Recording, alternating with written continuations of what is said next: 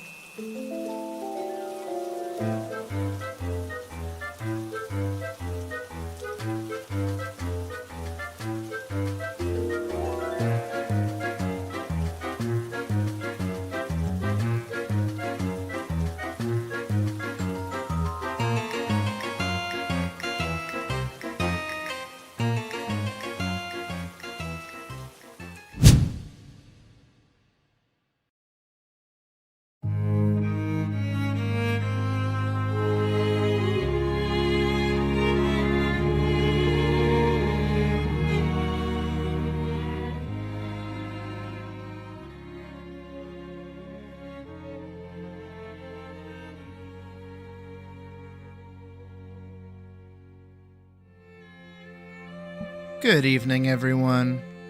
How are we doing today? It's another Monday after a solid weekend of a lot of stuff happening. We're back again with the one, the only, the cat that takes a little bit of time to spawn in me, Sydney. Hi. How's it going? I am tired. I think that's all I need to say. I think that's all y'all need to know. I'm very, very, very tired. I went to bed kind of late last night, as we always have all weekend. However, I had to work today, so I had to get up kind of fucking early, which kind of fucking sucked.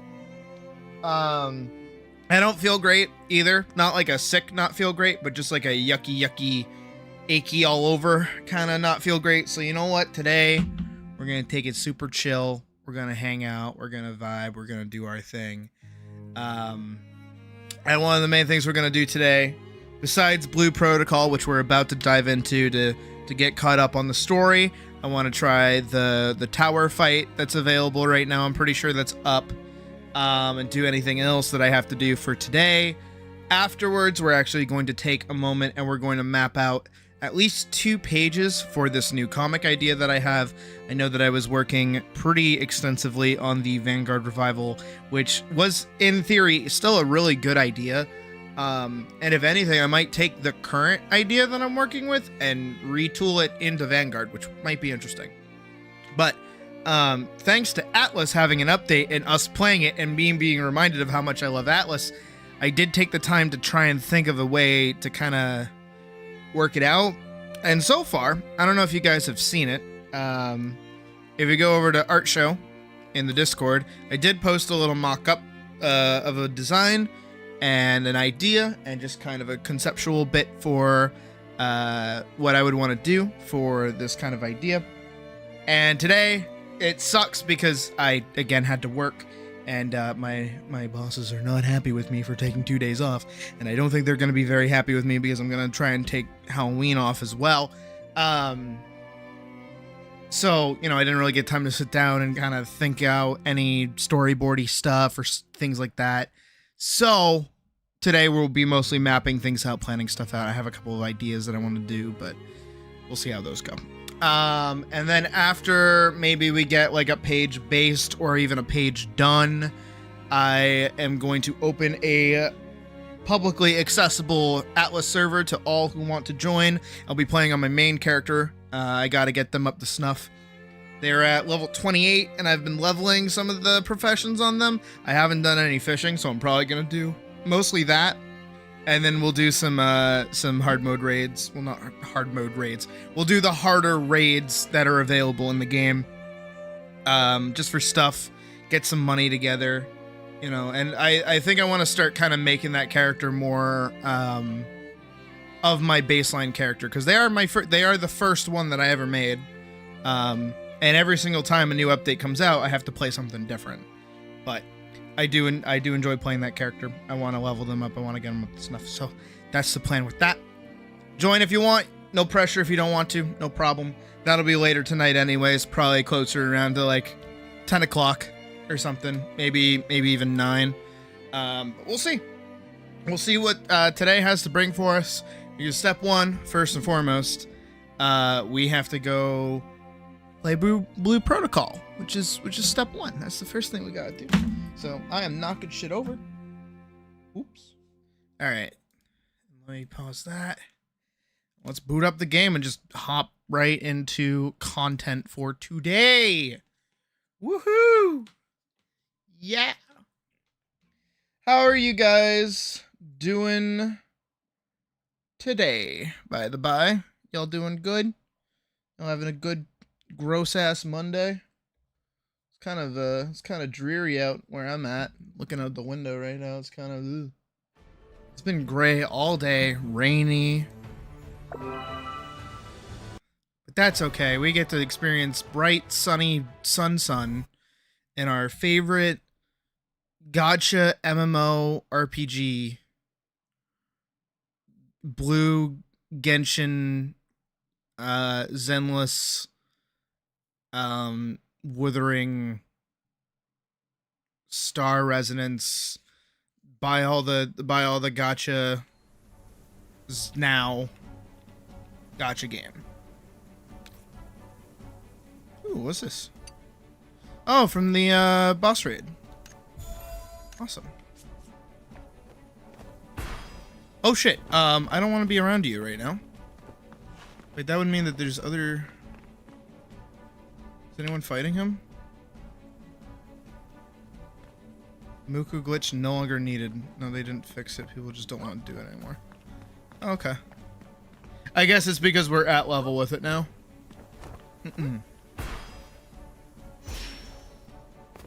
You're also a night creature. This morning when I woke up and like I had to wait for my ride to get here, it was so nice. It was legitimately so nice because it was still dark out. You know what I mean? It's like it's still like nighttime, but it's daytime. It's awesome. Is that what I want to do? Is that my current goal? Pass cannot be frozen. Go to Andrew resting post to final Vera. I guess that's it. Yeah. Fuck it.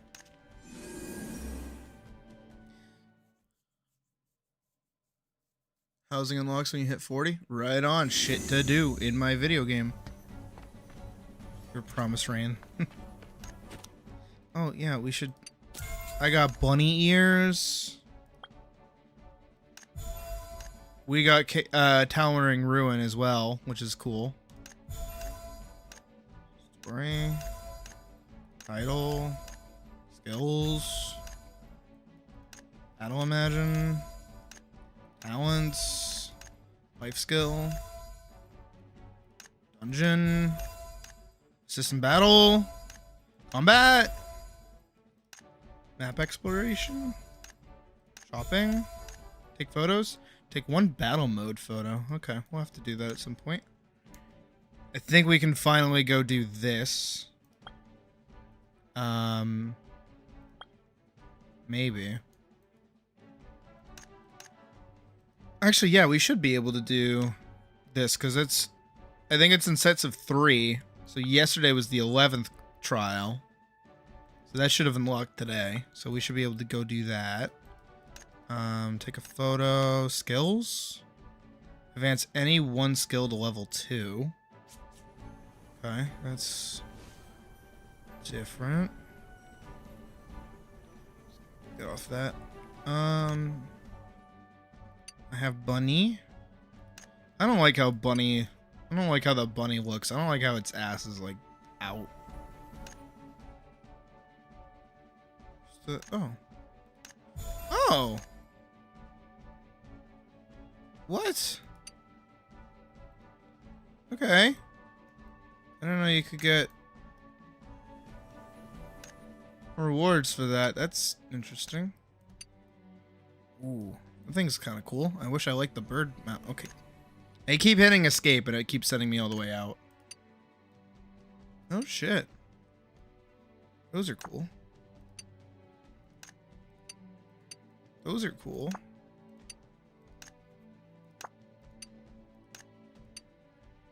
I think these are the things that are in the like opening cutscene. Okay, this one's kind of neat. Turtle. Air Rider. This is the thing that you can buy for $1. But I have to spend $5 to get it. It's a little silly. And then fish, or really pretty fish. And baby boar. Breezy boar.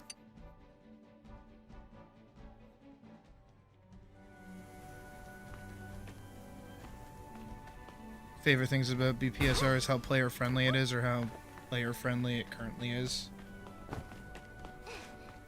Elaborate for those unlike me who haven't been playing every single day. Because I think I only like skipped one day. And that was to play ATLYSS. something in the wardrobe? The hat. Oh, yeah. Bunny ears. They look goofy. Pocket see the pink boar. We should let Pocket see the pink boar. We need more people in the guild.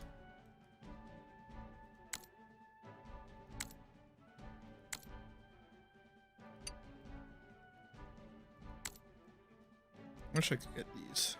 Oh, those are kind of cute, yeah. I'm curious. Looking at the store. That's still $1. Monthly card. Ah ha ha ha ha ha. Uh-huh. That's, I hate you. This one's cute though. I do like this little outfit that it's got going on.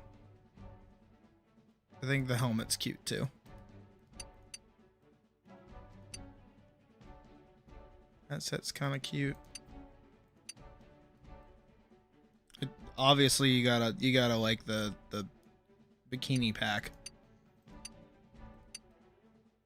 Or Kaine.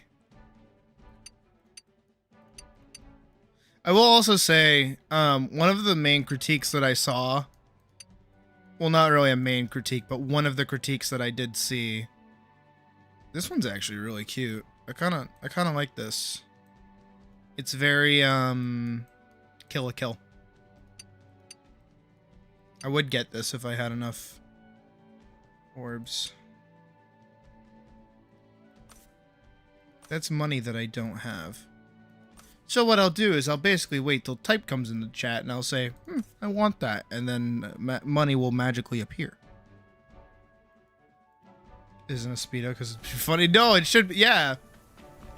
Yesterday I was going through some of Kissef's old art, just because I'm a sneaky little rat, and all of the old like product stuff that they had for ATLYSS, both male and female armors were always sexualized, and I fuck with that. I respect that.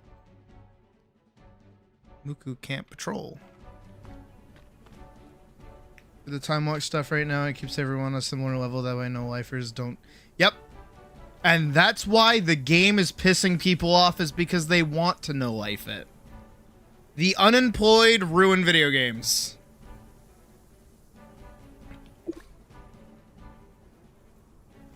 Also, we're gonna start the why is Discord closed? I feel like I want that open.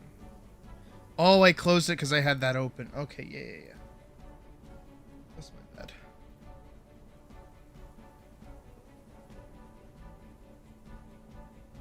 Also, apparently, from today until the 17th, ATLYSS is 30% off on Steam. So, for anyone that is watching that does not have ATLYSS but wants to play with us later, it's on sale. It goes on sale pretty frequently. Never ruined a video game? I don't know. How do we know?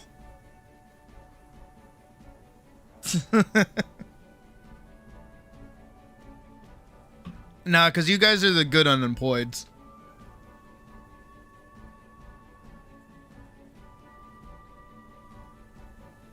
The void sigil left by Denville was formed by Hruga's horn, releasing a large amount of void engram. As long as it exists, the flow of engram near the sigil will be blocked, repeatedly causing anomalies. Mentor, how should we deal with this? Regrettably, even I have no way to resolve the void sigil. But I will definitely figure out a countermeasure. Perhaps there's another way. I just received an investigation report, Tina and Tada. I hate that. I've already found Denville's outpost camp. If we can capture Denville, perhaps we can solve the problem on another level. That's the only way. It must be done this way. We can't let Tina take any more risks. What if she's discovered by Denville? Besides, Denville only brought a small squad. Now is an excellent opportunity. That sounds like a problem. Capture Denville directly. That's a bold plan. You must be careful. At this point, we can only try. I'll lead a group down another route to intercept Denville. Sydney, please support Tina and Tada. Count on me. Nice so that everyone has a way of being able to schedule with others as well. That way most guilds actually feel a bit more like a community. True. No, I like that too. Where all guild events have set times to be happening. So like if you're going to attend you can't, like, flub the numbers. You know what I mean? Counting on you.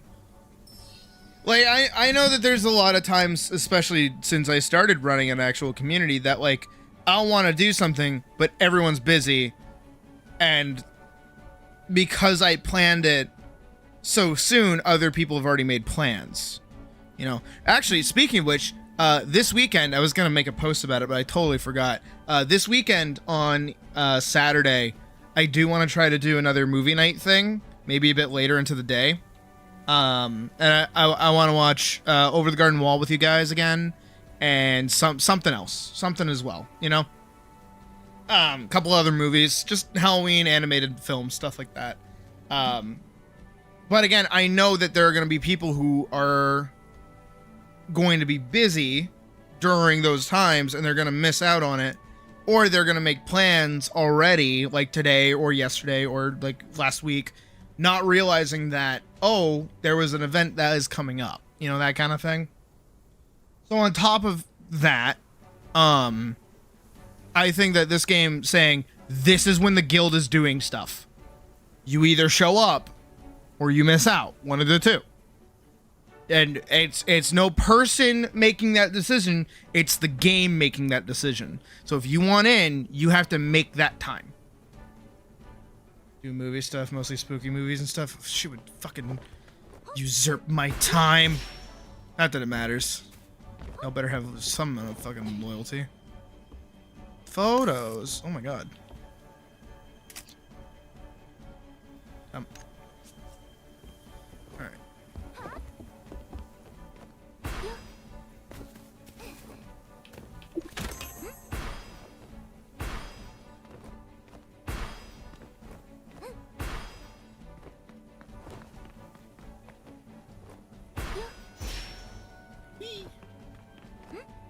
But ultimately, yeah, I just want to watch Over the Garden Wall again. That's the music I was playing at the start of stream too.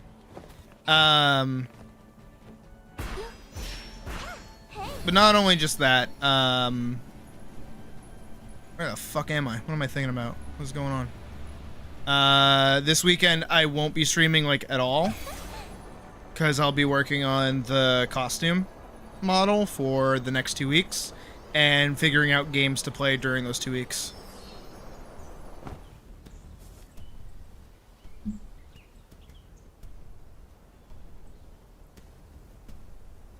I'd like to try and figure out some kind of like Halloween contest we could do again. I think last year we did the Final Fantasy 14 one. That went over kind of well. But I know like very few people actually play 14 in the community anymore.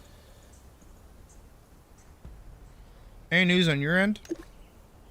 Knew it. Olvera still wants to be back in the city. But it's an excellent opportunity now. I can't go back yet.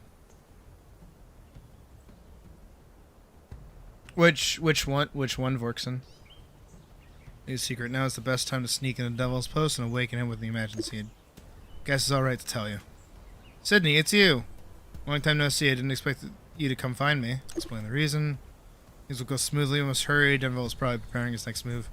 Be too late by the time Commander Olvera arrives. Play a multiplayer horror game without screaming or being spooked. Alright, just tell my good partner to plan. Later, when we sneak into the post, I'll lure away those lackeys Denville has with him. Sydney, you're with me. What about Tina? I'll jump the final step. Final step? Heard a potent potion. It will temporarily enhance my abilities. After using it to sneak close to Denville, we'll then use the Imagine Seed on him. That's the final step. And as the Seal Watcher, her safety affects the entire continent. Can't let her take the risk. Please let me do this. No, it's too dangerous. People need you. People don't need me. But that's Denville. If the plan fails, I may have the strength to fight him. But you, I'm not sure. Bitch! I'm the main character. Retaliators. I actually don't know what that one is. Sydney. Trust you. Huh? Though I don't understand why you would go so far. You are my partner and I trust. Your expression has also reminded me of the past. Precious things. Just follow your heart, Sydney. Promise me you come back to us, okay? I promise. Alright, new plan. Miss Tina and I will be the decoys. The final step is left to Sydney. Sweet. Okay, I get boss fight. Thank you. I swear on my life I will use all my strength to protect you and get you out. You know what I like too? This is me more gushing about the silly narrative of this game for 5 seconds. I'm not the lackey in most of the situations going on. I'm part of the team. But we make worthwhile decisions that put us in, like, not necessarily the most danger, but we put ourselves forward. You know, we kind of vouch for ourselves a little bit. Because right now, Tina's like, I'm going to go fight Denville. You go deal with the decoys, okay? And logically speaking, it's like, no, that's a stupid plan. I know that you're like stronger than me, technically, by story standards. But like, you're a more important person because you're holding whatever seal bullshit. So you should let me do it because I'm not doing that and I'm not at risk. And then if this fails, you just lose me. You don't lose way more than that. Which again, makes sense. It's not like Final Fantasy XIV where it's like the second you're the warrior of light and everyone knows who you are. It's like, go do the thing. Go kill gods. Like, you're the only one that can do it. You're going to go pick flowers and you're going to go do stuff. Like, fuck off and go do it. Take it easy. We're not there yet. How about this? I'll go scout the terrain one more time. We must be fully prepared. In that case, I'll go check on the potion again. Sydney, please wait here for a moment. Tada walked into the nearby woods, seeing the howls of goblins begin to echo from within. Yo, they let me read it for once. Looks like Tada has everything under control. Wait, where did this journal come from? Did Tada drop it? It was a potion for a second there. Take a peek. Torn journal. Lunch. 300 Luno. Prices in asteroids are outrageous. Do I need to skip the dinner? 20 Luno couldn't even get me half a loaf of bread for dinner. In the end, I settled for a glass of water, stomach gnawing with hunger. After purchasing that potent potion, I was completely broke. Should have known better than chartered that rundown vessel. If I hadn't, I never would have crossed paths with that con artist. When is that wretched old cheat going to return my deposit? Right now, I'm very much close to asking Sydney for a loan. Maybe the Pioneer Bureau has a better salary. But no, I've already burdened others far too many times. One must learn when to stop. I'll endure this just a little longer. Once everything is over, I swear... I'll return to Brynhold and treat myself to roast chicken. Can you have a controversial 14 take? You absolutely can. That's like my entire existence. Go nuts. This looks like Tada's writing. There's a letter tucked in here with a photograph. Wait a minute. The three people in this photo are Denville and Jaden next to Tada. Oh no! Sydney, I'm back. Traitor! What are you doing in my journal? You left it on the ground. Thanks for keeping it safe. I'll have it back now. Traitor! He doesn't want to talk about what's inside. I'm back. Reconnaissance complete. All clear. Sydney, it's time for you to take the potion. Drink the potion. How are you feeling? Everything as expected. Single hit will put your enemies to sleep. See how powerful it is in battle. The only drawbacks are the price tag and brief duration. We'd better get moving now. Tada, why don't I trust you? I know you've seen it. It belongs to the past. Denville's glory is long gone. Now he's a nice disgrace and okay. Preacher's daughter gets murdered and a detective finds the killer. Gives the preacher a chance to get his revenge, but the preacher refuses and learns a dark secret. That's fair. Uncharted path. Beat the shit out of him. Bub. Intruder alert. Oh, am I not supposed to...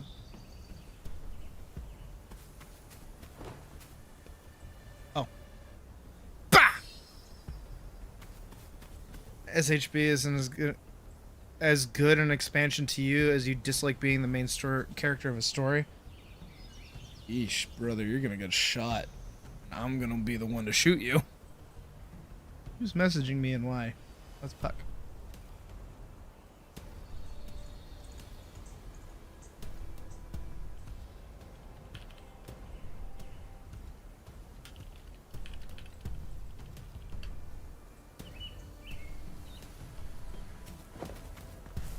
Alright, hold on, we gotta like look at the pattern these goofballs have.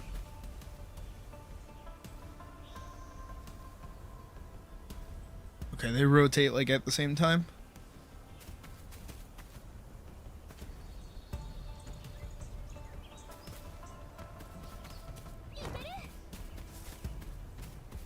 Club.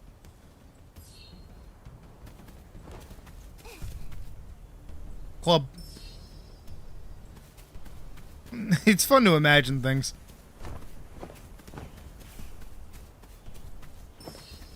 He's an asshole. Club. Oh, fuck. Don't reset me all the way to the beginning, please. I didn't realize they'd be walking around.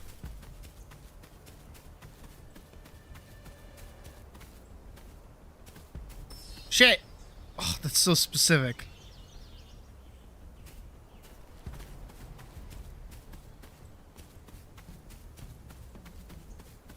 And I have to ambush them. Club.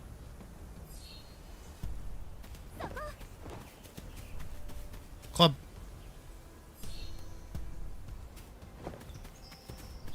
Club.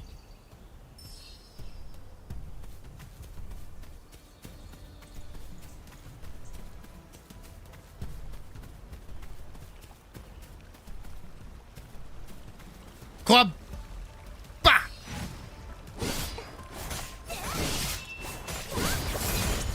I'm actually fighting him.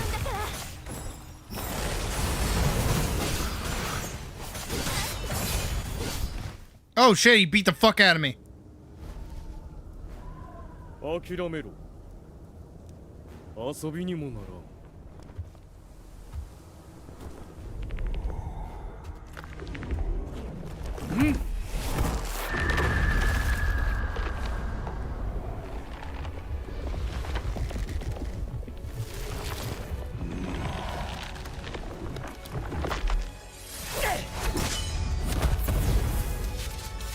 Oh yeah, he's got the deluxe.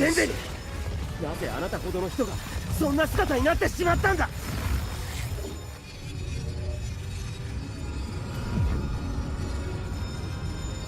Very Leo White Fang, I fuck with it. あなたに罪の報いを受けさせる。誓い？罪？そんなものをお前の勝手な思い込み。私は何も裏切ってなどいない。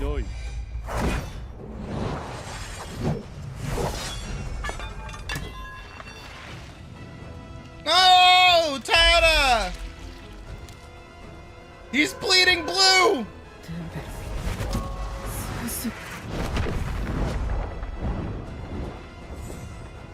Did I save his ass? Fuck yeah, I did.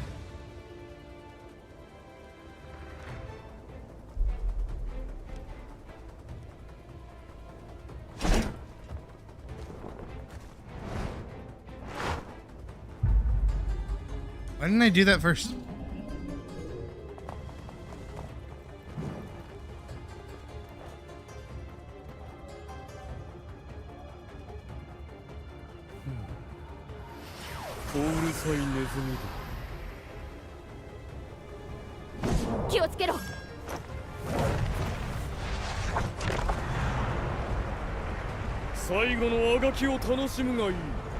Is that a teleport point to follow him?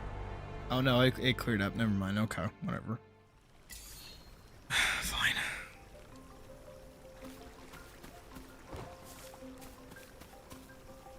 Tada, you're dying. Thank you. I'm sorry, I couldn't find the right moment to explain, but I don't want to keep secrets from you. Demo was once my mentor. He respected both of them.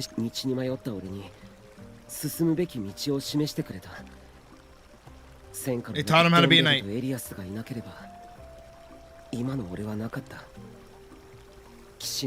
Chivalry's not dead. You're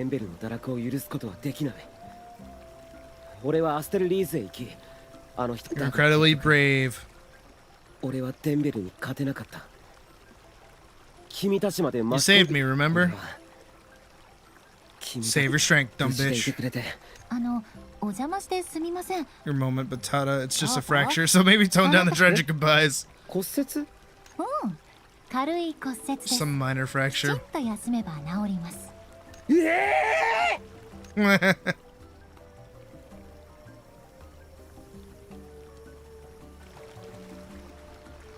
Looked like he was about to sacrifice himself. It was too scary. Yeah, I thought he was gonna ask Liddy to write a will for him. Fortunately, it wasn't anything major. Not like we forgot that, like, Narulu is dead now or anything. Difficult to have passed. He has difficulties too. Can't let Tada's efforts be in vain. Let's talk about the next plan. Aaron's message has made a breakthrough on how to counter the void sigil. Meet me at Andrew resting point.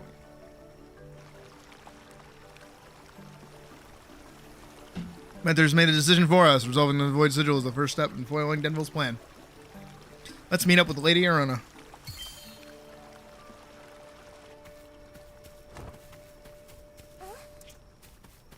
Oh, I've got talent points. Let's go.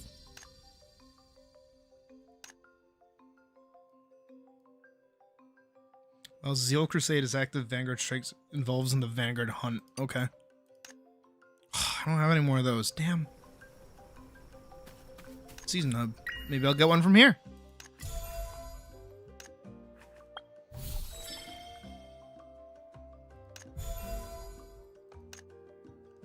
I'm gonna buy so much shit on Thursday.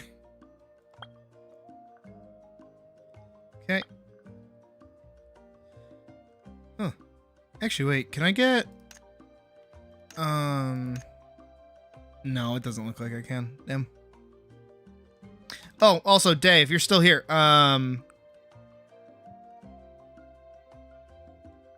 Ghost.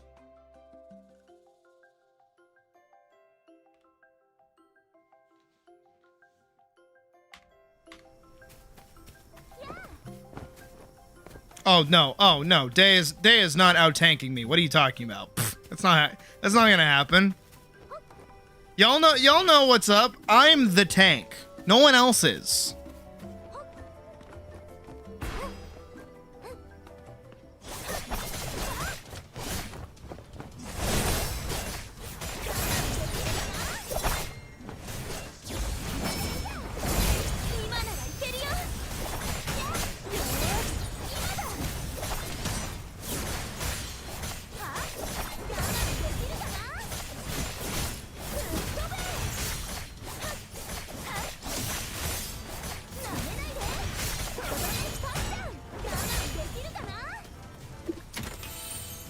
Monster hunt. No, I think when I do like most of the moves.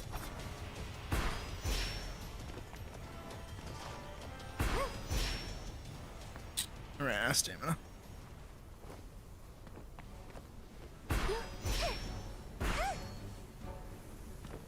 No, I'm the tank. None of you can out-tank me. Oh my god.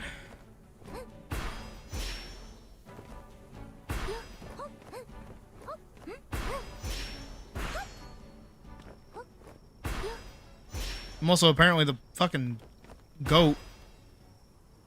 Oh, never mind. I'm a shitty goat. Colleen would be disappointed.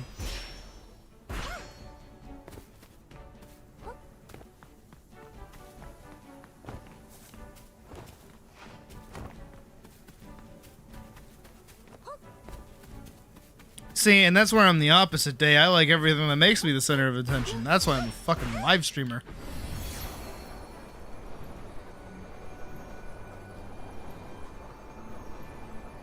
Wee. Wee. Wee. Wee. Wee.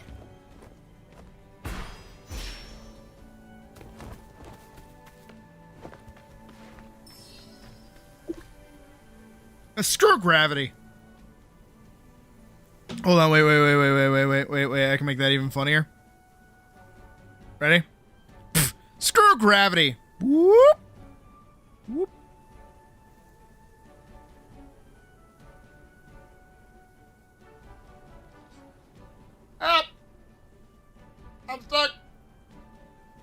like Jerry in that one episode. Help! Help! Please! Someone! I'm gonna come down! Help!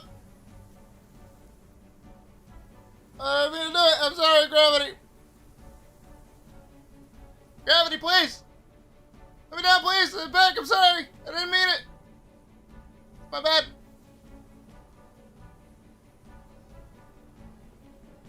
There we go. Gravity let me back down. Good news and bad news. Which do you want to hear first? Bad news. It's very tricky. We may need to exert extraordinary effort to cope with it. Firstly, I figured out Denville's true objective. He sets up void sigils to block the flow of engram veins on the plains, making the plains disappear completely. Whoa. We'll continue to set up more void sigils. The remaining engram veins on the plains are located in the northeast and within asteroids respectively, which makes them very likely Denville's next targets. We'll have to trouble the asteroids defense corps to look out for this. Don't be upset with everyone. Don't be upset, everyone. We can still save the plains as long as there's enough pure engram. The void sigil can't be eliminated. However, because the void sigil, the engram on the plains is very weak right now. I requested support from the Creed. They sent priests and legacy experts to investigate, but no news back from them yet. Come on, everyone. We can't just rely on the priests. Let's go look for it ourselves. That's right. Must be someplace where the engram hasn't been affected. That settled. Everyone, let's split up. But it's better to travel in pairs. Sydney, shall we be a team? Understood. Then I'll team up with Lydia Rona. Actually, I'd be perfectly fine going on my own. Okay.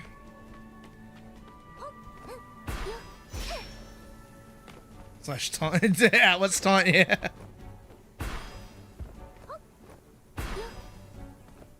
I'm pretty sure you guys can use the ATLYSS emotes because I have them. Right? Can't you? In the Discord anyways?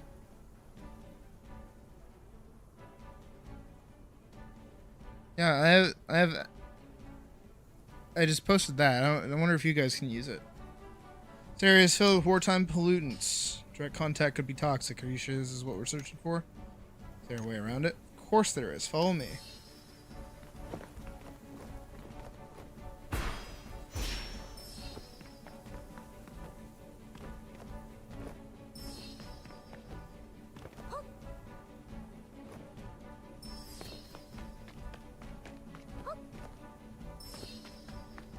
This entry will take us deeper into the tunnel.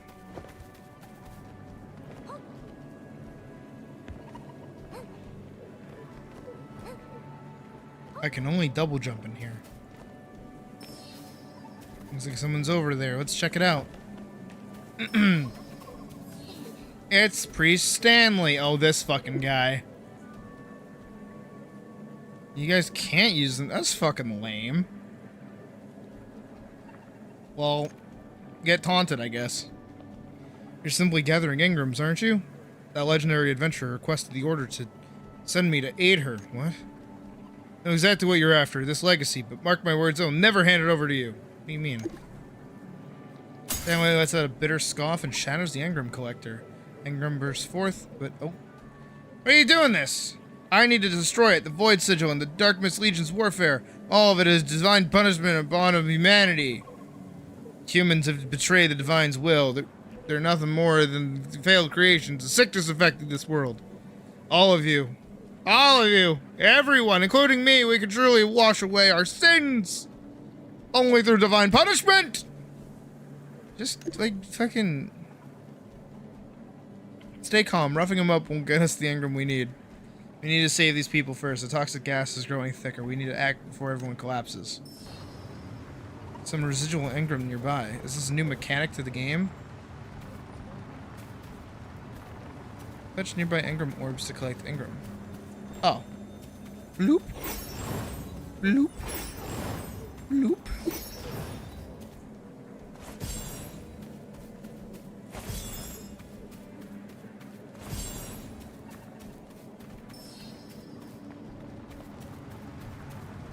Loser. carry the wounded, walking between darkness and dim light. I've lost track of how much time has passed. Perhaps because the corruption is getting worse, my visual gradually blurs. As I'm about to collapse, someone catches me. It's Tina. Partner, go rest first. Trust me, I'll get everyone out of here. But they actually let me read a good chunk of that. I'm impressed. They're learning. Why save everyone? Clearly, some of them are deserters from the Darkness Legion. We're not on a battlefield right now, priest. In the face of disaster, everyone matters.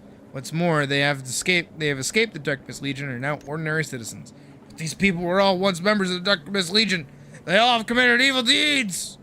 My grievances with the Darkness Legion should be settled on the battlefield, and sins of these deserters should not be also judged with the law. Now I just save as many people as I can. When war breaks out, can you still do that? I do not possess such power, therefore I will do my utmost to find a way to prevent war. Even if it's difficult, I believe that a world where people understand each other definitely exists. Young lady from Master Leeds, you're clearly about to collapse yourself. Yet what are you still insisting on?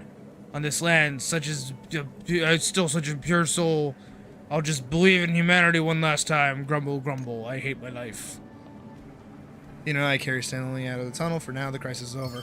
Holy shit, I got to read one of those! Oh my god! That's crazy. I know, right? They should just, like, let me click. Like, let me click to continue it if I want to continue that. How about that? After all the hard work in the end, you gained nothing. We saved lives. Alright then, those stubborn moments in pursuit of a dream. They're one of the few truly endearing things about humanity. I'll tell you one more piece of news then. Kanamiya tribe may have something you want. Kanamiya tribe? Some research indicates that the engram is in that place is abnormally abundant. You might find what you're searching for. I understand. Thank you, Your Reverence. Finally, this day has come. You know? Kanamiya tribe is the past that Olvera and I must face. Let's set out, partner. What the fuck are you talking about? I got a gift box.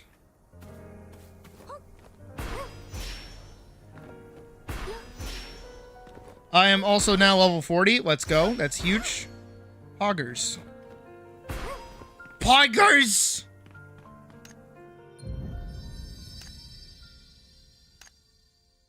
Do y'all remember the fucking Chuck E. Cheese puppet? When they're like playing, they're playing fucking something. And they like are over there like moaning. And then they look at the camera and go, Poggers! Don't even respond to anything. Just like, Poggers! I remember.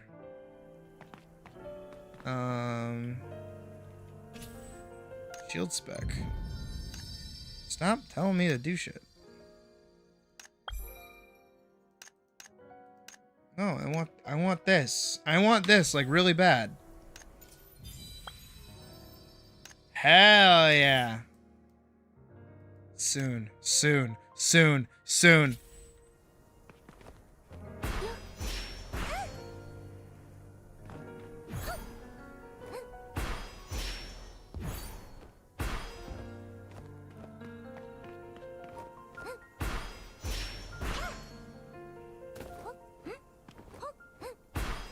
Last stamina.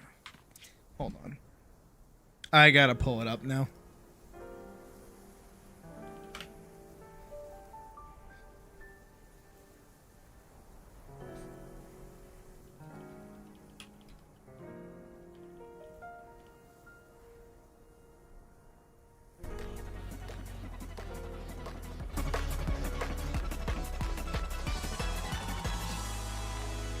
Poggers!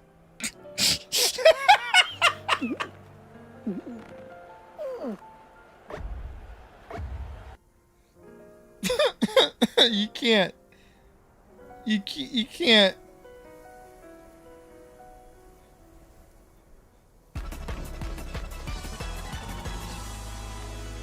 Poggers! Like, who's playing the game? You have a hand in the puppet. Are you playing fucking Fall Guys one-handed? Or is that a separate person commentating?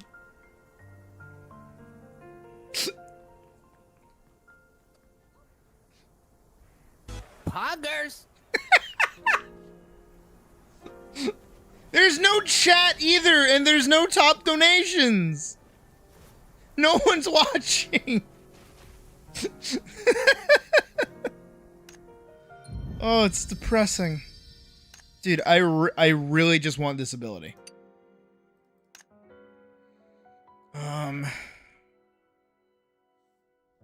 Honor coin, maybe? Let's go. Awesome. Hell yeah. Let's go. Poggers!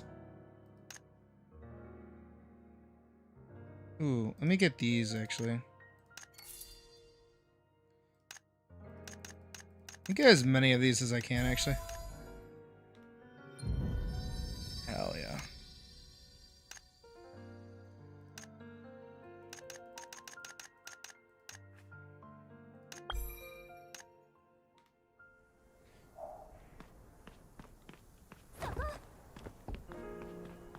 Okay, but again, what's like the...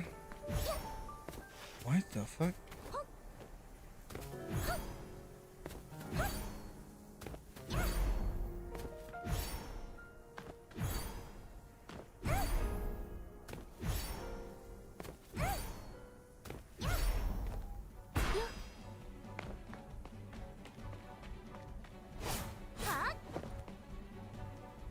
Poppins. What's poppin'? Where the fuck am I even going? Oh, I already finished the quest line. I was excited. What's the platinum card? I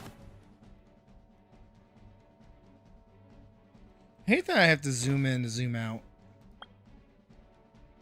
Personal agent to each Ocean Platinum card holder to handle related matters. I assume that's housing?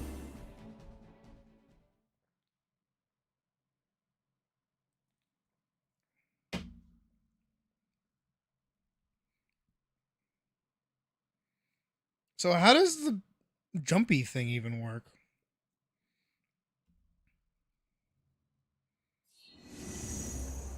Because I definitely can't use it while I'm in the air.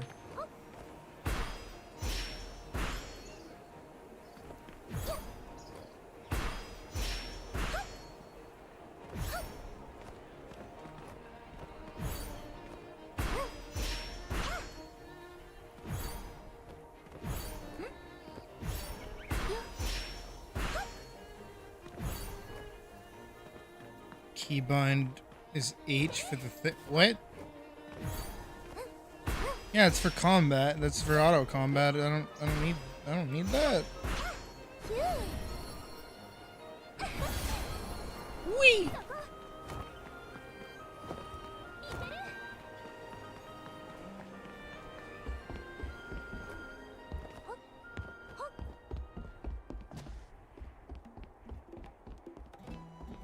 Oh, Connor.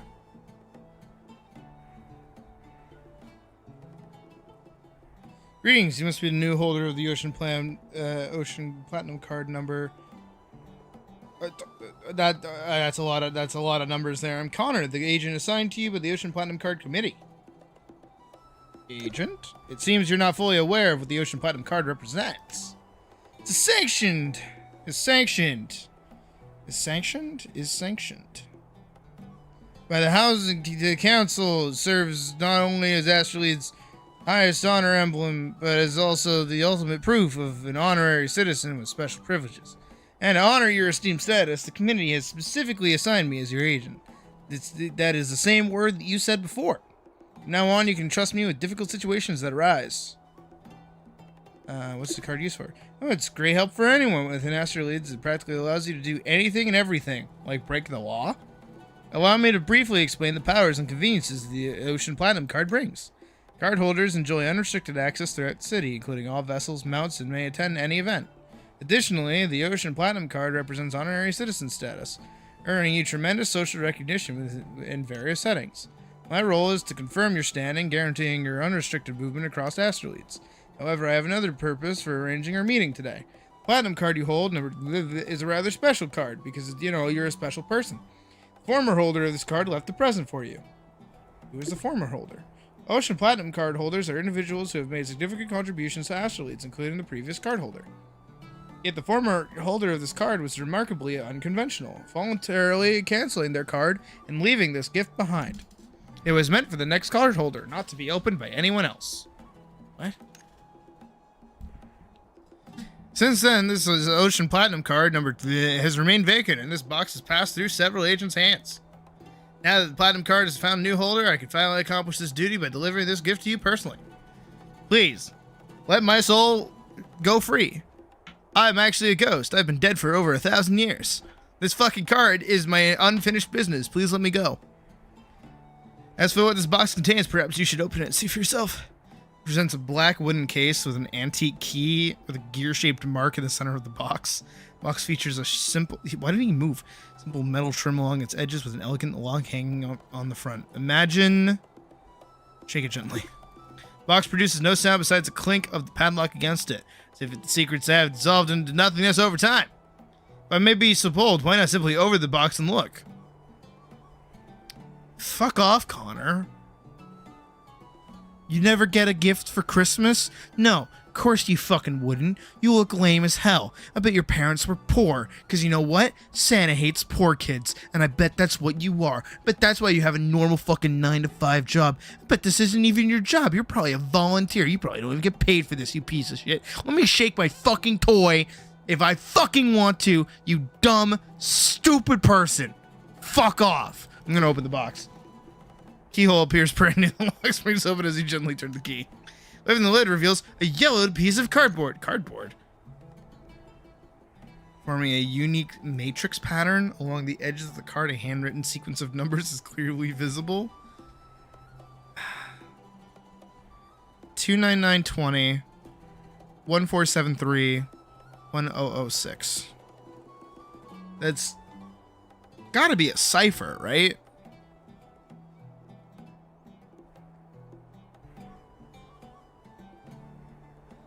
What does that mean? Might I see that paper? I mean, if you'd like some assistance.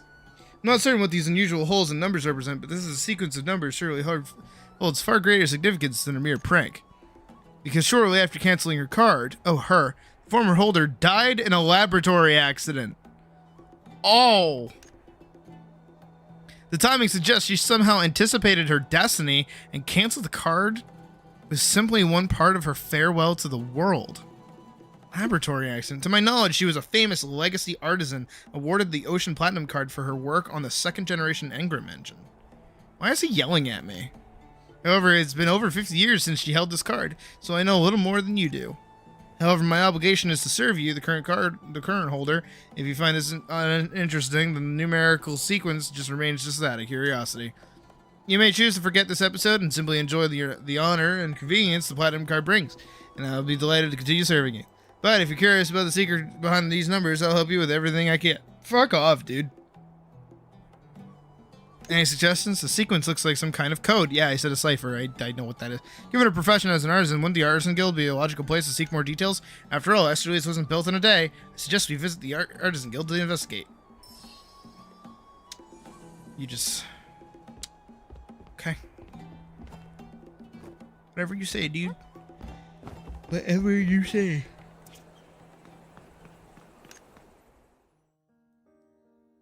Can I actually put badges?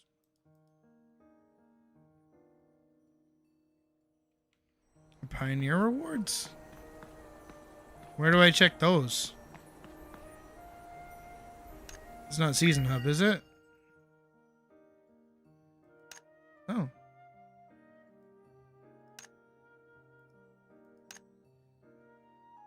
Oh.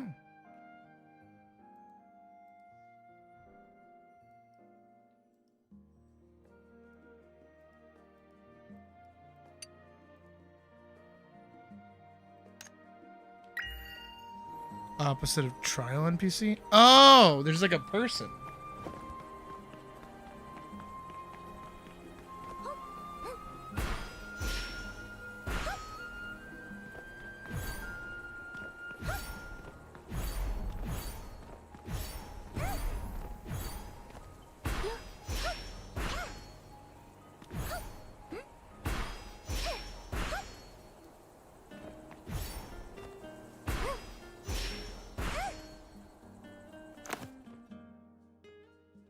know.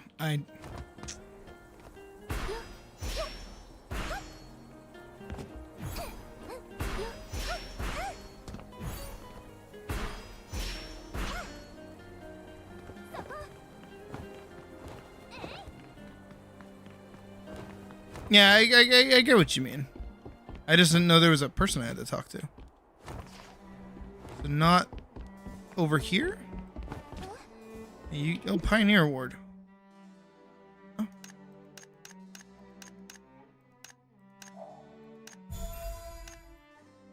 Oh. Only one item of the same type can be sold. Did I fuck that up? I don't know what I even picked. I just picked the first thing that like let me select it.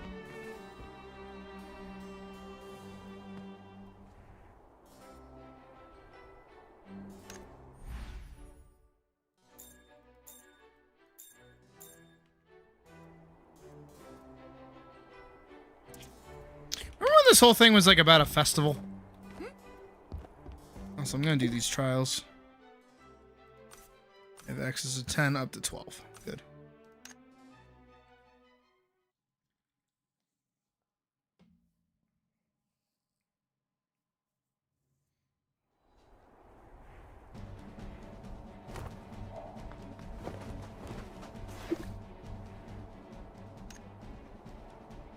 Legendary charm. Oh, legendary charm?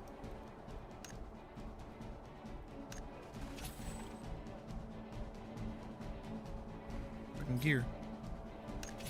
Oh shit, I did. Hell yeah.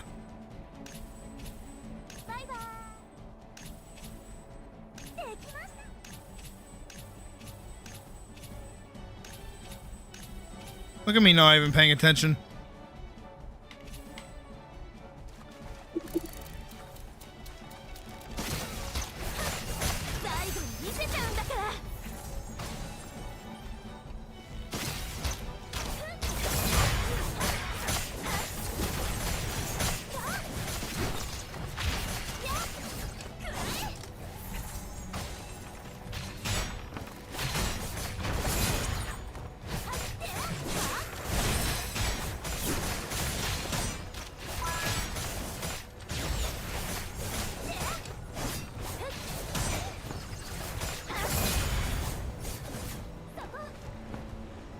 Sweet.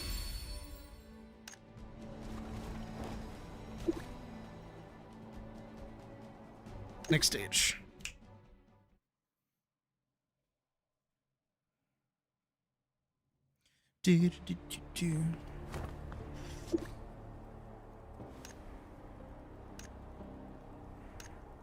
Alright, just kill monsters again.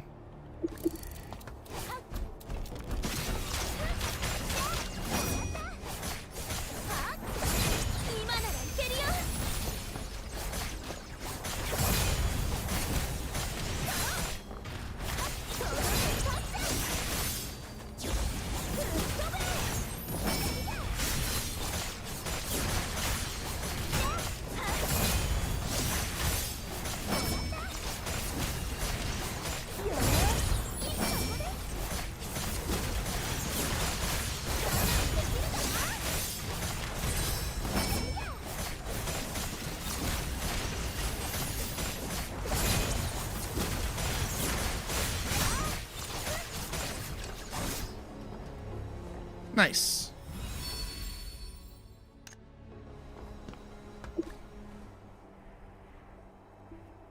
Next stage.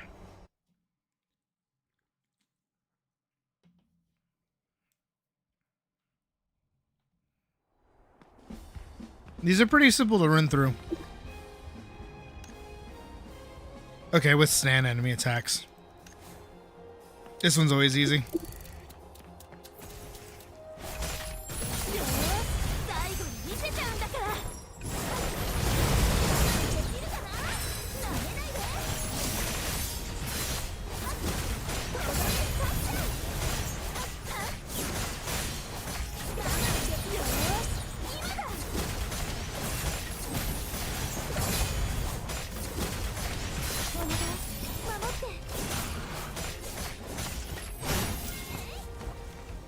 Easy.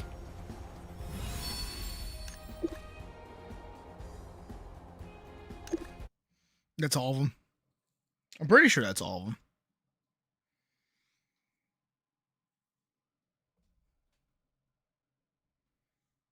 Pretty simple.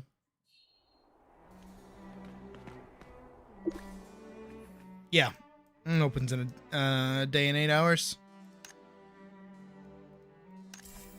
Sweet.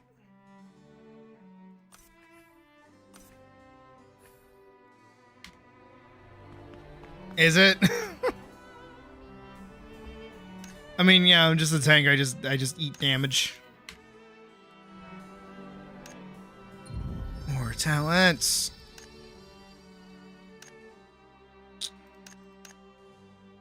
It's an enemy. It applies a holy mark to the...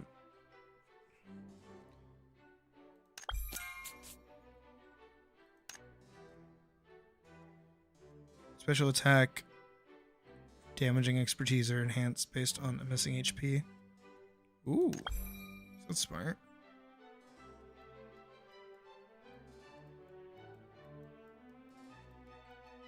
Damn.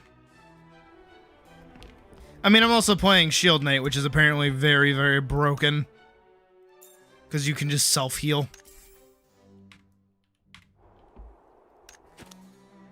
Alright, and that should be that one done. And that's that one done. Still have to do that fucking side quest.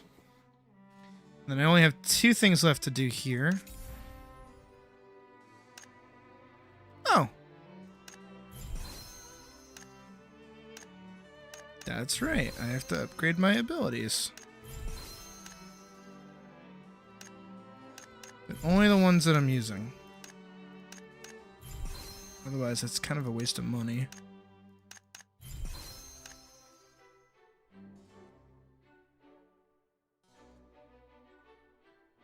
Yeah, but that's what my already existing button does. Cool. 16, 16, 16, 16, 16, 16.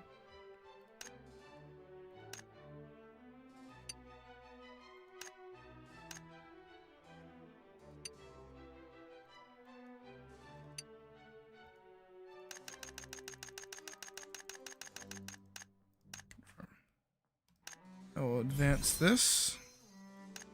Then I'm going to advance this.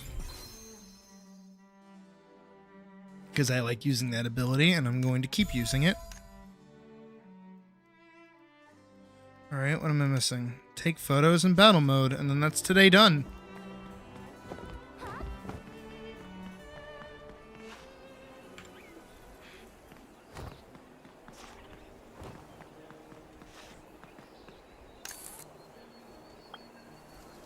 I'm gonna use combat mode here. Okie dokie. How's our guild doing? Oh, I have to enter the guild center to add a thing? Actually, as well.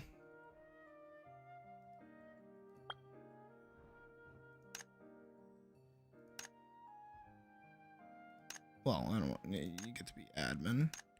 You get to be admin. There you go. And then I'll leave everybody else alone. Since you two are playing the most, you guys should have access to things. If that doesn't give you enough permissions to actually like do stuff, let me know.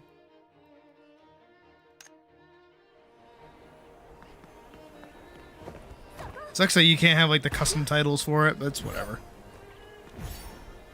Y'all know in your heart of hearts that you guys are always be paw suckers.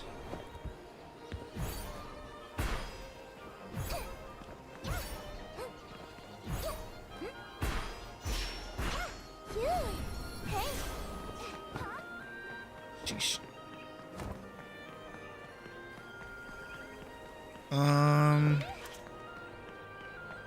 Season hub.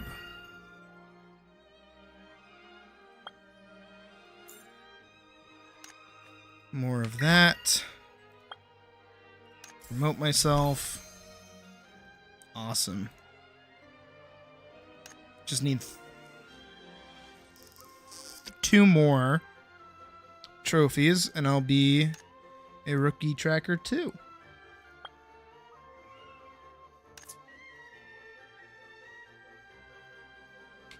Oh, I should go do my guild cargo.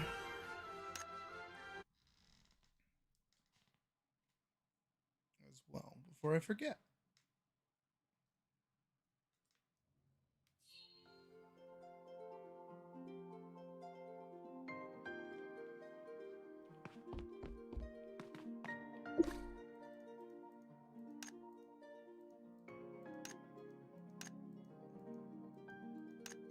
That's my check-in.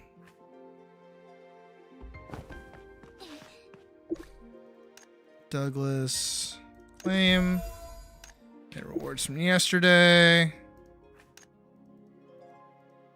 Submit goods.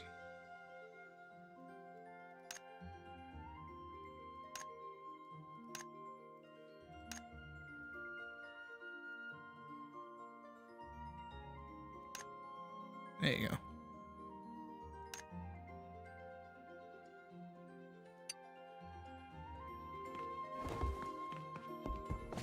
There's our picture.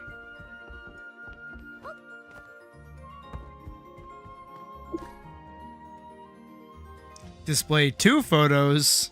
Level 3. How far away are we from upgrading again? Oh, very far away. Okay, fair enough.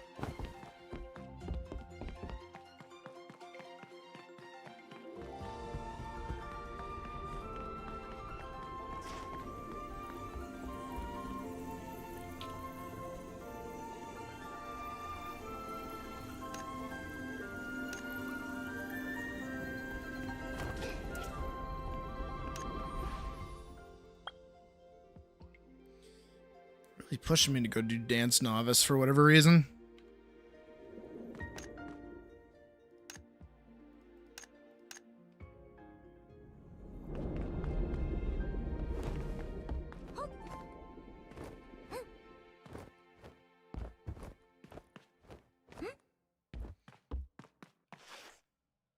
I think that's everything for here.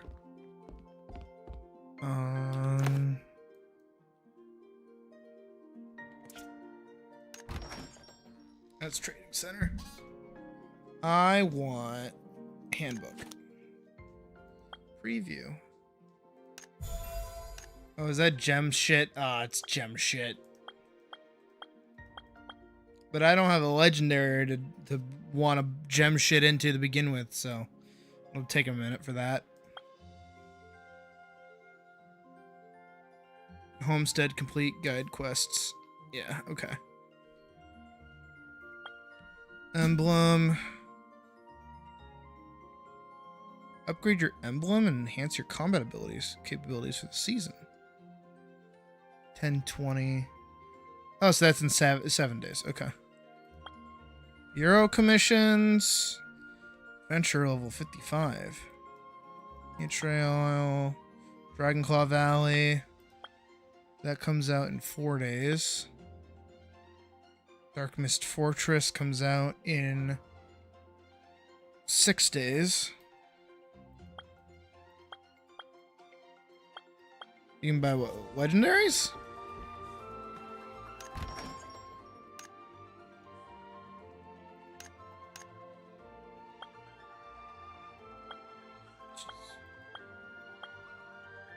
I can buy the Sleepy Kitty for a lot of money that I don't have.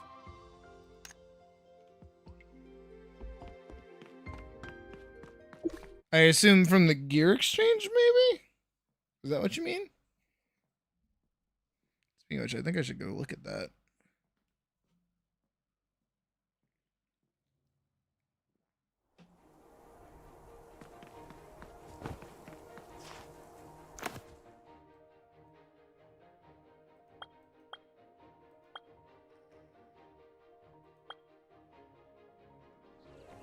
It's right down here.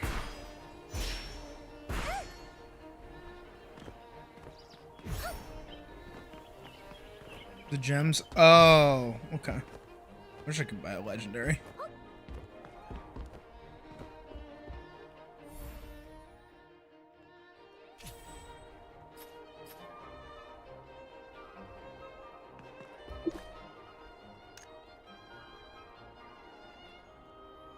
Gems. This will unlock even stronger effects right from the start. Alright, let's see. Can I embed anything into these gauntlets?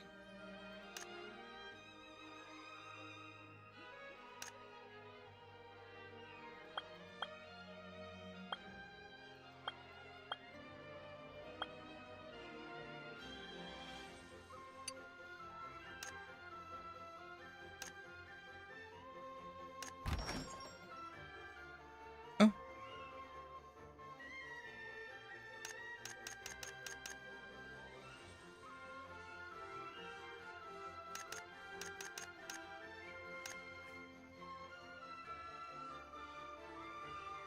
That starts in 2 days. That now also starts in 2 days.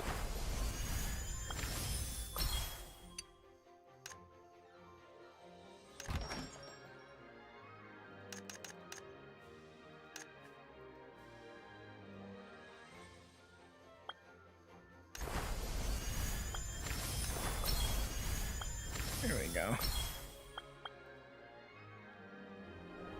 Should I be spending money like that? I don't know. Am I gonna? Apparently. Alright, I just need one more of those.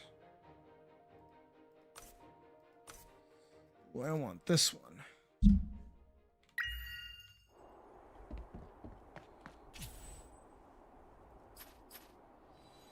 I have 3 pieces of level 40 gear.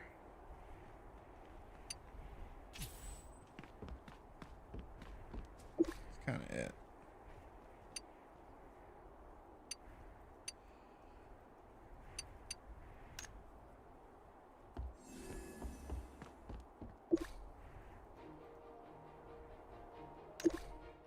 Dismantle.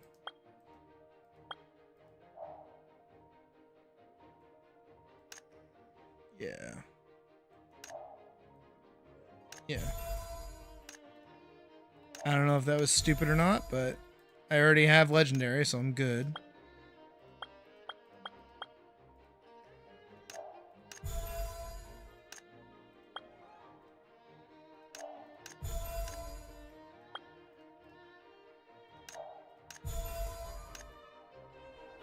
Alright.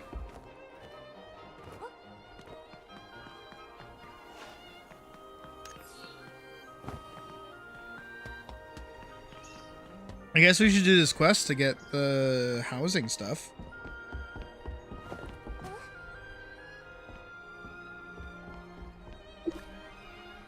You're from the council. A business brings you to the Artisan Guild. If you hear about adding more counselor positions, I suggest you turn around and leave.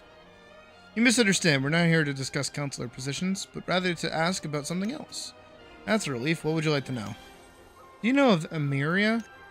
Emiria, huh? Interesting. Her reputation in the Artisan Guild rivals that of Master Albert in political circles. But her techniques are ancient history now. She only exists in textbook anymore. Here, I've got one handy. Have a look. From her very first day at the guild, Emiria's brilliance shone through. Confronted with the underpowered first generation Ingram engine, she dared to propose radical improvements, many of which were eventually adopted by the chief artisan, ushering in the creation of the second generation Ingram engine. Ingram engine would go on to power not only wooden fishing boats but small ships, thanks to her contributions. More crucially, it achieved mass production of Ingram engine, enabling its widespread application in maritime domains. Yet, Amira's vision reached further still. Though the Bafarian legacy far surpasses current technology, she believes it hindered sustainable growth. Humanity, she warned, had built upon foundations it did not comprehend. To forge a new path, she invented the Astral Differentiator, a steam and gear-driven computational device. At the time, the differentiator was widely employed for calculating complex parameters, utilizing no Bafarian legacy whatsoever. This invention earned her the prestigious Ocean Platinum card, personally awarded by the council chair. Yet her life was tragically cut short at the pinnacle of triumph. Tragically, Emiria perished in an experiment at merely 42 years of age. Shit. We need more of this. Her incident reports, research priorities, and such. Excuse me for trying to help, but I believe this covers pretty much everything. Damn. Wait, seriously? This can't be everything. Look, she was around decades ago. After the guild renovations, we lost most records. Honestly, why are you so interested anyways? Her techniques are completely obsolete by now. Oh, please. I thought it was something special. Those holes in the paper, it's obviously just one of those fortune-telling games that are all the rage these days. That can't be right. This was left by Emiria herself. It must contain some kind of important message. Fortune-telling game. Are you telling me you've never tried one? You lay this whole paper over text and the words showing through reveal your fortune. Things like, my crush will definitely say yes, or I'll find 100,000 Luno tomorrow. You've been tricked. Today's artisans have grown lazy with Bafarian legacy. They can't even recognize punched cards. Master Yugen. That differentiator you mistook for a fortune-telling... Oh. Fortune-telling game half a century ago. It was an essential computational device for all the guild's parameter calculations. Without the astral differentiator, today's legacy technology might have been delayed by hundreds of years. Oh, this guy's like inside me. Okay, got it. I was like, where the fuck is this goober? Punched card. Sure, back when I was an apprentice, the entire artisan guild used these punch cards for calculations. It seems we've come to the right person. Master, does this remind you of anything? Let's focus on this paper. While that apprentice was rather outspoken, her skepticism isn't entirely misplaced. What? Well, I'm not an apprentice, Mr. Yugen. Only last month I obtained my... Don't change the subject. Master Maria has been gone for decades. How did her message come into your possession? I am Connor. My name matters. Agent for the Ocean Platinum card. This note was left behind by Master Maria for the servant agent when she canceled her Ocean Platinum card. She sealed the note inside a locked box and told the agent no one but the card's next owner was allowed to open it. This is ridiculous. No. Actually, this makes perfect sense to me. Master Maria lived a solitary life. To keep it safe, she would naturally need to employ unusual methods. After all, the guild then was hostile to her experiments. She couldn't have given this paper to me when I was merely an apprentice. Besides, she once told me personally, Master Yugen, the less you know, the safer you'll be. Do you have any idea what these numbers mean? Being a differentiator punch card will need a differentiator to decode his message. Hey, apprentice, you're the one who manages equipment at the guild, right? You must know where we can find a differentiator. How many times do I have to say I'm not an apprentice? Heavy computational devices like differentiators became obsolete to artisans once legacy technology was widely adopted. Sounds like a true apprentice. Your precious legacy technology just lets you reap the harvest without tilling a single field. Guildmaster, never abandon the differentiator. Stop messing around. Where is the differentiator? What? Hold on. Is that a legendary Ocean Platinum card? You're not messing with me, right? It's the real thing. The Council's steel seal is on the back. Fuck off. Which can be verified at Ocean Hill anytime. So this is the legendary Ocean Platinum card that lets you do anything and everything in asteroids. Never imagined I'd see one in person. What does that mean? Why is it? Okay. In that case, I swear by the Ocean Platinum card. What? That I honestly don't know the differentiator's exact location. Please spare me. I'm just an apprentice. You must have better luck at maintenance department. Find Grayson, that old artisan who's constantly making excuses to wander off. You'll find the maintenance department below the stairs. Yeah, that's worth a try. Adventurer, shall we? Let's go. Okay. I'd rather not, since Master Maria made it clear she didn't want me involved in these matters. I should honor her wishes. However, I can provide other forms of help, like clarifying certain uncertainties. Don't look at me. My part is over, isn't it? Please continue your discussion. I must return to my work. Young man, I recognize in your eyes the same researching light that once shone in Master Maria's. I know you are trustworthy. Please do your utmost to solve the mystery of her disappearance. I, Master Yugen, I say no more. I understand what you're going through. We'll do everything in our power to discover the truth. Please look after yourself while we work on solving this mystery. Dude, why is Connor getting like a character arc right now? What the fuck? I'm just here to get a house, guys. Like, chill.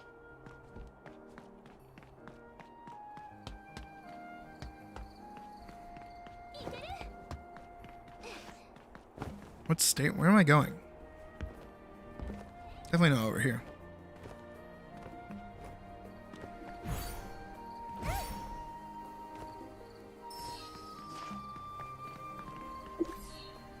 The label says Type 3 Pipeline Circulation Device Control Panel.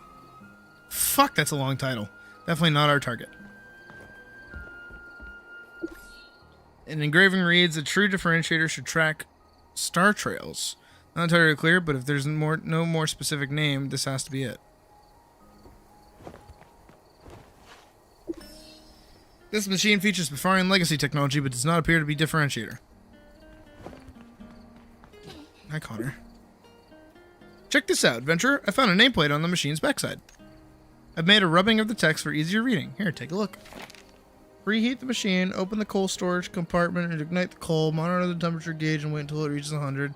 Switch to calculation mode, insert the punch card into the upper right probe socket, then quickly retreat from the machine, await the completion of computation gear set switching. Never touch the machine while the traction cable is in motion. Input calculation parameters. Rotate the input wheel to the designated position. Do not lean against the gear assemblies.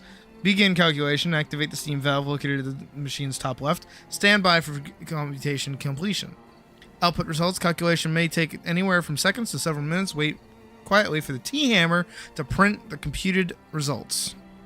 This is rather complex, but I'm not misreading this, am I? It's the first step that actually requires coal. Completely different from anything we use today. So we'll need coal to start with, and I notice it calls for a steam valve and typing paper. How about we split up? You find the coal, and I'll take care of the steam valve and typing paper. This machine running much quicker this way. Okay.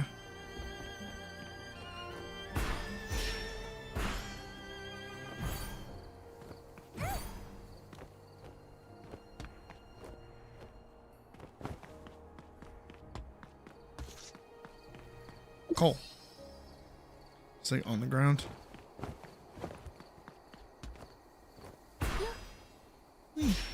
Wee. Hi, Connor. I found coal. That was fast. Not many can keep up with you, adventure. But as agents, we're specifically trained to be efficient. I've completed my part as well. Time to put this differentiator to the test.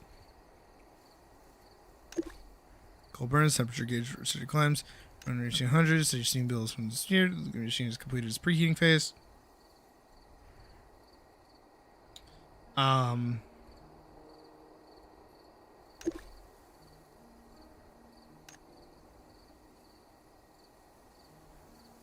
Arranging into the predetermined pattern. Sending the slides. Calculation mode disengage. By its age, the differentiator functions with exceptional precision. Rotate that gear assembly to input the numerical sequence. Although it's been 50 years, the gears show no sign of corrosion. Someone must care for this device regularly. Turning the gears requires extra force due to the stiff resistance felt at your fingertips, but once they pass the tipping point, they turn with a slight jolt. Click. Every time you set a number, the gear locks perfectly into its corresponding notch, securing itself in position with precision. Let's see, it won't calculate by itself, and we need to pull that lever. Pull the lever down. Dry steam floods the crankshaft, causing the gear assemblies to start rotating in perfect sequence. 5 seconds elapse as the gear's assembly picks up speed. The cam pushes the slider upward and slowly brings it back down. It's fun to imagine things. 30 seconds go by and the accelerating gears begin to emit a mirror-piercing howl. We're gonna break. Anchor chain drops with a thud and the gear assembly slows down. The calculation has evidently finished. The machine's base produces mechanical clicking sounds as a typewriter hammer methodically prints a line of text onto the paper. 3 arc, 17 freck, 1 press. What?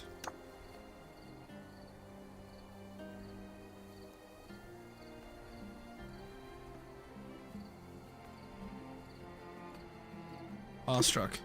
Designed by this 50-year-old machine, it's nothing like anything today's legacy technology that quietly gets things done. This dramatic machine lets me practically hear the thundering voice of Mira's age. Most importantly, I believe we're discovering our answer. You know what this means? Oh, certainly. This is precisely within my field of expertise. This is a navigational coordinate system. Prior to becoming aged, I worked with these coordinate systems on ships constantly. I know them like the back of my hand. To explain it simply, these coordinates pinpoint a specific location on the planet Ragnos. Maria wouldn't have put this much effort into leaving these coordinates unless she left something significant at this location. What might it be? I'm wondering the same thing, adventurer.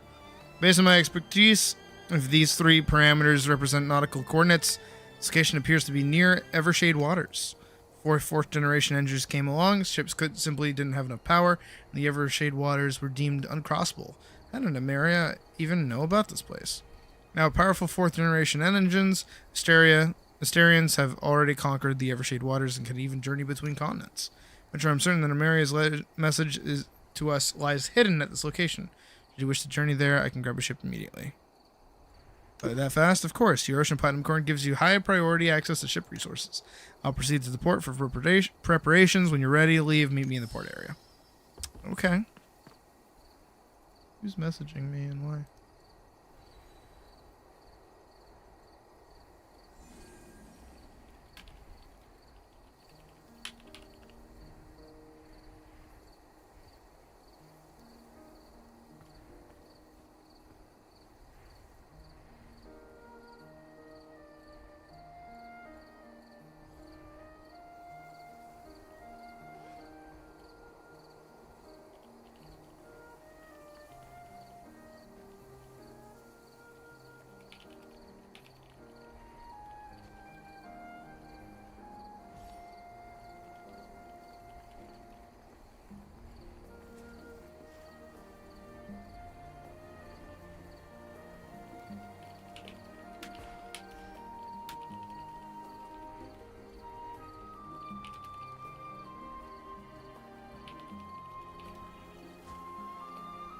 There we go.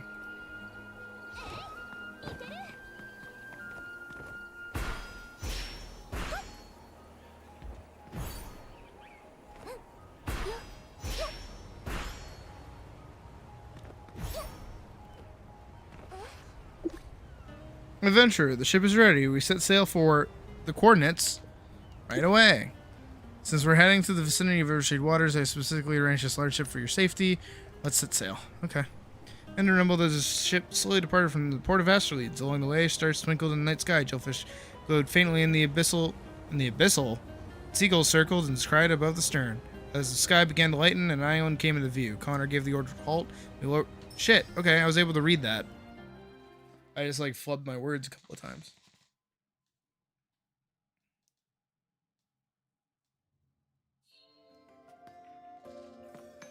It's an island. I never expected to find a solitary island here.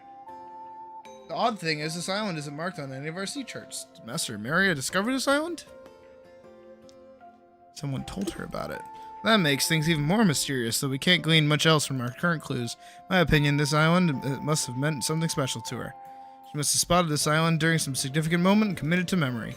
Given that Master Maria's numbers led us to the island, the secret she wanted to reveal is probably concealed somewhere here. Let's search the area. This island is small enough that we should be able to explore it thoroughly.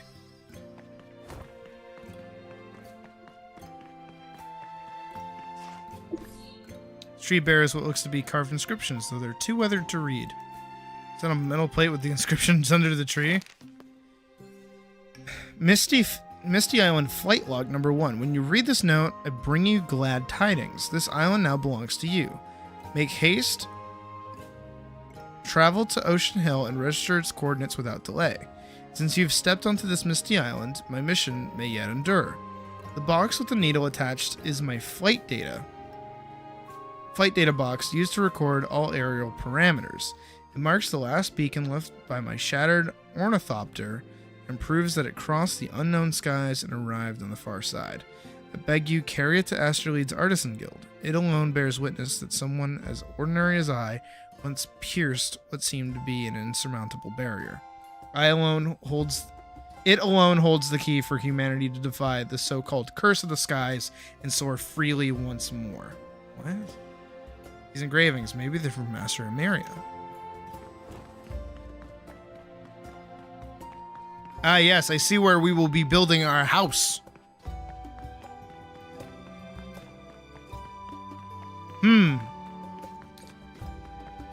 I wonder what this giant wad of land is meant for. There are burn marks on the rock face here. Someone definitely lived here. Wait, is that a metal plate with inscriptions in the rock crevice? This is flight log number 3. Even before I departed, I understood this cost. This flight was a gamble with life itself. In the old fables, a father and son dared to chase the sun with wings of wax. Careful, Icarus. Come on.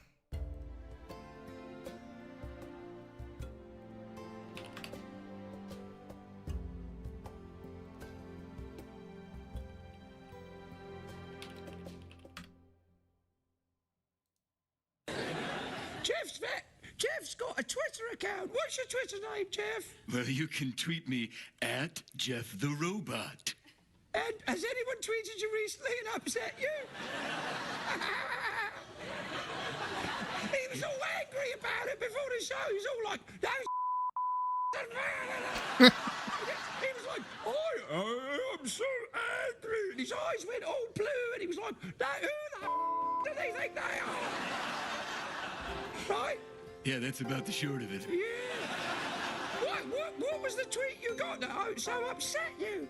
Well, this one gentleman sent me a tweet that said, "Careful, Icarus." Well, why does that upset you then? Is that your name? No, it's actually a reference to a Greek mythological story. That's what I said. That. You come and swear? You're not a rabbit. Silly robot. Swears are for rabbits.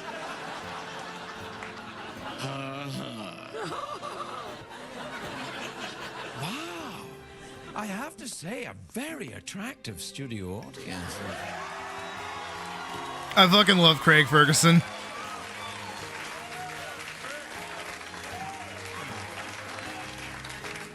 And to the gentleman over there with the little Van Dyke beard who went, woo? Yes, you, sir. Not who I meant. I'm kidding. Of course, you're very attractive. I love that upside-down head look. Now. I'm sorry. The guy was trying to be nice, and I'm picking on. What the hell is this? Who have I become? Do you like that? I was acting there. Do you like that? Careful, Icarus. That's all. That's. Anytime I see anything related to Icarus, I just think of that bit. Their ambition ended in tragedy, their wings melted by the heat, their bodies claimed by the sea. Now, standing on the edge of the unknown, I find myself not too different from them. But my friend, do not mourn me. In the final moment, as the ornithopter was torn apart midair, I experienced a clarity unlike any I have ever known. I glimpsed the truth that shroud of mist is no natural phenomenon, but a barrier imbued with will. Though my ornithopter collapsed under the immense force, its destruction was not in vain. That moment of failure yielded our most precious discovery. The so-called insurmountable boundary proved otherwise, and left behind measurable data, evidence that its limits are not beyond reach. Bereshi's words somehow survived could have been Master Ameria. So is there something that... Oh. Okay, we got cute little chairs. Seems to be simple stone tools here. Perhaps Master Ameria left them. They're just like... You're not going to point out the chairs and surfboards? 7 years ago, during a high-stress trial of the Ingram Engine 2, the system failed, and in that moment I brushed against the very edge of technological possibility. The coordinates were clearly within reach, yet an invisible force barred all passage. That island, it stands as both the furthest boundary our ships can reach and the line I have never been able to cross, and yet the more impossible the barrier seemed, the deeper my desire grew to overcome it. It was then that I turned my gaze skyward towards a path long forsaken by others, and thus devoted myself to aircraft research and development. The first ornithopter soon took shape. Though countless simulations confirmed the data's accuracy, each test flight ended in failure. Undeterred, I delved into ancient manuscripts, forgotten blueprints, and the scattered remnants of past endeavors. Each account, without exception, pointed to a chilling truth. Whenever the aircraft approached a certain altitude, it vanished, erased with surgical precision by an unknown force. That's kind of cool, actually. Something beyond the grasp of our current technology seemed to guard the skies, enforcing a boundary none had crossed. But I have never been one to yield myself to the unknown, and so I chose to ascend myself. Only by confronting it directly could I hope to uncover the truth, whether beyond that mist lies nature's forbidden zone, or the domain of some unseen will. Though the path forward is veiled in fog, and the journey may lead to peril, I find myself without the option to turn back. Made these inscriptions when she was conducting research on flying machines. Hey Connor, what did you find? Adventurer, I found something. Look at this. Connor carefully holds a box-shaped Bafarian legacy in both hands. Despite its rusted spot orange yellow casing, it emits a mysterious glow. At his feet lies a broken plate with inscriptions similar to those I discovered elsewhere on the island. This data box holds the final fragments of my journey, the knowledge I wrested from it at the very cost of my life. In those last moments, the data box captured invaluable evidence. Surges of eerie heat waves, hyperdirectional pressure, and energy pulses powerful enough to cripple any device. Please, take this data box back with you. Every bit of truth we've uncovered is locked inside. Take it to the Artisan Guild and tell them this. Ameria, the one who dared to defy the unknown, didn't fail. Her body may have been broken, but before the end, she hurled a spear at the invisible wall. Yes, human creation can pierce the forbidden sky. The complete designs for ornithopters are recorded in those notebooks labeled ASH, locked away in the Guild's basement vault. With the parameters contained in this data box, the design can be perfected. The curse that binds us to the earth can be broken. Though my flesh may rot here, this data box will become the wind beneath the wings of all who dare to follow. Let the will of humankind rewrite the rules of this world. Damn. That's fucking metal! Adventurer, this inscription is proof that Master Ameria visited this island. Her ornithopter successfully reached uncharted territory. I'm at a loss for words to describe my feelings right now. This discovery not only fulfills the aspirations of the third generation of agents, but also brings a buried piece of history to light. Rest in peace, Ameria. Rest in peace, Master Ameria. Yeah. We will continue. We will return to ATLYSS with news of your successful journey into the uncharted. Adventurer, should you wish to linger on this island, I'd be happy to remain by your side. Let's leave. On the return journey, the sea mist still hadn't cleared. The island slowly faded into the thick fog behind us, as though it never existed. In the distance, the port of ATLYSS appeared in the morning light. Figures moved on the dock, and the ropes were thrown ashore. Looked back at the sea, the mist still hung low, and the island had long since vanished. Okay.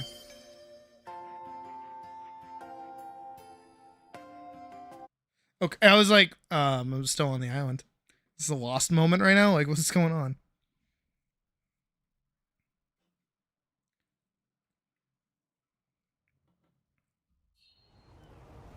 Gotta head to the Artisan Guild.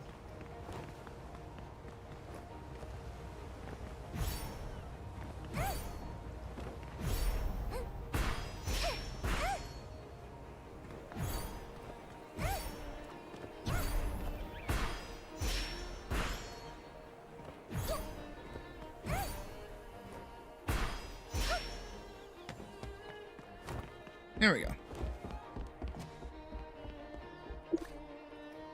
Master Yugen. You both look troubled after facing the sea breeze. Did you discover something concerning? Don't worry, just tell me. This old man can take whatever news you bring. I knew it! I knew it! Ha ha ha ha! She did it! Master Ameria did it! Why the long faces? This is something to celebrate. Her death is a terrible loss. I know this. This is her data box. Data box by Bafaria. I personally installed this on her ornithopter. Never thought I'd see it again. Thank you, this is nothing short of miraculous. That is not what I clicked. Master Amiria's fate is truly unfortunate. Will this convince the guild to acknowledge her ornithopter's success? Unfortunately, I don't think it would be that simple. Just this data box won't be enough evidence to convince the others. These metal plates, I know them anywhere. They're from the ornithopter's exterior shell. The material, the texture, and this handwriting, definitely from Ameria herself. What a precious gift. If only we discovered this decades ago. Did you locate where she crashed? We didn't locate any remains. I see. Though it may be wishful thinking, but I want to believe that miracles can happen. Can't shake the feeling that she's still alive somewhere in this world, laughing at us shrimp shrooms who contentedly stay in our little pond. My condolences, Master Yugen. By the way, did you notice that Ameria mentioned her ornithopter documents were stored in the basement? Perhaps. The basement? That place is long gone. What? What's going on? I wonder if you've realized how strangely limited Master Ameria's records are. Yeah, it is. The year of her departure, the Creed funded extensive renovations to the guild building. Though our working environment improved considerably, some documentation was lost during the renovations. That differentiator you discovered is probably the last gift she left for us.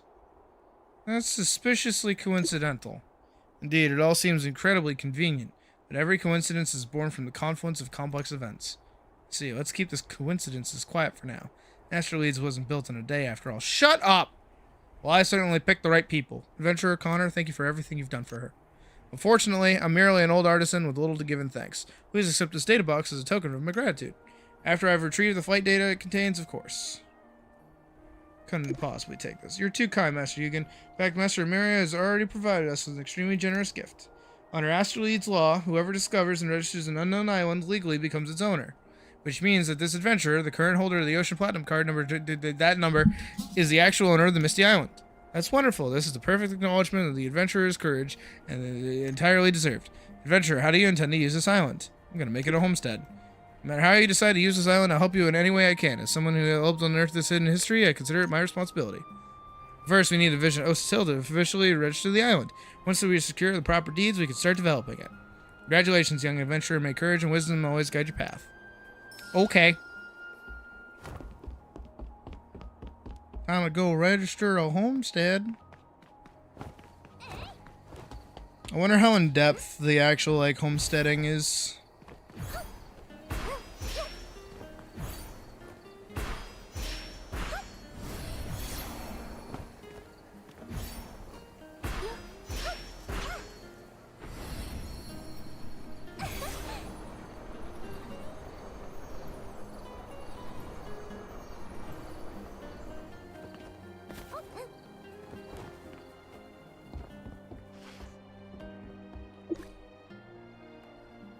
Oh, Homestead Management Committee, how may I be of sir? Ah! Wait, Connor, why are you here? Let me be professional. I'm currently acting as the agent for this adventure, the Ocean Platinum card holder. We're here to register an island property. Aha, my apologies. I just couldn't hold it in. It's so amusing to see you being so serious, Connor. What's going on here? So we both work in Ocean Hill, and this guy is terribly unprofessional. My apologies, adventurer. I just couldn't help it. It's rare to see Connor so serious. He's quite different when off duty. Enough, Ostrich. Ostrich? What fucking name is that?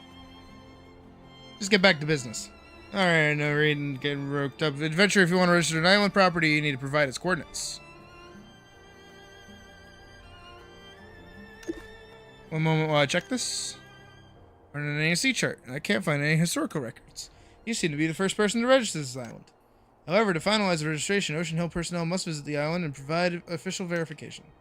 If it be necessary, I visited the island with this adventurer and can verify its existence. Oh, so that's why you haven't been home for days. You were off doing something important. Shut up and do your job. It's time to issue the island ownership deed. Huh? Have you been an agent so long that you've forgotten the necessary procedures to property registration?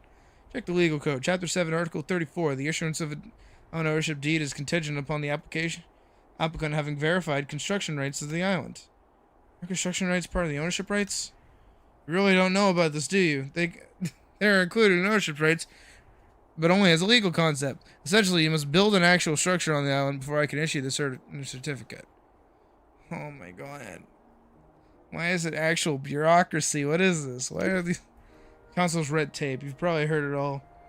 Not to worry, I can manage all this on your behalf. For the fastest construction possible, let's work together to gather the necessary materials. What materials will we need? Well, I can't give you an exact list at the moment. Please allow time for the proper assessment. Don't worry, you only need to collect a portion of the materials and I'll take care of the rest. What do you mean? What do I need? Connor, what do I need? Materials are needed for the initial 50 of each.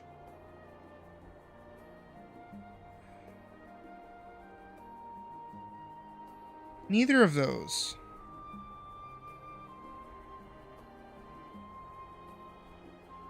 Pine timber, cut stone. Okay. 10 pine lumber and 10 cut stones.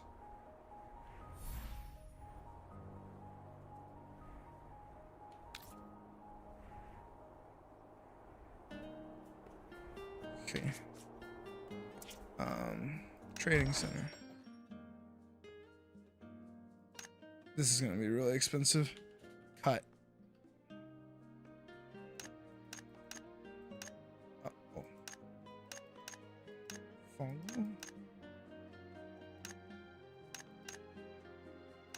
Life skills.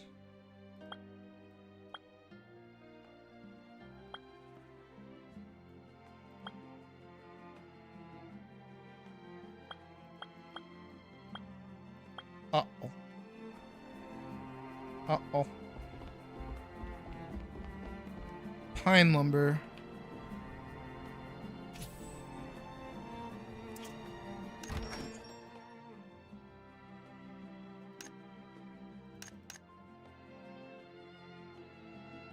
Pine lumber.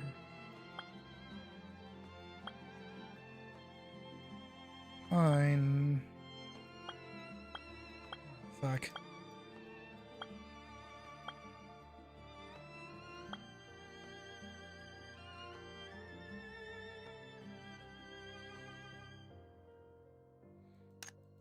That's not good.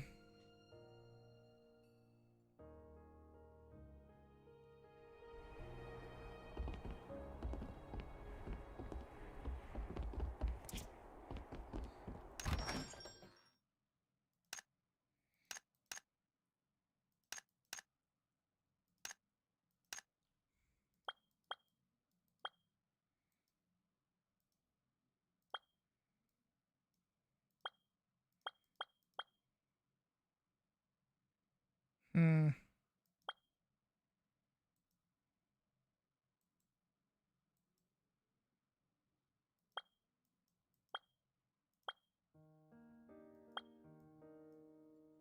So wait, then how do I get pine lumber?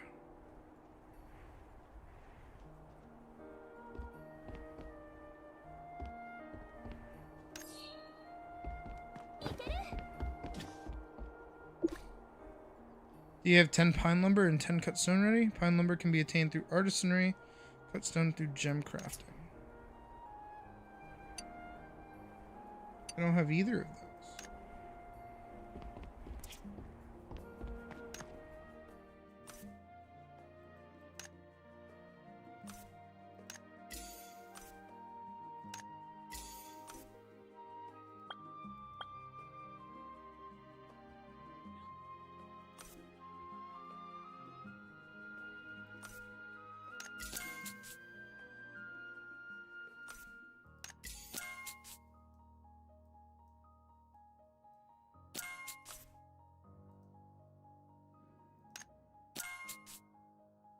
Huh?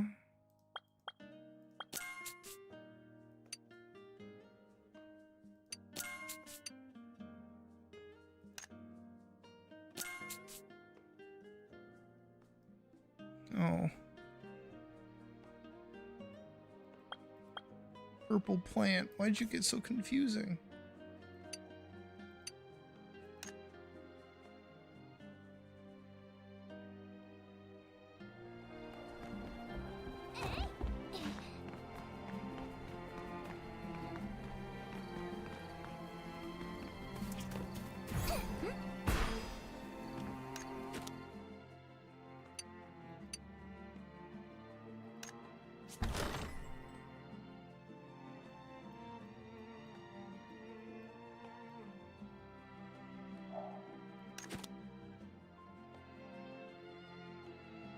Hmm.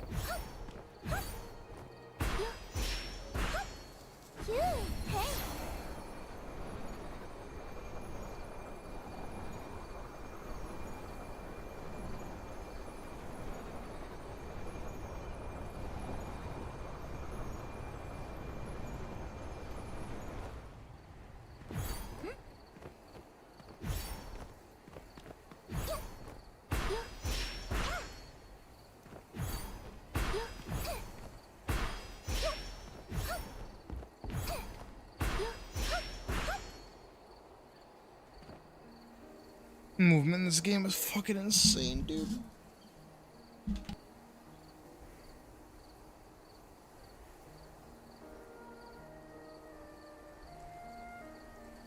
Okay. I'm gonna go look at dungeon stuff.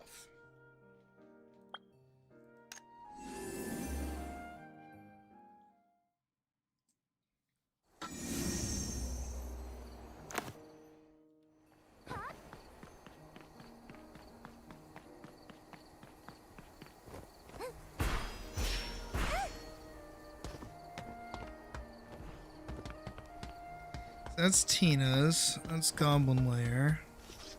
This is Towering Ruin.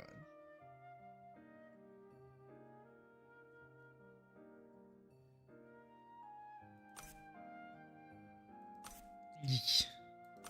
Hard mode is still actually hard for me.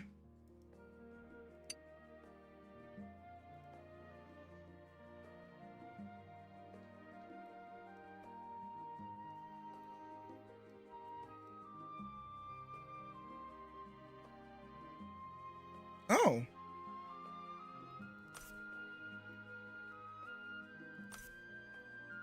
They have a pity system for the run now.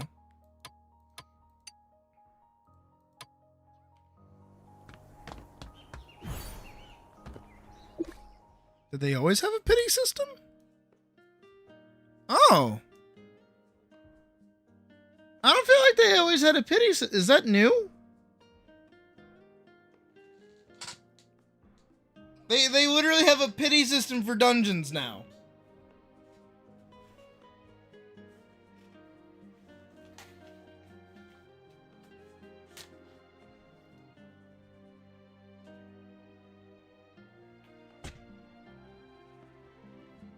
That has to be new, right?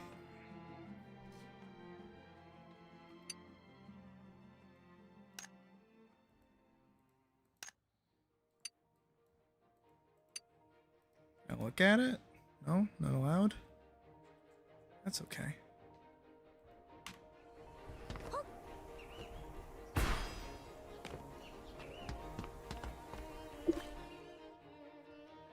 Would I be a fan? I mean, yes and no.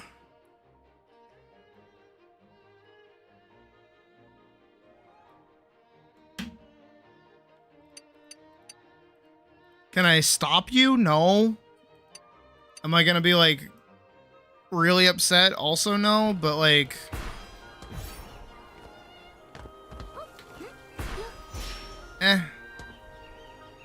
my opinions on that kind of take don't matter.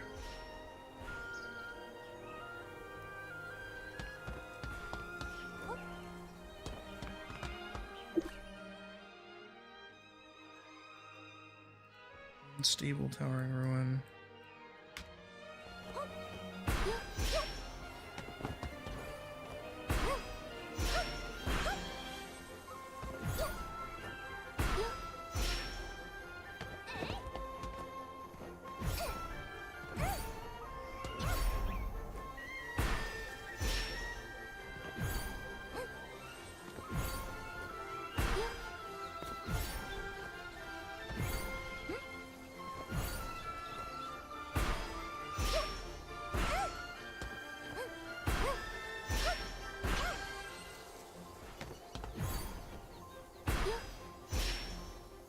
Alright, I think... How much do I want to do content and stuff? I think I'm just gonna swap over and do art.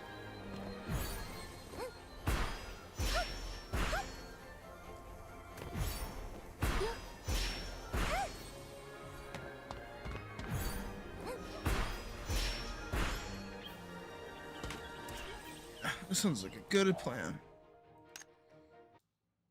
Because I don't want to be burning out my hand before I actually draw anything tonight. Still have to wonder who most of these characters actually are.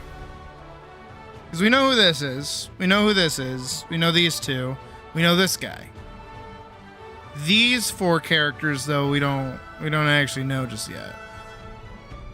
So we'll have to figure that out later. But in the meantime, boop. Promptly followed by boop. Ah. Actually gonna put on music now. Hi Raymond. Hi Slowline. aka ATLYSS. How you guys doing?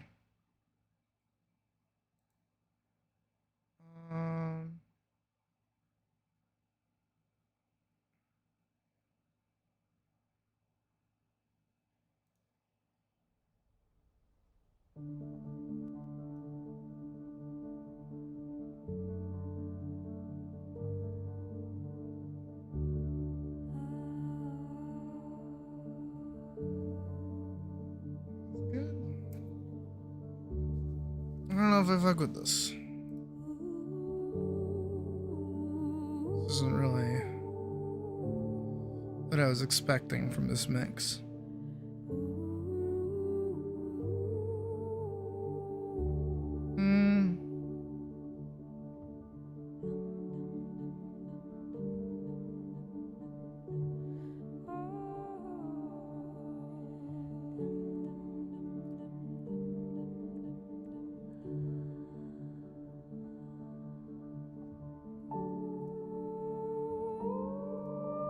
That's our page.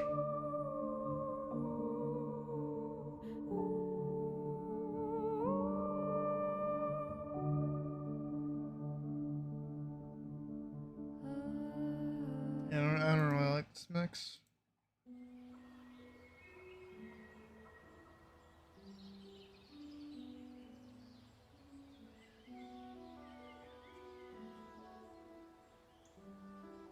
I feel like Baldur's Gate is too simple.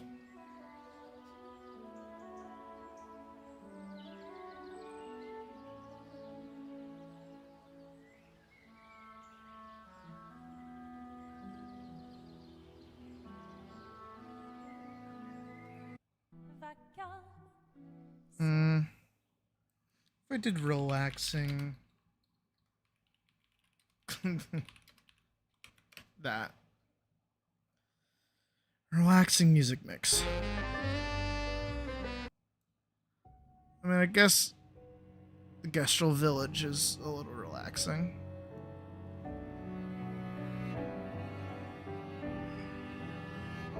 Okay, now I actually have to, like, write.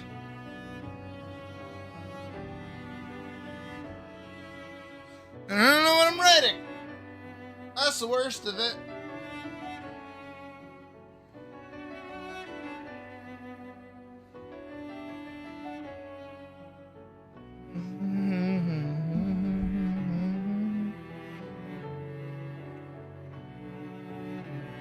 All right, even before let's even before I do any of that, let me pull this up. Let me thumbnail stuff really quick. This is usually what I do. So I could do either like a really big panel that kind of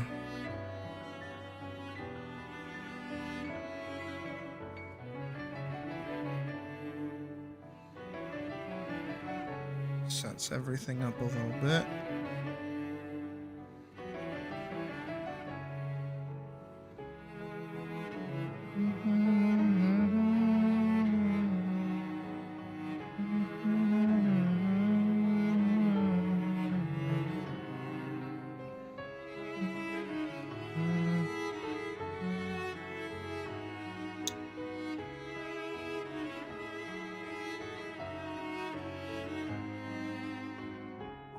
Or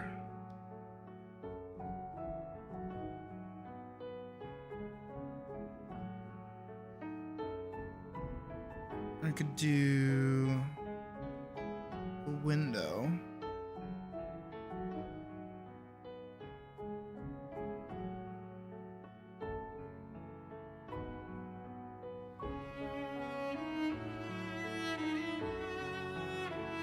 And like sun going through the window.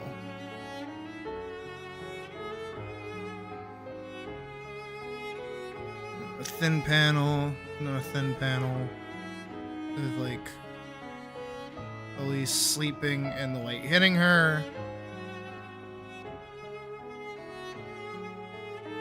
And then her like waking up. That could be like a thing.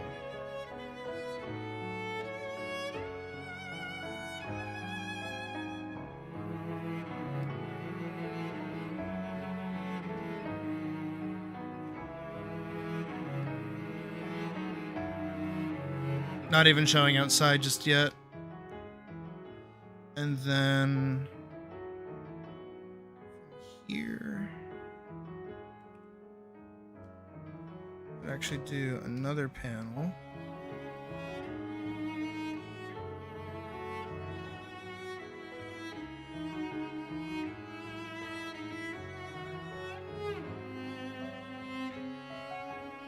She's like stretching or something.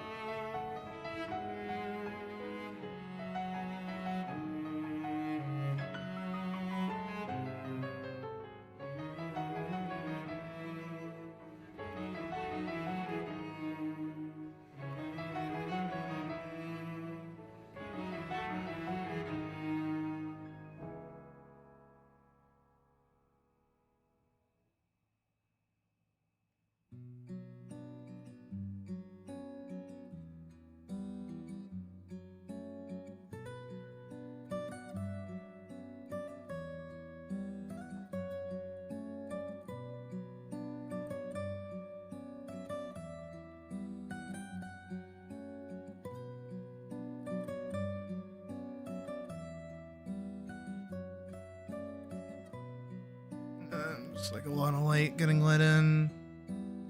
A little desk or something over here. Bureau.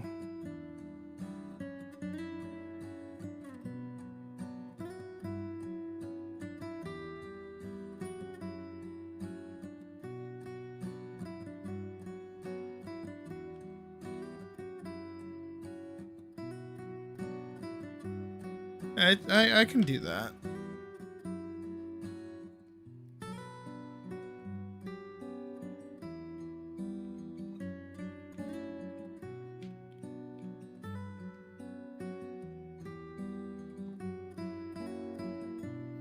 And then we would do maybe a bunch of like 3 over here.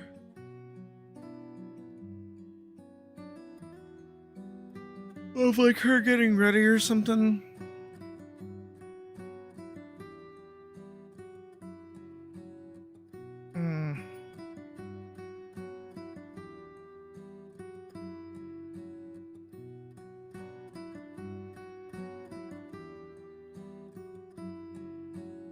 Thinking one for her to get like pants on.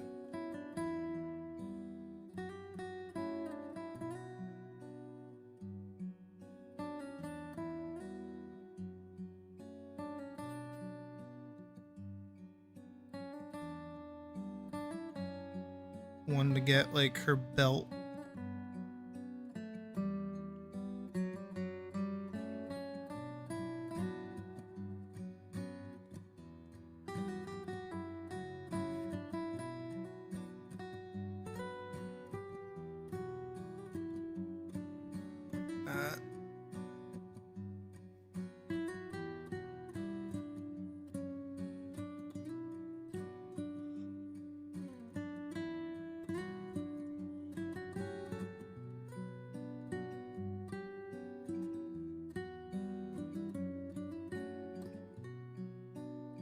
And then like a boot.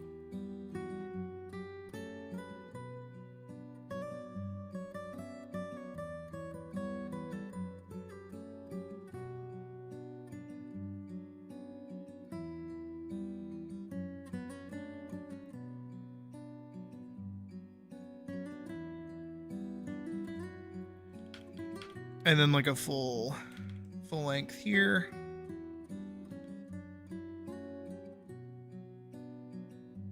Where we can have her like, I'd want her entirely in shot.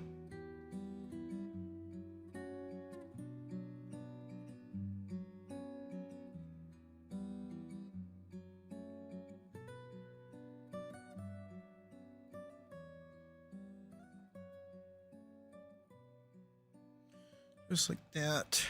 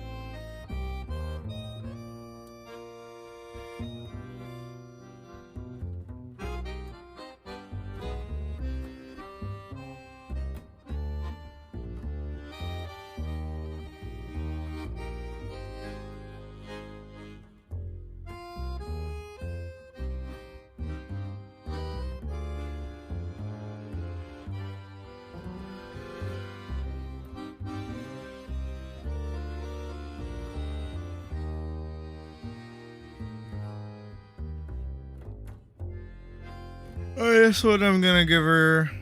She's gonna be like putting her bag over her head.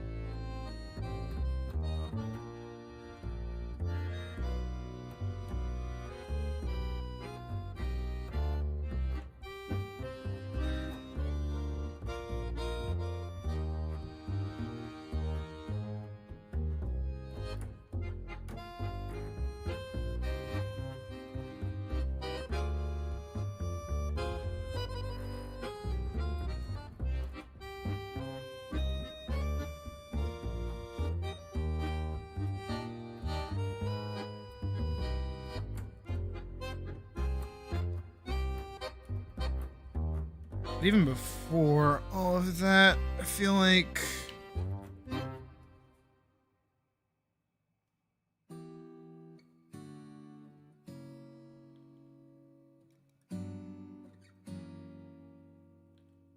I want a shot up here where she's like doing her makeup.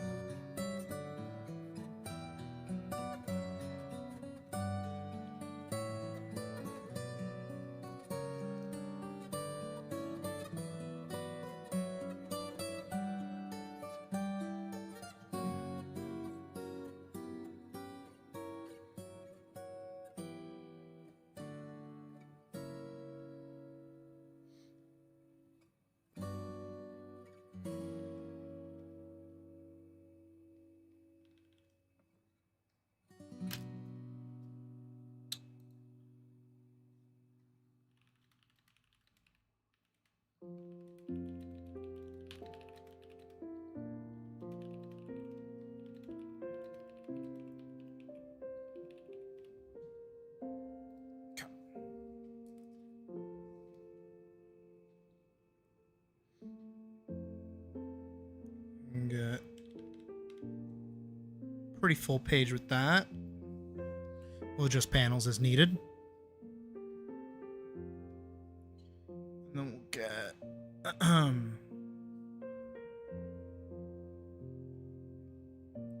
like a split panel with the door.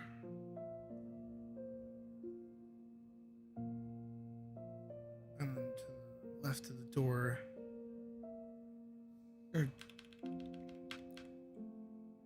on the other side of the room, rather, is a window, and she will be climbing out of the window.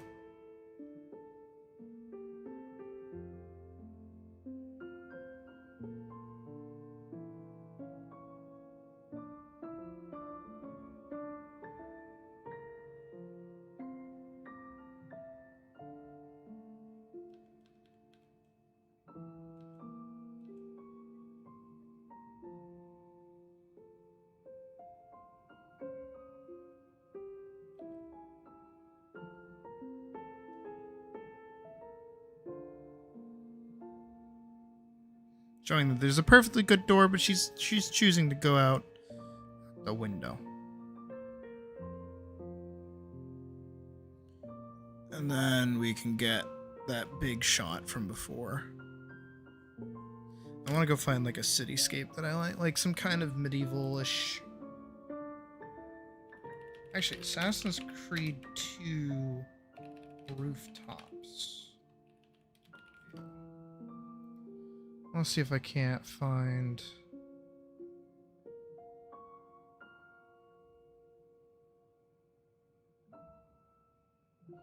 Like a good example of like running across the rooftops in AC.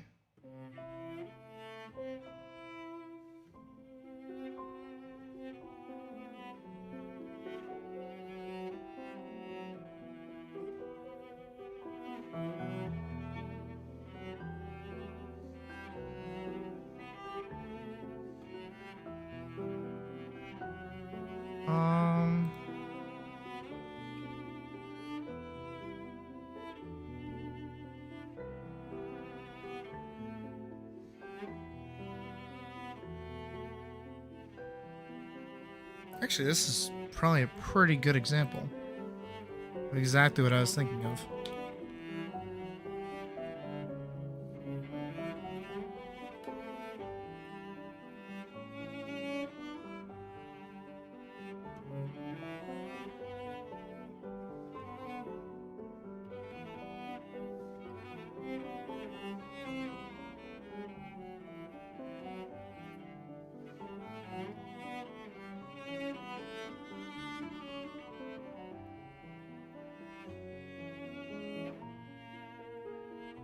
Right. We take this and make it smaller.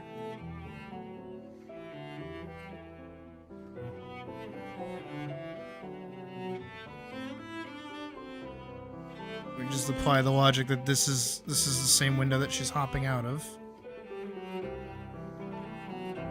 This little structure can still be right there.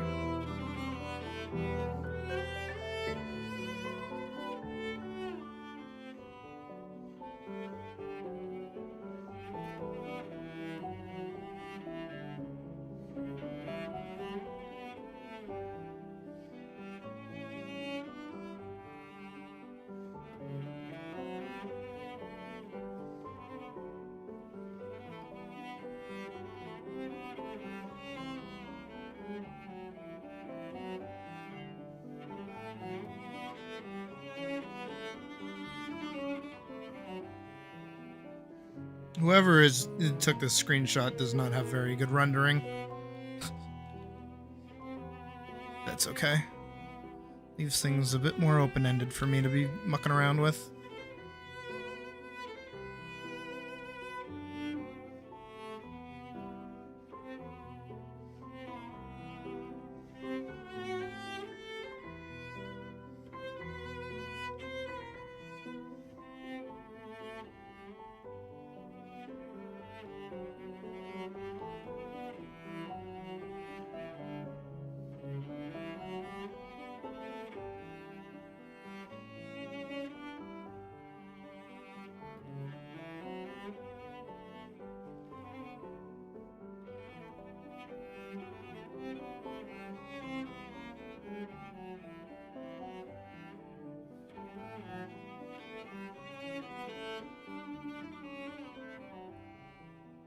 Hey, baby. Glad you answered. You know makeup better than I do. Is that accurate? Like when you do your little wingies, do you use like a little marker thingy, or do you use something else? Does it look like that?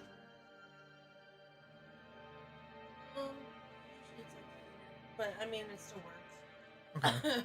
Well, I mean, is like all of it black, or would just be like the tip of it be black? No, like all of it's black. All of it's black? Okay. Like that? Okay. Yeah. Is that more accurate? Say it was thinner? Part. Right.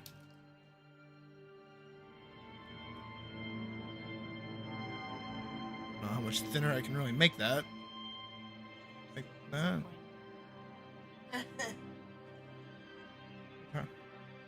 That's it. No, hey, I don't want my kiss. What the fuck? Love you.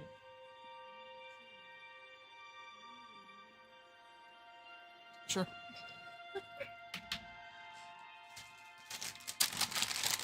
Burrito ASMR. No, don't. Don't do that. Don't. They can't hear. It doesn't speak.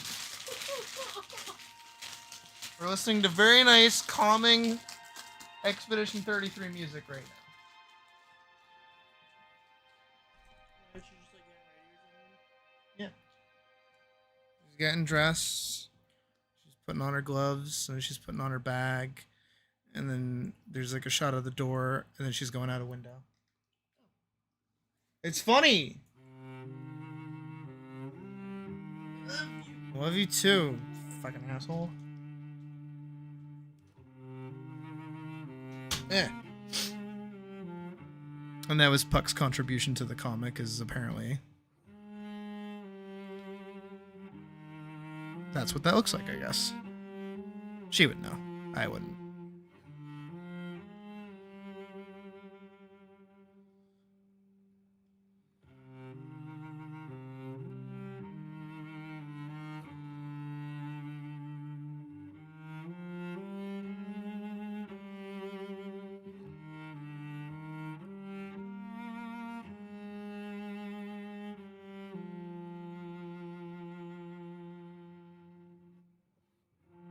Gives your brain uncomfy brain itches, I know.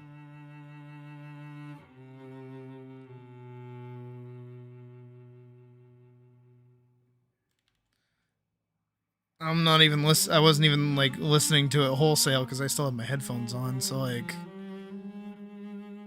it still bothered me.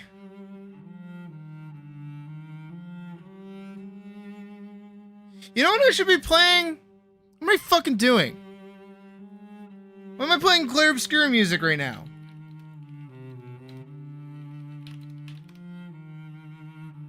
The fuck's my problem?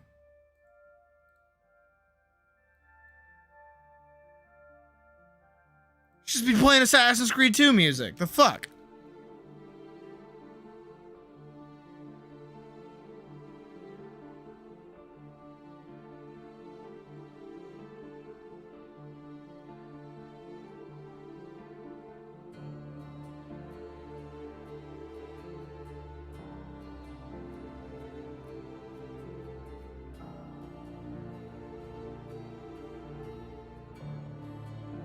I'm gonna put like a cool little fountain like right here.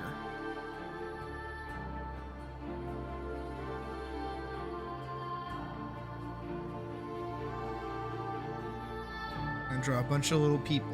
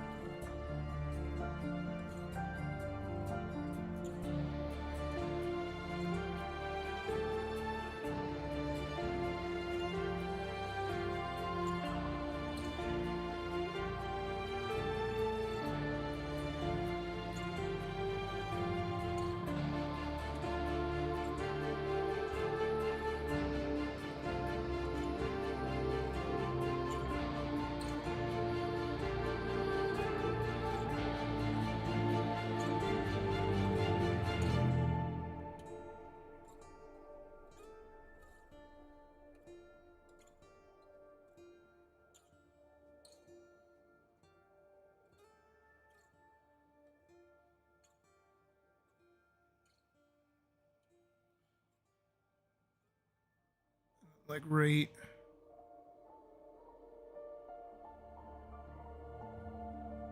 up.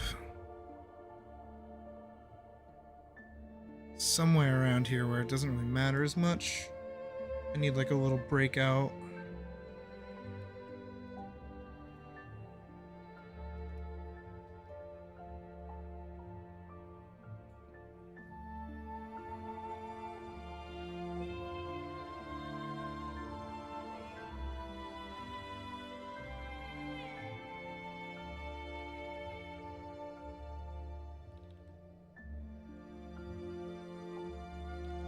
No Assassin's Creed has its own theme. Besides Black Flag, I think. They all copy Ezio's Family. Which is really silly, because Ezio's Family only plays once in Assassin's Creed 2. Actually, I think I've gone over that before. I think that might be a lie, actually. That might be... I think it plays when Ezio gets the Assassin's garb for the first time.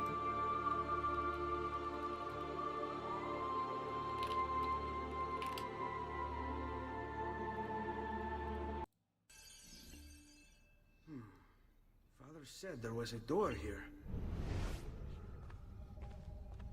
Yeah, use Eagle Vision, find the door.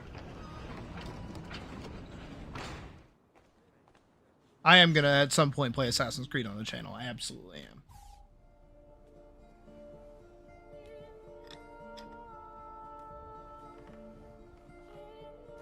Oh, that's not Ezio's Family. That's something else.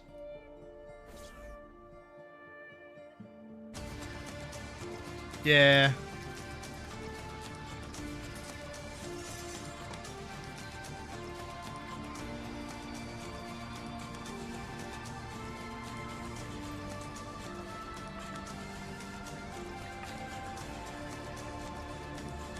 Need to bring this to Messer Roberto. No, Ezio, you idiot. That's not what you're supposed to do. Dumb. Yeah. So they don't even play Ezio's Family when that happens. I think Ezio's Family is only played when they're on the rooftop. AC2. May it never change us. Yeah. So this is after you race your brother in AC2? The best. May it never change. And may it never change. This never showed up as a theme in Assassin's Creed 1. This has been reused, remixed, and changed for every single following Assassin's Creed.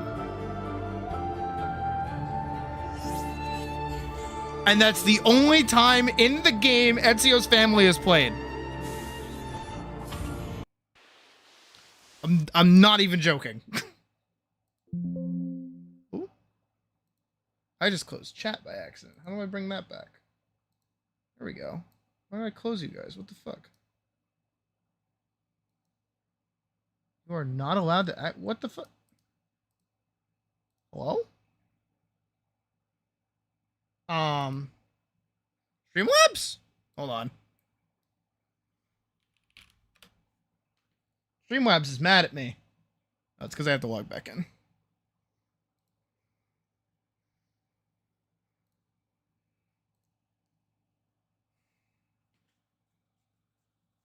There we go. Now you should be good, right, Streamlabs? Right, Streamlabs? Streamlabs? What's your problem? I'm not allowed to access this page at this time. Did I just cuck myself out of seeing chat? What the fuck? Do I even use Streamlabs chats? No, I don't. No, I use regular chat. There we go. Alright, there we go. Diminish the importance of Assassin's Creed. No, yeah, no, across the... Like, I understand from, like a metatextual narrative, like, level, where the song's name is Ezio's Family, and every following Assassin's Creed pretty early on is basically like, oh, this is an extension of Ezio's work. and we're all part of Ezio's family. It's like, okay, that's kind of cute, but it does kind of like, you notice it with like more modern games is that they reuse Ezio's family. I'm pretty sure Assassin's Creed 3 has its own theme. Let me double check. AC3 theme.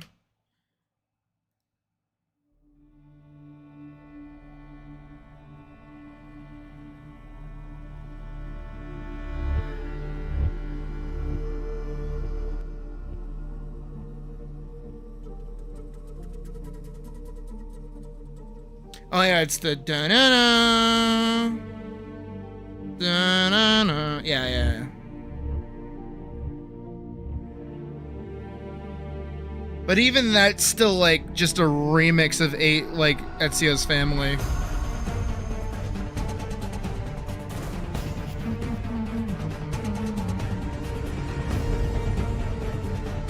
And then AC4 has a very distinct theme, actually.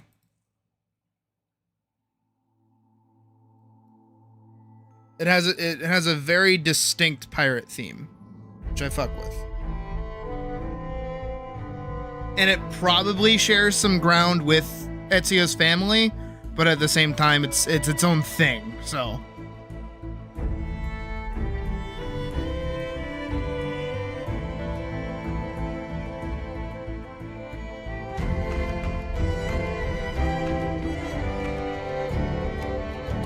Is this made? Who did this? Brian Tyler. Okay. Who are you, Brian Tyler? What have you made?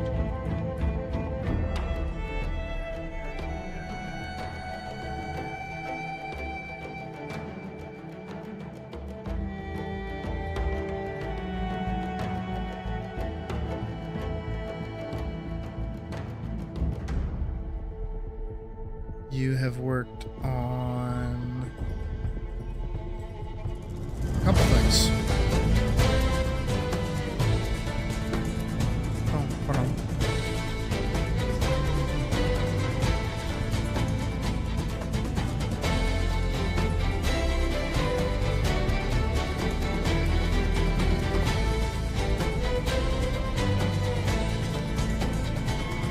Yeah, but that's not Ezio's family, so they didn't reuse it for that one, which is good.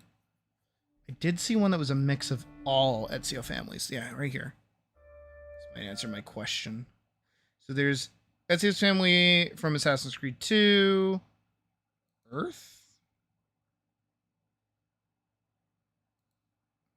Venice Rooftop. That's, I guess, technically. AC Rogue main theme. Yeah.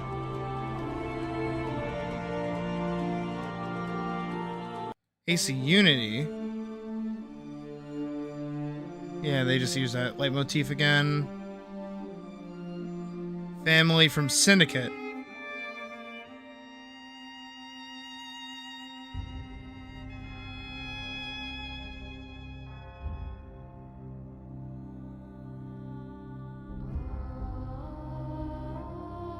Yeah, they use that motif.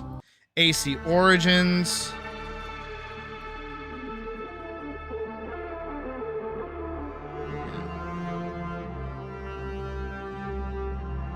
Yeah, you can hear the motif again. Assassin's Creed Odyssey. So no, look at that. At least from here.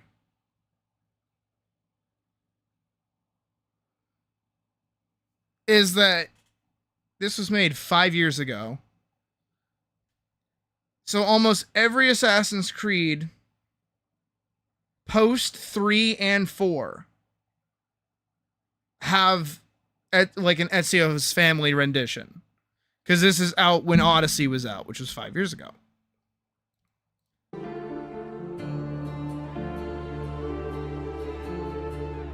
And then this one I think is a remix of both Earth and Ezio's family because they both work together.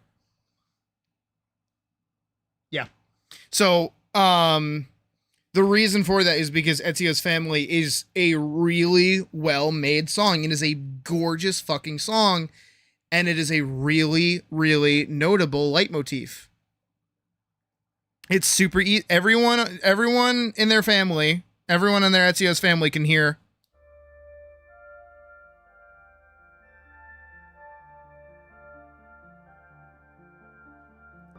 Those 8 notes are so simple. They can go into any music. They can be thrown around wherever. But the thing is that in Assassin's Creed 2, it is one of the most impactful moments in the story because it is the title drop theme. And then it kind of doesn't play again. Some music in the game does reference it, but it's because it's the leitmotif of Ezio, hence Ezio's family being the title. And it's also, again, called Ezio's family because that's why he does what he does. That's what the theme is about. It's the family motif. That is the whole point of it. So then when you start just kind of hucking it around, it stops having that same motif. It stops sounding the same. It's actually very similar to what happened with Star Wars. Here we go. Here, you press the music-tism button. I like music a lot. I think music is fucking fantastic. I think that leitmotifs are fucking awesome, and most people don't even understand when they're listening to a leitmotif. They just hear basic things. For instance, I forget the specifics of how it moved, but the binary sunset.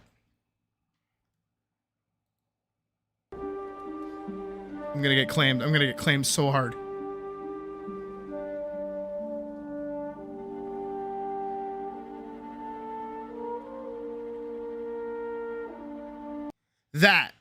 Those horns. I'm not gonna play much more than that because YouTube's probably gonna get mad at me for that.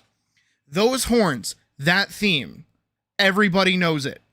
But over the course of Star Wars history, that leitmotif has changed because it gets overused. At first, this is our first time hearing it. It's kind of like, it's not even Luke's theme, it's the Force theme. It's the theme of the Force. It's him being called away on this journey. That is what this theme is. It's very somber, it's very melancholic because, you know, Luke in this moment is thinking, do I want to go, you know, go on this adventure? Or do I want to stay home and not do that? Like, that's the whole point of the scene here.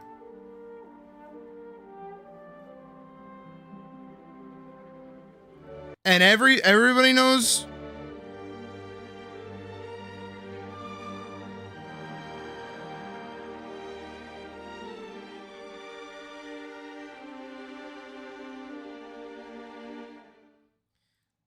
Oh, that's Haunted Mansion. Everybody knows that. Everybody knows that music, but it changes over the course of the film because, fuck, I can't remember the specifics behind it. The Force theme. Force Suite.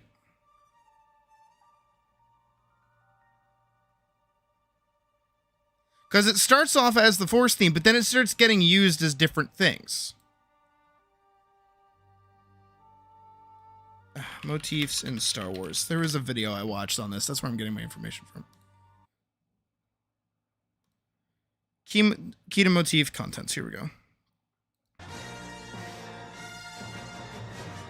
Probably gonna get yelled at for this.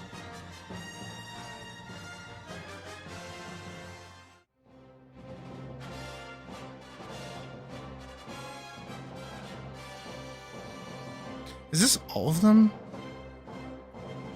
No, it goes through all of them.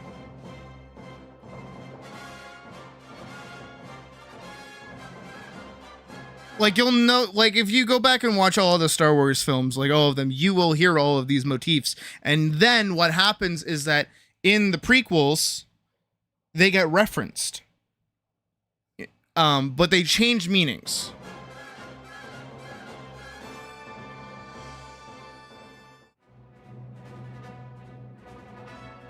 Like, I can't remember, again, it sucks that I can't remember specifics. Force theme in the prequels.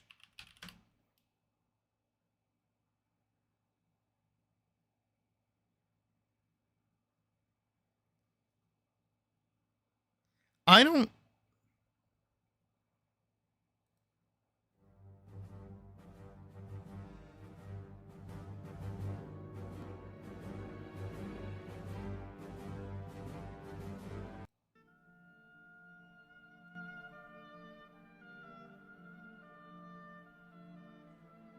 That's the Anakin and Padme motif.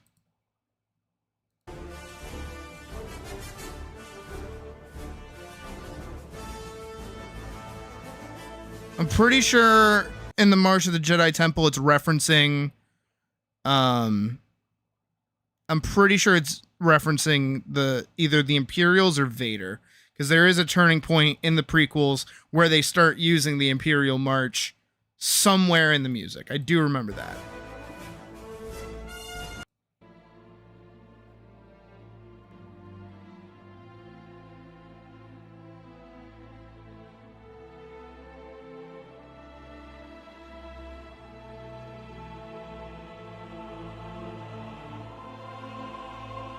I'm listening to it.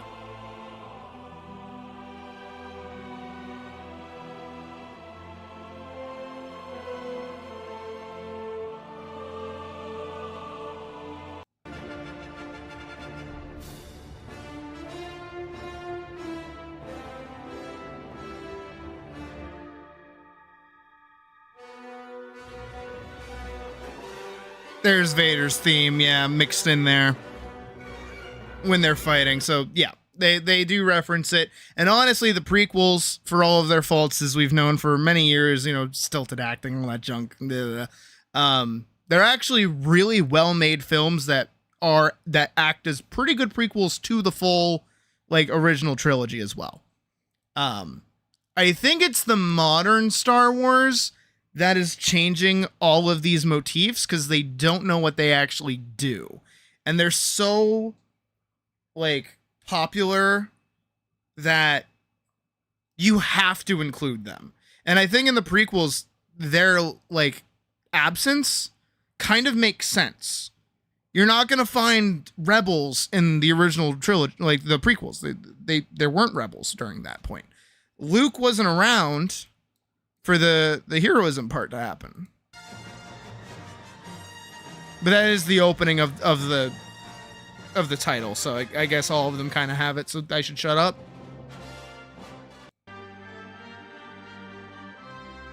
I really gotta rewatch the prequels to make sure I'm fucking not talking on my ass. Leia has her own thing.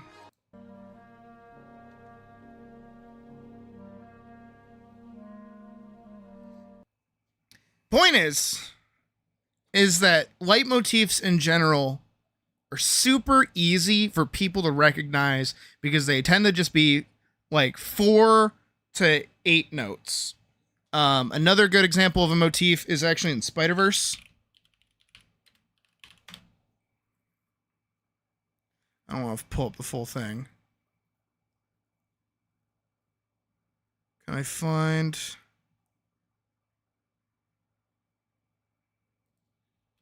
I think it's in What's Up, Danger.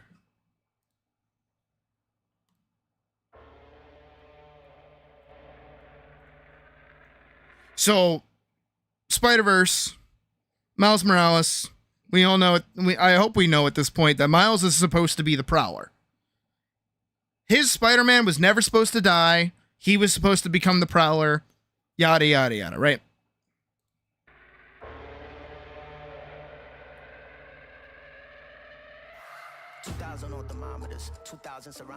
Is this the one that has it? No, there's a... What's up, danger? Hey, if I'm waiting, and I don't really care feet yet, 'cause if I'm crazy, like what's up, danger? Can't stop me now. No, hold on. It's not in that. It's not in it. OST, come on. I know what I'm looking for. I just need to find it.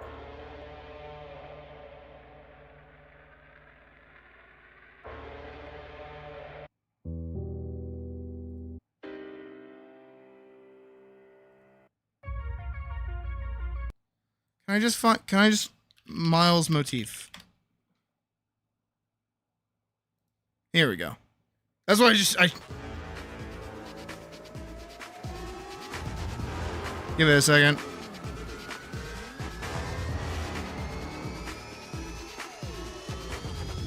Is this really his theme?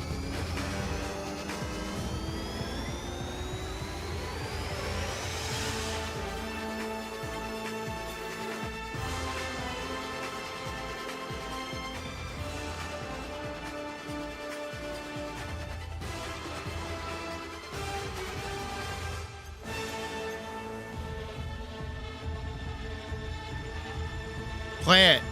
Play the motif. You want to. I know you do.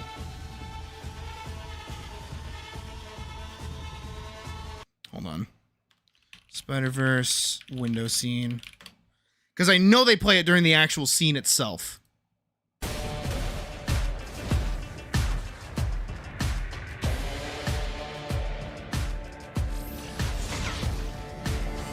Miles per hour with a blindfold on. Mom always asking where did I go wrong? Took you long What's enough. up, danger? What's up, danger? I see this spark in you. It's There it is. Right there. It's so unbelievably subtle. But the second you hear it, you will hear it every single time Miles is doing fucking anything. And then when you realize what those notes actually are, it gets so much better. I'm going to play it really loud. You're going to hear 3 notes. You're going to hear 3 notes when he comes up the stairs. Listen very carefully. I see this spark in you. It's amazing. Whatever. 4 notes. I counted wrong. When he comes up, again, listen to the horn. I see this spark in you. It's amazing. Whatever you choose to do with it. Right? That's his that is genuinely his hero motif.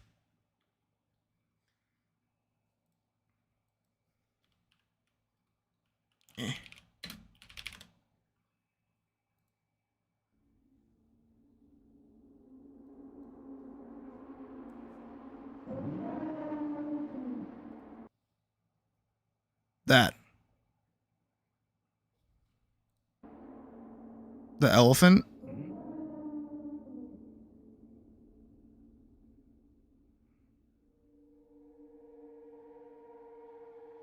We all know the Prowler theme. We all know what it sounds like because it sounds fucking cool because it's a fucking remixed elephant.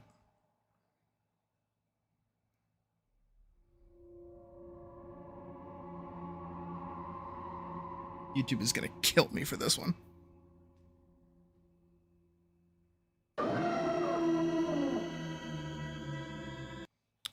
That sound, if you take the notes of that sound and you like move them, like you flip the scale of them, you get Miles's hero theme because he was meant to be the Prowler, but he's on the other side of that faction. The video that we keep seeing pop up every time I look up motif, I'm pretty sure goes over it. Sound of, yeah. When you think about Sideways does such a Spider-Man fucking into the good job. He's such a good fucking awesome creative. I'm just gonna skip through and find very specifically his motif. Here it is. Ah, it is in the film. You can hear it. And now listen to the studio version of What's Up Danger by Blackway and Black Caviar. Pemberton actually included some of the score under the hip-hop sound, which helps adhere this track to the film's journey. But why? Well, let's break Pemberton's additions apart and see what we can find. First off, I want to start with this little motif. Oh, it is 3 notes. Fuck off. Musical idea. Light motif. Oh, well, because it's a simple, fucking it's really it's a half note. Back down, or at least that's what we're going to focus on. It develops a tremendous amount of storytelling potential throughout Miles' journey. We first hear it when Peter gives Miles the goober, in essence, starting Miles on his first step on his journey as a hero. No one can know. He's got everyone in his pocket. The second you hear it, you will never unhear it hear while you when he's watch the troubled fucking or trying movie. to confront his obstacles. Like after Spider-Man dies and Miles runs to his family, we get this. Do you ever think about moving out of Brooklyn? Our family doesn't run from things, Miles. And when he's trying to master his new powers and fails, we hear it again. We hear it when he's struggling with his identity as everywhere! a Spider character and teasing Spider-Man about a cape.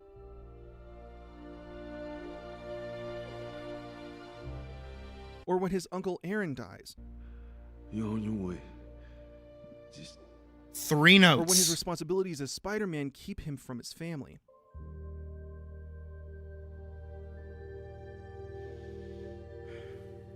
It's the musical idea that defines Miles' journey to become a spider hero. In essence, this is the leitmotif or musical idea that represents a person, place, or thing for Miles' story. It's but going so back good. to our iconic scene, that It's isn't so all we hear. smart. We hear this little motif as well.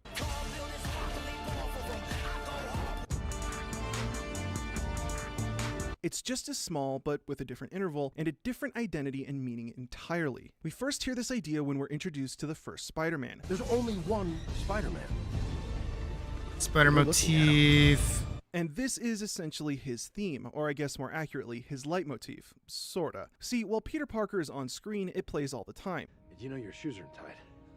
We see issues with Miles fitting in. He doesn't fit in at school. Trying he has to unique spider get to the- powers that the the other characters part- don't have, which is actually hinted in the film when the spider that bites him changes colors depending on which paint can it's on. Shout out to r/movie details for finding that one. But he's constantly motif, juggling his dream various motif, identities magic as flight. a charter school student, a kid from Brooklyn, the son of a cop, a superhero, Does he and never even a talk about graffiti it? artist. And when you look at the theme of this film, there's this notion of Miles carving his own path with the gifts that he's given, even if it isn't necessarily what others want for him. the spark in you.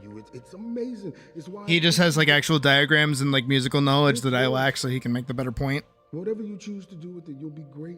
In 1949, Joseph Campbell wrote The Hero with a Thousand Faces, a book that outlined a story structure that functioned as an archetypal model for Everybody stories knows people it. It's tended the to hero's tell journey. in. We all It's get a it. template for folklore and legends. And We all you use fit a it. lot I of use stories it. told Y'all throughout use human it. We all history use into it. this model. And although it's been through many iterations and criticisms, the overall structure tends to be the same. You can see how this film fits into this model relatively neatly. There's the supernatural aid from the radioactive spider, the mentor in Peter B. Parker, the many helpers, the abyss when he can't control his powers and he can't become Spider-Man, the subsequent rebirth when he gains control of his powers, the apotheosis, the return with the gift. I'm not going to pretend like I'm super knowledgeable about story structure, but I think you get what I'm trying to say. No, But he's- there's this notion he's in the pretty hero's dead on journey with of it, yeah. passing between the known world and the unknown world. When the hero leaves home, goes off on an adventure, and then completes their journey by coming back home. And in his book, assuming that I understood it correctly, Campbell calls the first act of moving from the known world to the unknown world as crossing the first threshold. And this is, in essence, where the story begins. Luke leaves home, Neo leaves the Matrix, the hobbits leave the Shire. If I take one more step,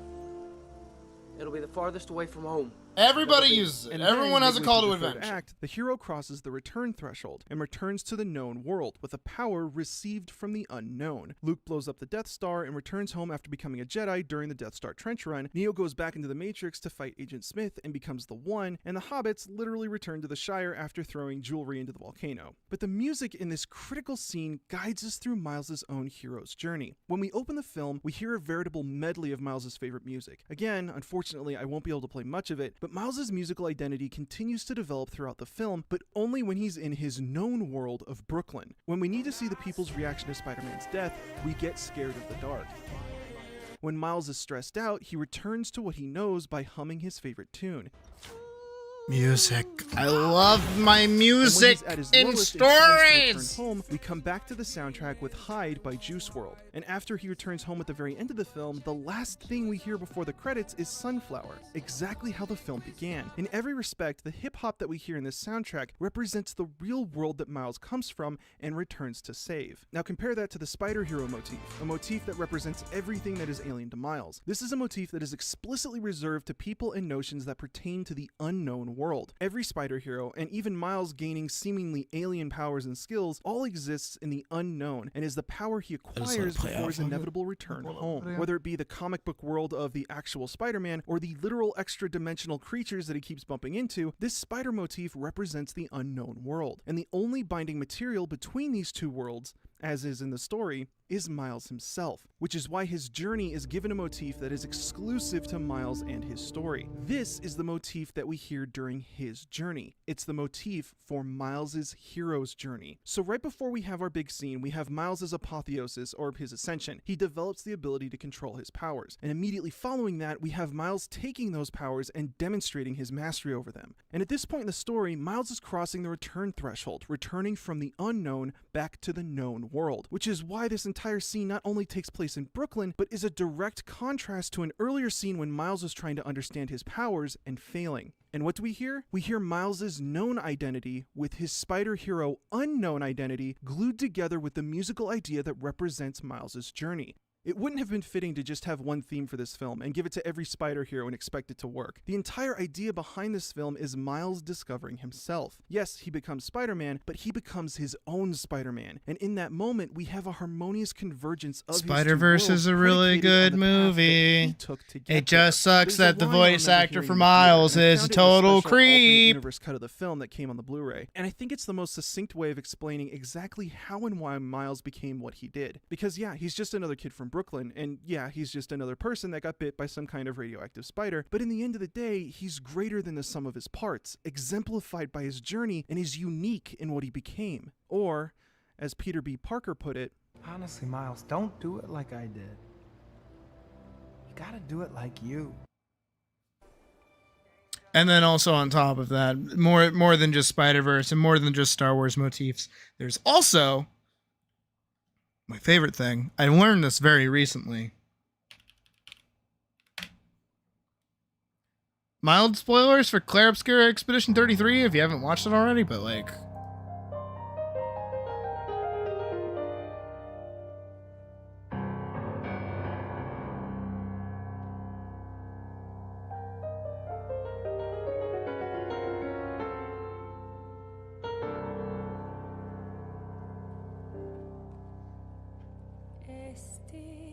This theme is not the theme of the Gommage. This is Renoir's theme.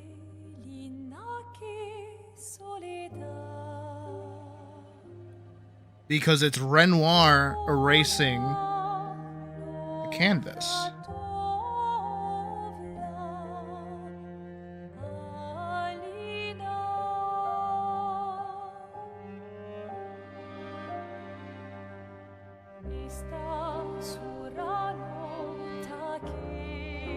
Even the lyrics are begging Aline to stop, to come home, to let go of Verso. It name drops Verso right there. Also, that line there, the last two lines there, Aline, I.e.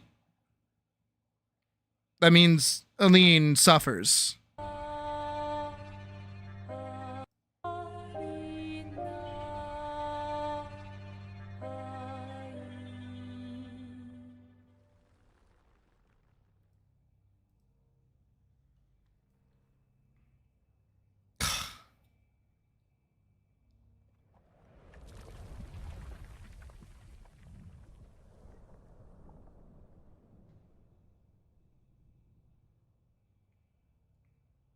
I love this fucking game.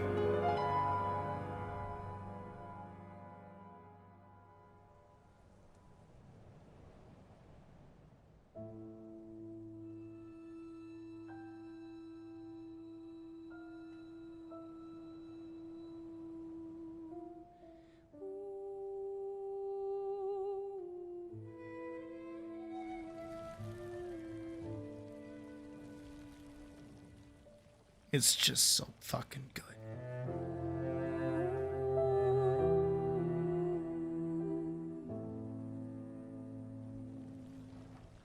Everyone getting a little Thanos snapped.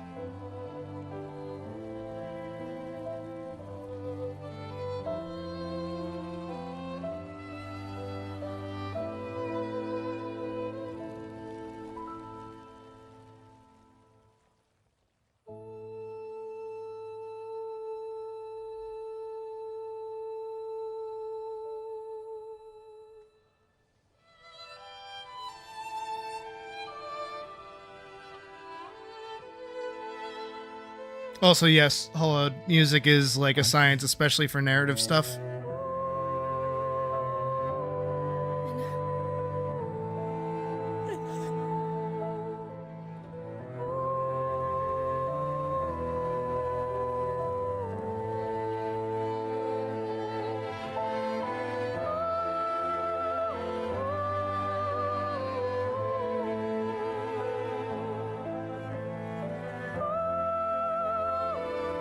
I'm also fairly certain that is the same theme that plays if Verso erases the canvas.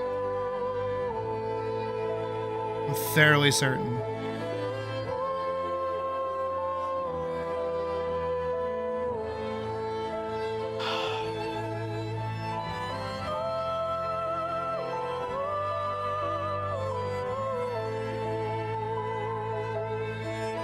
And that's all the motivation you fucking need right there. I remember I sat in the subsequent scene just fucking talking this game up. Cause I'm like, nah, that makes sense, dude. We've all at one point lost someone and now we have someone to blame for taking them away. We're gonna go fuck them up. We don't care about anything else besides, like, you know, obviously there's the mystery of what's going on. There's all this other shit going on. I still love remembering how I was feeling trying to figure out how France ended up in this position. I still remember that. I still remember taking everything at face value. Like there was some grand cataclysmic event. Like they keep fucking talking about that. You know, they keep talking about how, like, you know, Lumiere is somewhere else. I'm like, why aren't they calling it Paris? Why are they calling it Lumiere? Why is this is like actually properly sized? Why is the Eiffel Tower melted? Why is all this stuff going on? What's with the paintress? What are all these things that's going on? I don't understand anything, but I understand the basis of there is something killing people. We're going to go and kill them ourselves so that they stop killing people. And that's all the motivation you genuinely need. And then it just got better. And you know what? I have been watching so much content on it recently. If you go back and you play it again, if you do New Game Plus, right? If you go all the way back through and you start playing it again, you'll run across the fading boy, the fading girl, the fading woman, and the fading man. And I think you'll also come across, I don't think you ever come across Aline, because the fading man is Renoir, the fading boy is Verso, and the fading woman is Clea. And Clea is such a background fucking character. You don't even know she's there until you know who she is once you meet her in the flashback after the end of episode, I think it was Act 2. I'm pretty sure it was Act 2 where you meet her.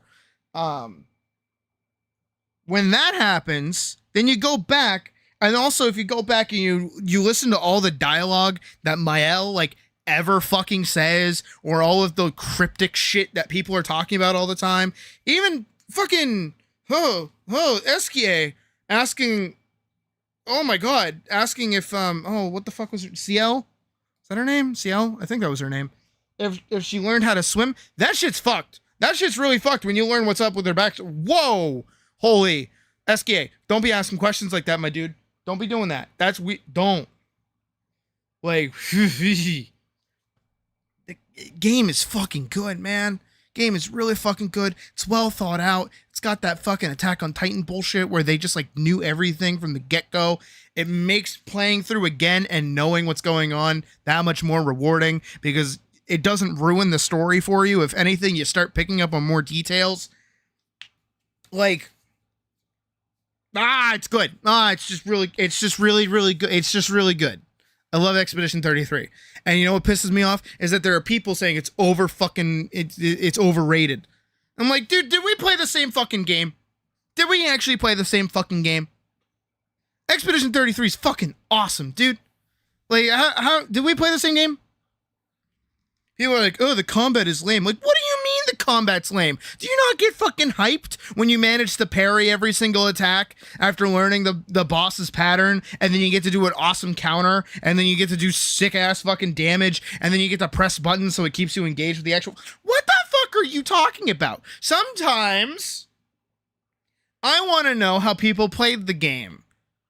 This is the same thing with like Monster Hunter. This is the same thing with like literally any game ever. Because again, we all know this game sucks versus this game is awesome. Can I actually find that? This game sucks. This game is amazing. Mario meme.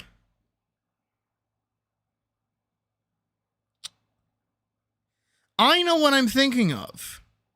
Oh, it's gonna eat shit and die. It doesn't like me doing that. I need to find this fucking meme.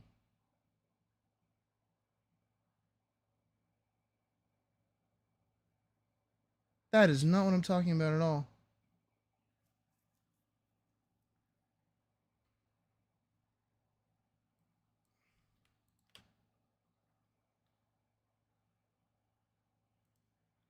Can I? Dude, I wish I could fucking find it. I legit have no idea where this meme is gone.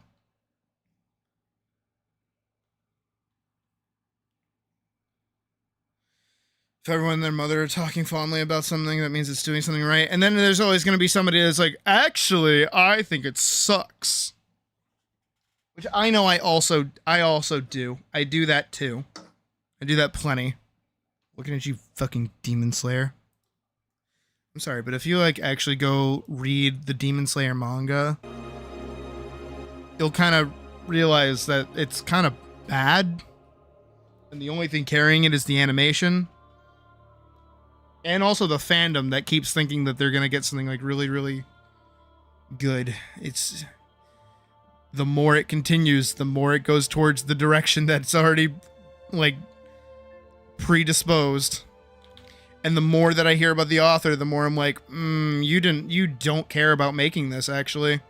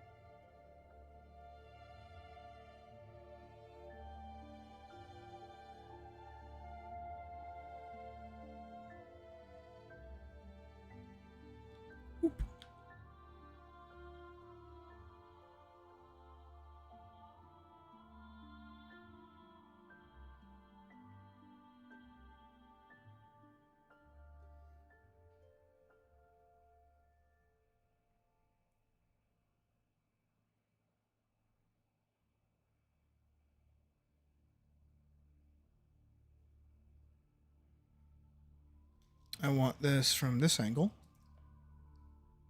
to show that she's like landing on like a very thin thing of metal. Like that. And then we get the full shot here. And then we get all the little people. Where do they all belong?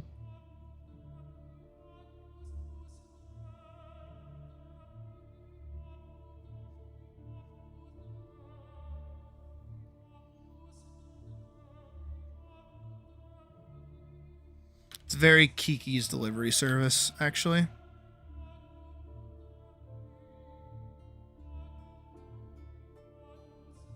Which actually makes sense.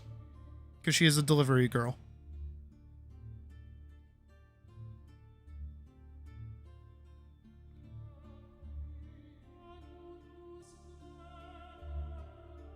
We're going to put a little flip. There you go. Kitsch. It's like a pants.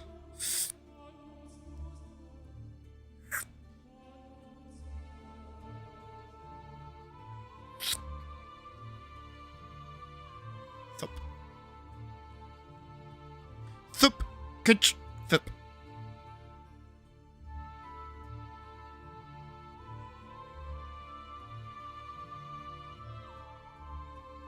Mm-hmm.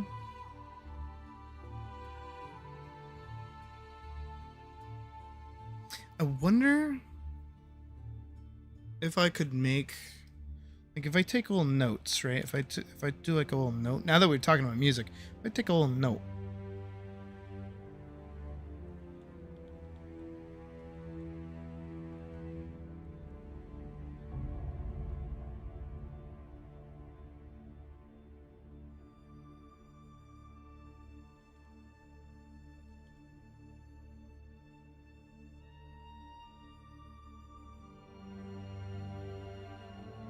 Ah, that's silly.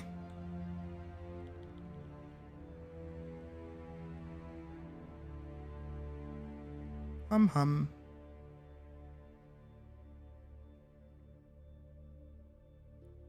Shook. Shush.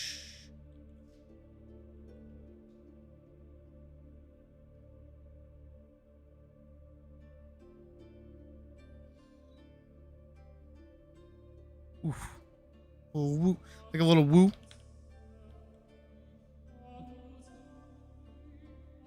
Woo.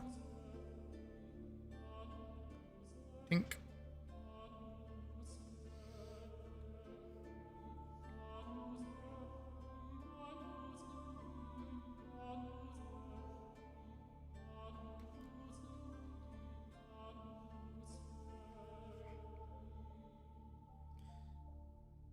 All right, yeah, I think page 1 looks good. Page 2 looks good. Page 3 looks good. Now, the real question is, can these exist in this space? I guess we're about to find out. I grab this and move it up like that. This window scene becomes a lot bigger. I think everything else kind of matches up pretty well.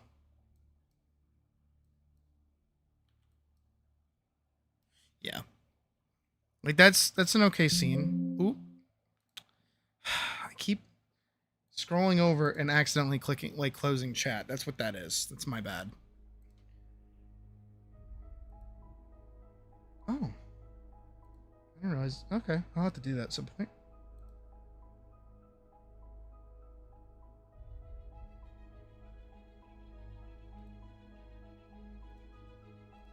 Turn up the music a little bit.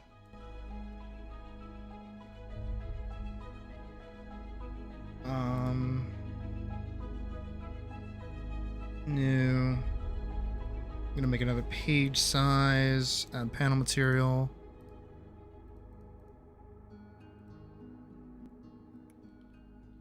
Grab that. Control C, Control V.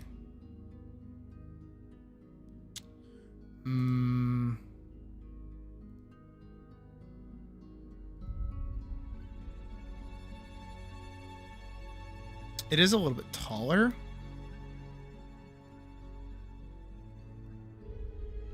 Maybe a flat 600 for height.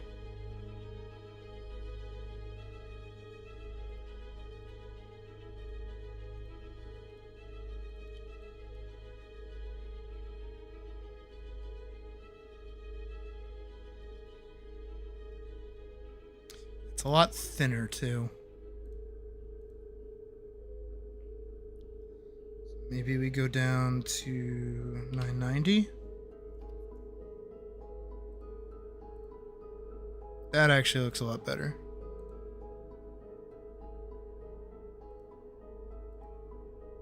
Yeah, that's more accurate.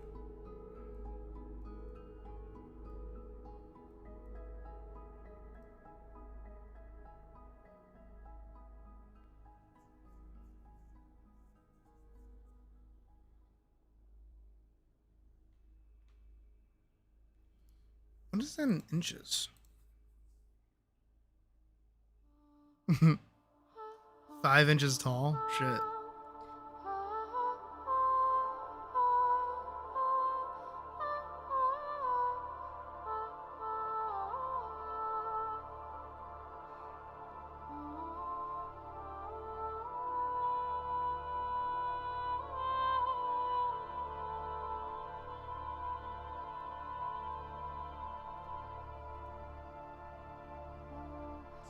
Free 1920 by 1080.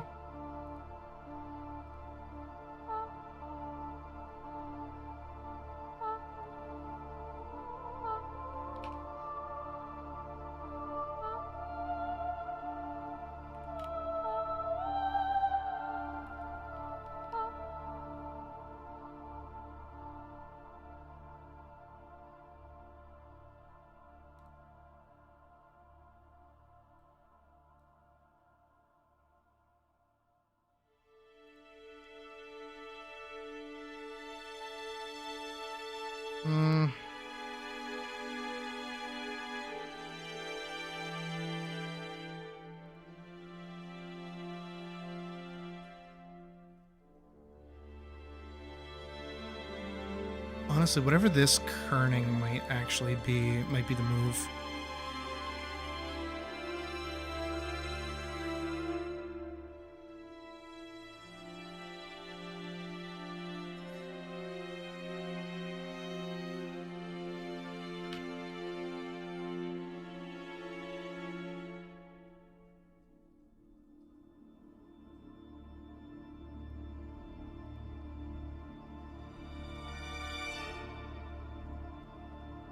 Let's fill in width.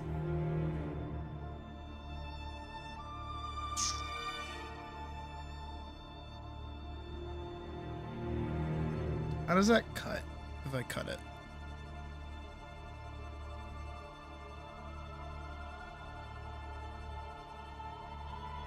It's too much.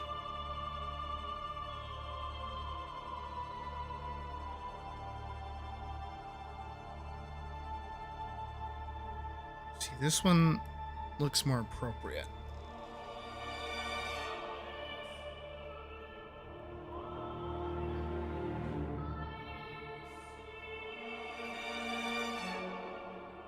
So wait, then what got me that size? 990. I just made that like a solid 1000.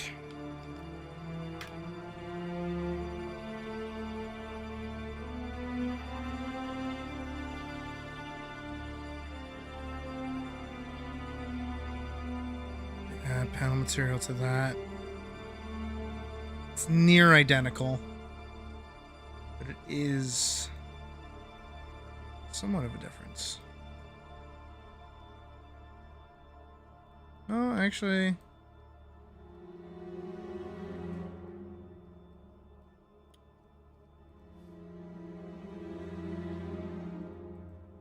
I don't really hate that.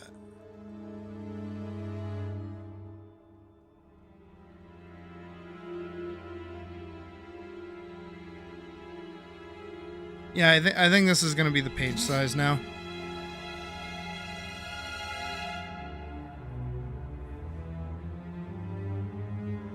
It's slightly smaller than 1920 by 1080, but it's like... Actually, how could I get... What's it? So it's dead on 2 inches taller. So I need it to be... Okay.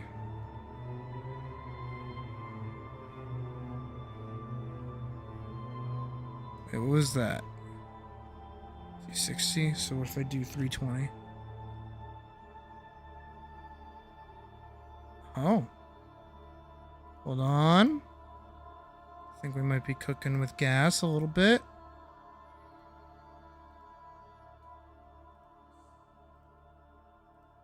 If I just make it bigger. I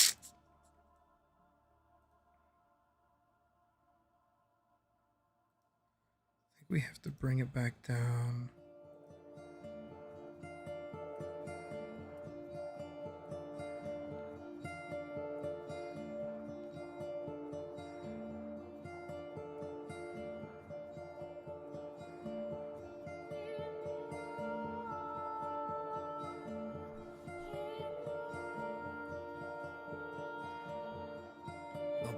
A little bit more on the sides.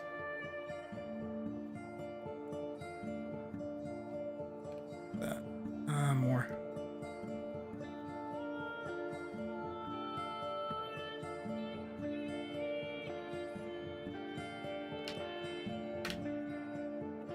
A little bit more. Itty bitty little bit more. That might be it. That might be the one. That might be the one. Let's go! Huge. Huge.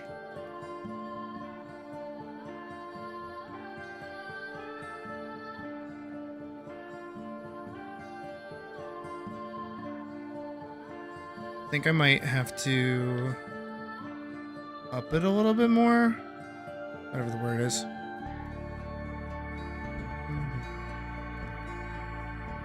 It's not bad.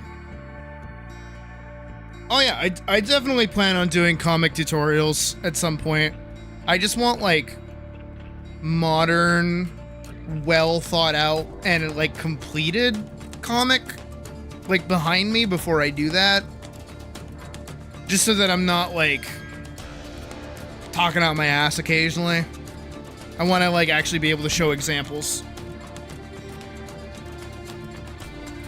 Also, technically, watching me work on these to begin with usually results in me dropping like the odd nugget of knowledge.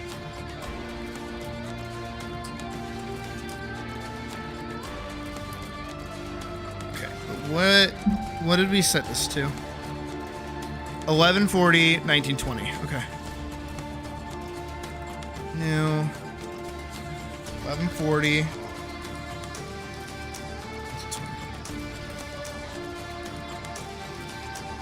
Wait, that's actually.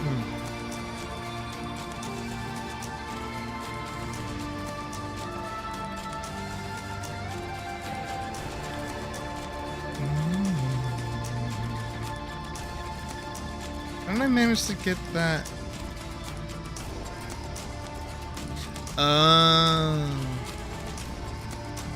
I see what I did. I see what I did. I see what I did.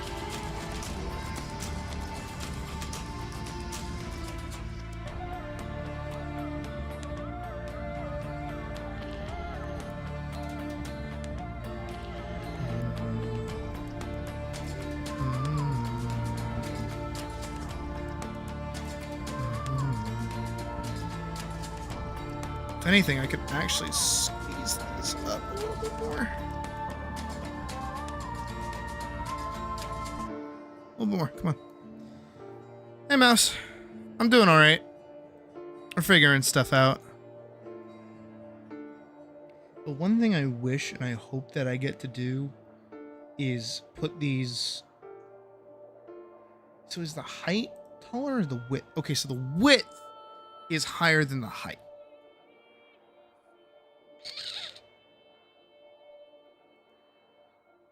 Wonder if I'll have to scale these down at all.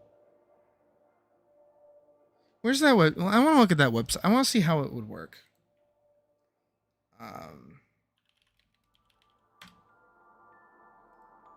Is this the website I was looking at? Yeah. Actually, I'm fairly certain this is exactly what I was looking for. Okay, yeah. Paperback.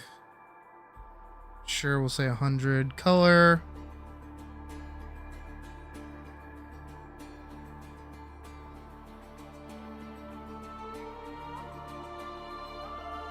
Is it more for gloss? More for satin. Oh, it's literally the same.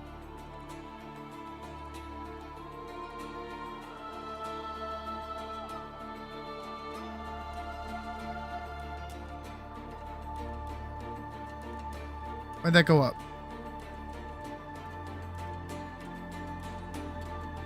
Okay. Add cover 4 printed pages.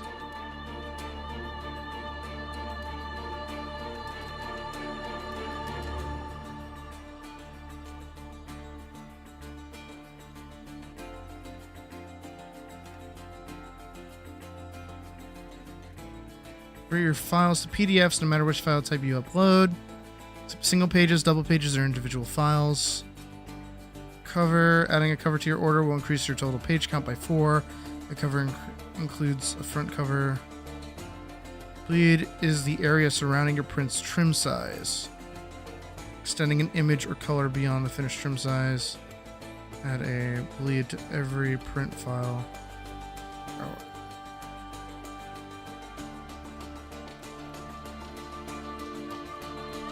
In 0.8-inch bleed on content within the bleed area. Okay.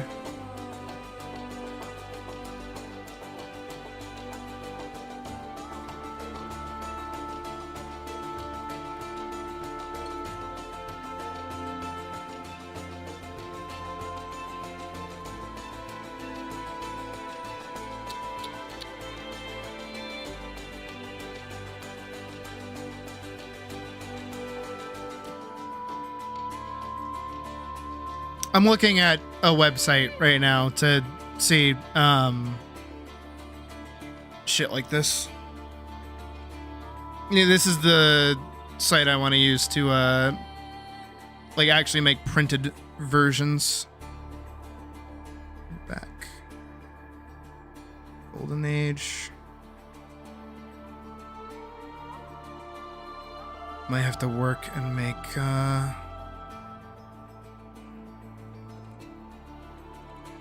one 5-star review for this website. They are expensive, but I mean it makes sense if I'm getting 100. How much for 50? $80 for 50? Okay.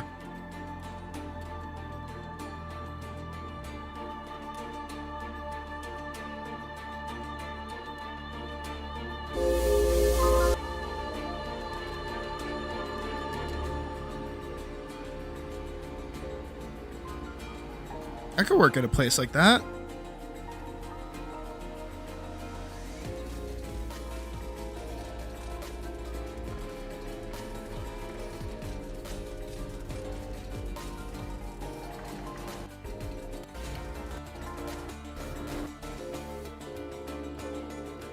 Who is that guy? I guess that's how they... Whatever. If it just requires me to add bleed to things, I can. I'm just liking the sizing that I have for these pages, that's all. Like, I think this is well sized.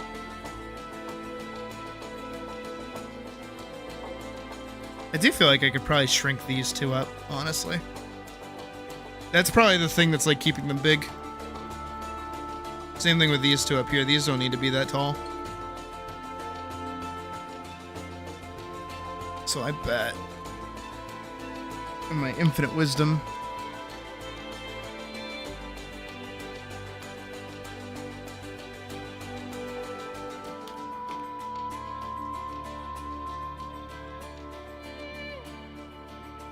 yeah, no, those can definitely be smaller.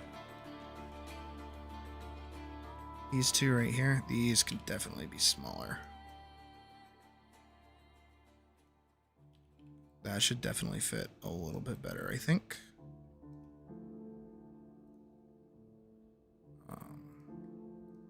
We'll say for the sake of argument, add a panel.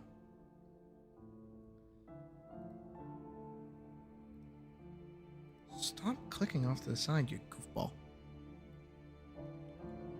Like, these can be smaller yet bigger at the same time, if that makes sense.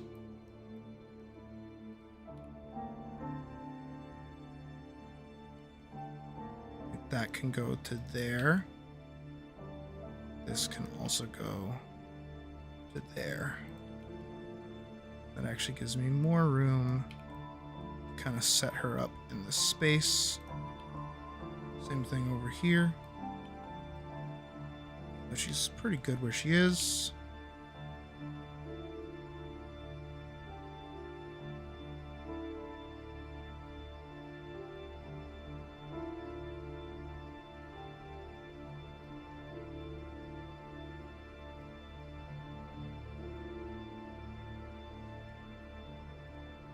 Like, obviously, whatever's in that panel isn't really going to change.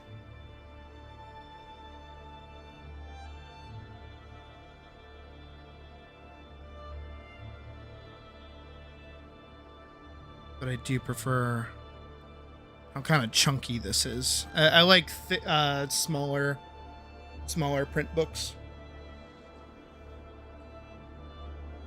Actually, you know what I should just do?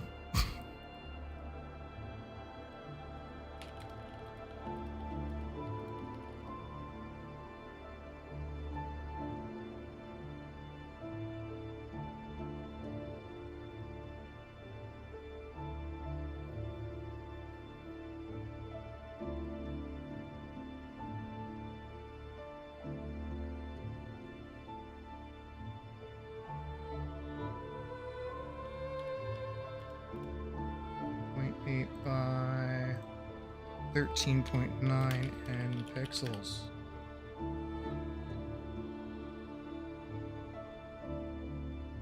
Oh my god. Hold on. So new 2940 by 4170. This is your average manga sized like page. 9 by 13 on average. If we say, okay, that's doing everything. If we go image size, and I set this to 1920, that's it in 1920 by 1080. Can I change? That's kerning and leading. Can I change how much?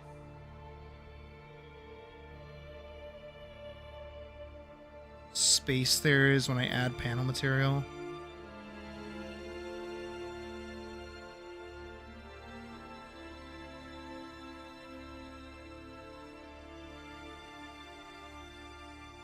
Hold on. I have to Google a guide for my own thing.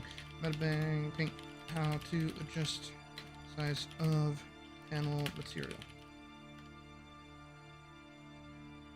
To adjust the size of panel material, use the operation tool. Fuck off.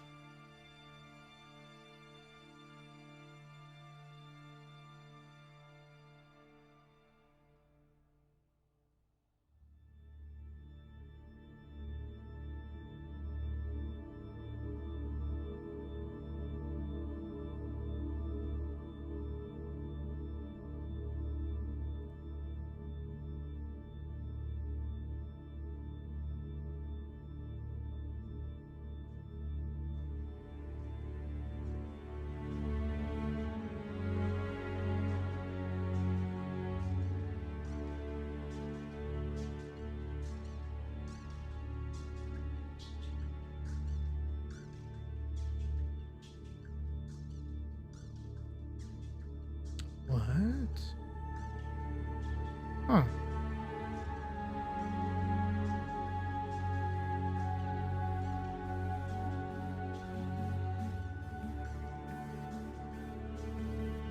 Okay, that doesn't really help what I'm trying to do, but I learned something new. That's cool. Environment settings?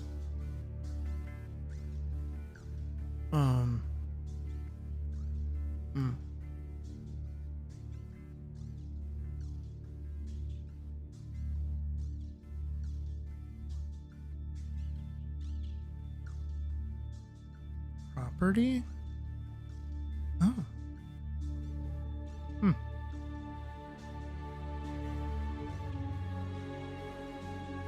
Huh. Didn't know I could do that. Property.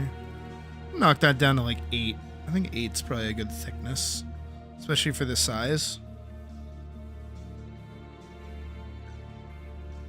Yeah, because we're working with 1920, so we're working in HD for like a computer screen, anyways.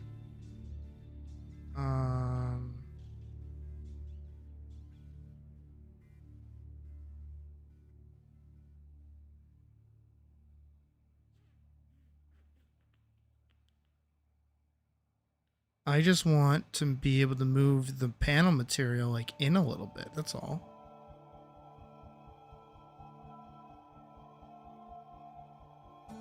I mean, I guess I could do comic.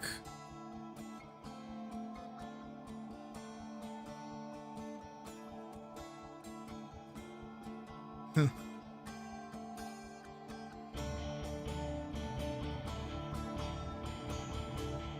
This gets a lot more complicated. I'm used to just uploading webcomics, so I don't have to worry about this stuff.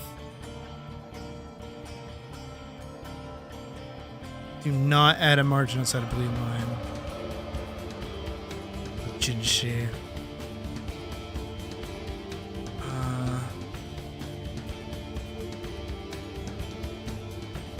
A4 manuscript. Ah!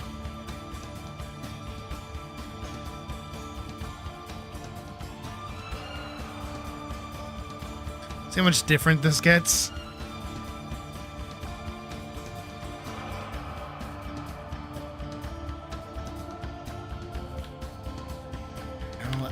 I don't like fucking with this. That's too big brain for my dumb, stupid brain. I just like working in this. If I have to adjust every single page to have a little bit of a bleed, I'm okay with that. I don't mind. I'll figure that out once we get there. Step one is actually making the damn thing.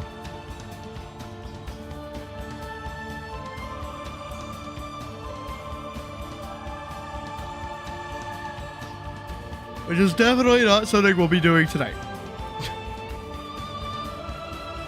I am going to take a shot. Both of these into a folder. Grab it and paste it. And move it.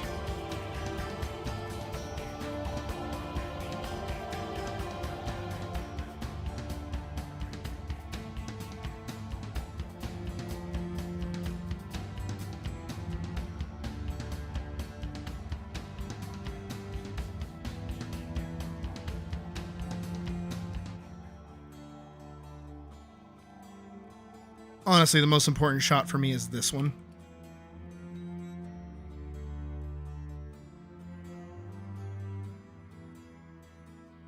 As long as that one is, like, acceptably large.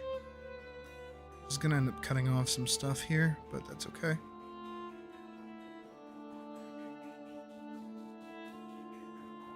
Again, we can just kind of adjust these as needed. I am glad that I took these outside and did like thumbnails of them though. Gives me a little bit better of an idea of what I'm doing. Honestly, what I could do instead of this is the same shot, but for this top part here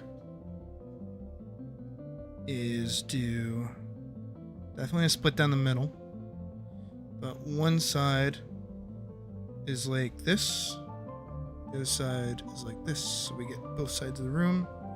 And over here we can have a window, like, I guess that's eye line, so that can go like that. And then I want her kind of like being out the window here, and then over here I want the door. I don't want the door to be like pretty obvious.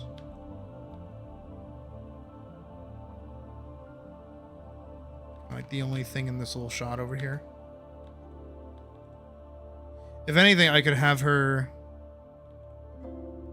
like double checking herself right here.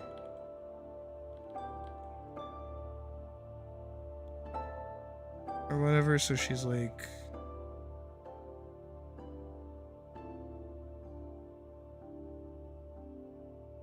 doing whatever this is here.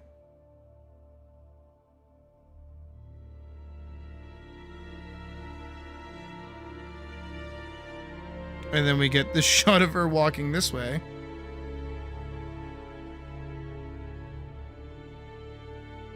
It's kind of like a goofy. I'm not gonna do this for the actual frame, but just for now for the sketch.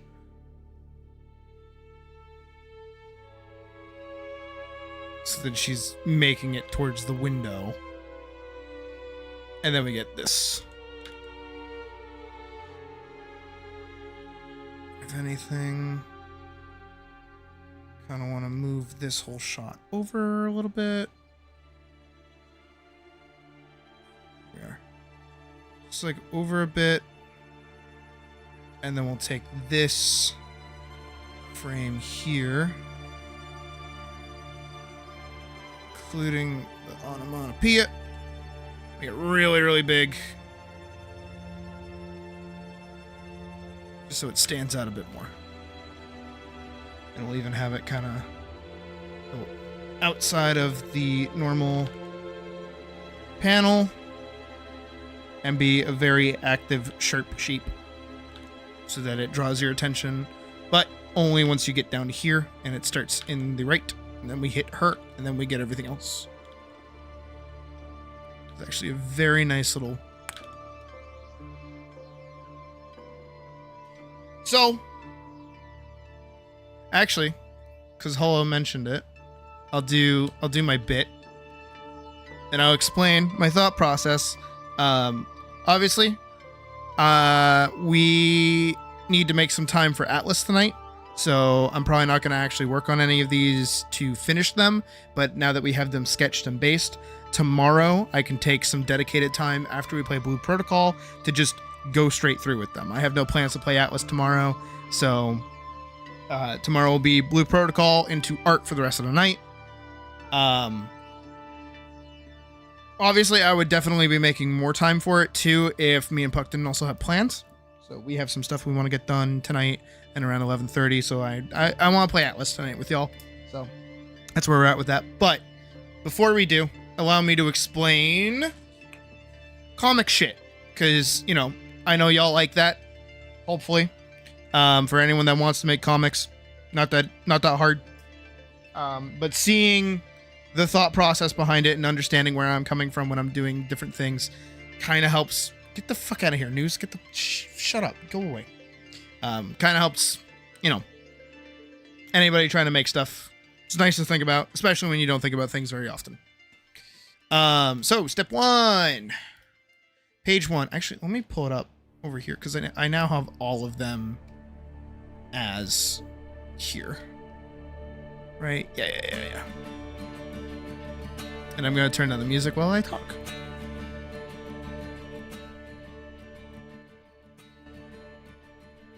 Okay. So, opening page, very simple, very straight down. People read, obviously, because we are American and we're English speakers, we read from left to right. So when you're making a comic, you want to be guiding your audience's eye from left to right. This is what you want to do. That's how you want to be. Very simply put, this opening shot is very much all of that. It is, I'm trying to figure out the words to put together. It is an open window on the left, a shining ray of sun going to the right, and it's going down. It is tracking down, and this is connective straight to this following panel where we get introduced to our main character, ATLYSS, who everybody knows a billion times over. A big part of this actually is doing a lot of setup. We kind of need to understand where we are, what's going on, what's happening, so on and so forth, especially in a story where nobody knows anything.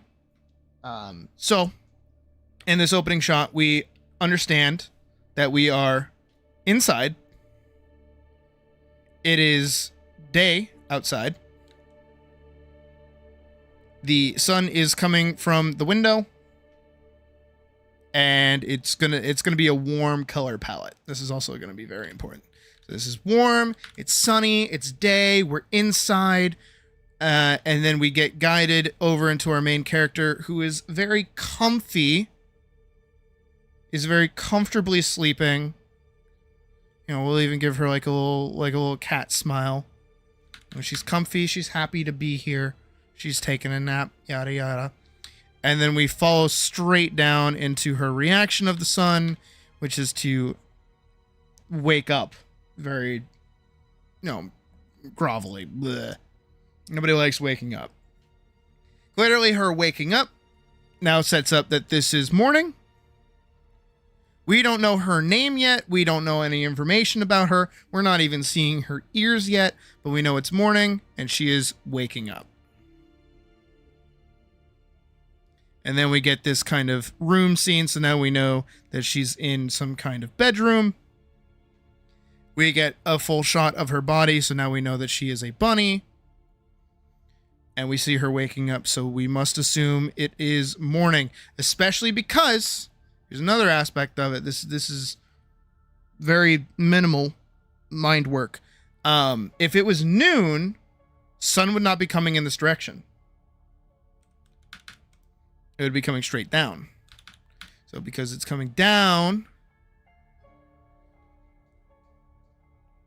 east sets in the west. Maybe I did fuck that up. Rises in the east, sets in the west. Right? Doesn't the sun rise in the east? Yeah. Whatever. Doesn't matter. Sun, morning, waking up. Everybody's done it before. Everybody gets it. Yada, yada. So, in this opening shot, everything that I'm doing is, I establish the direction of reading. I establish that we are inside. It is day. It is sunny. It is warm. Our character is cozy. Doesn't want to leave bed, but for some reason is definitely getting up. And we establish our main character as well. And we give them a little bit of relatability. Nobody likes waking up in the morning. Then we follow through to our second page. Not this one. This one. Not this one. This one. Here we go. And the first thing we see is now she's applying makeup. She's putting on makeup on her face. And we see that she has blue eyes. And she's got a very warm and kind palette. She's got a very warm and kind palette. We see her hair. We see her nose freckles. We see that she's taking care of her appearance. She has time to get ready in this morning. She's very comfortable. That is all of this scene pretty much in general. And that is the entire arc that we're going through in general as well. Is establishing that this is ATLYSS's known. This goes back to what we were watching earlier. I'm actually going to pull it up so I can just demonstrate it. Hero's Journey. I'll pull it up for y'all.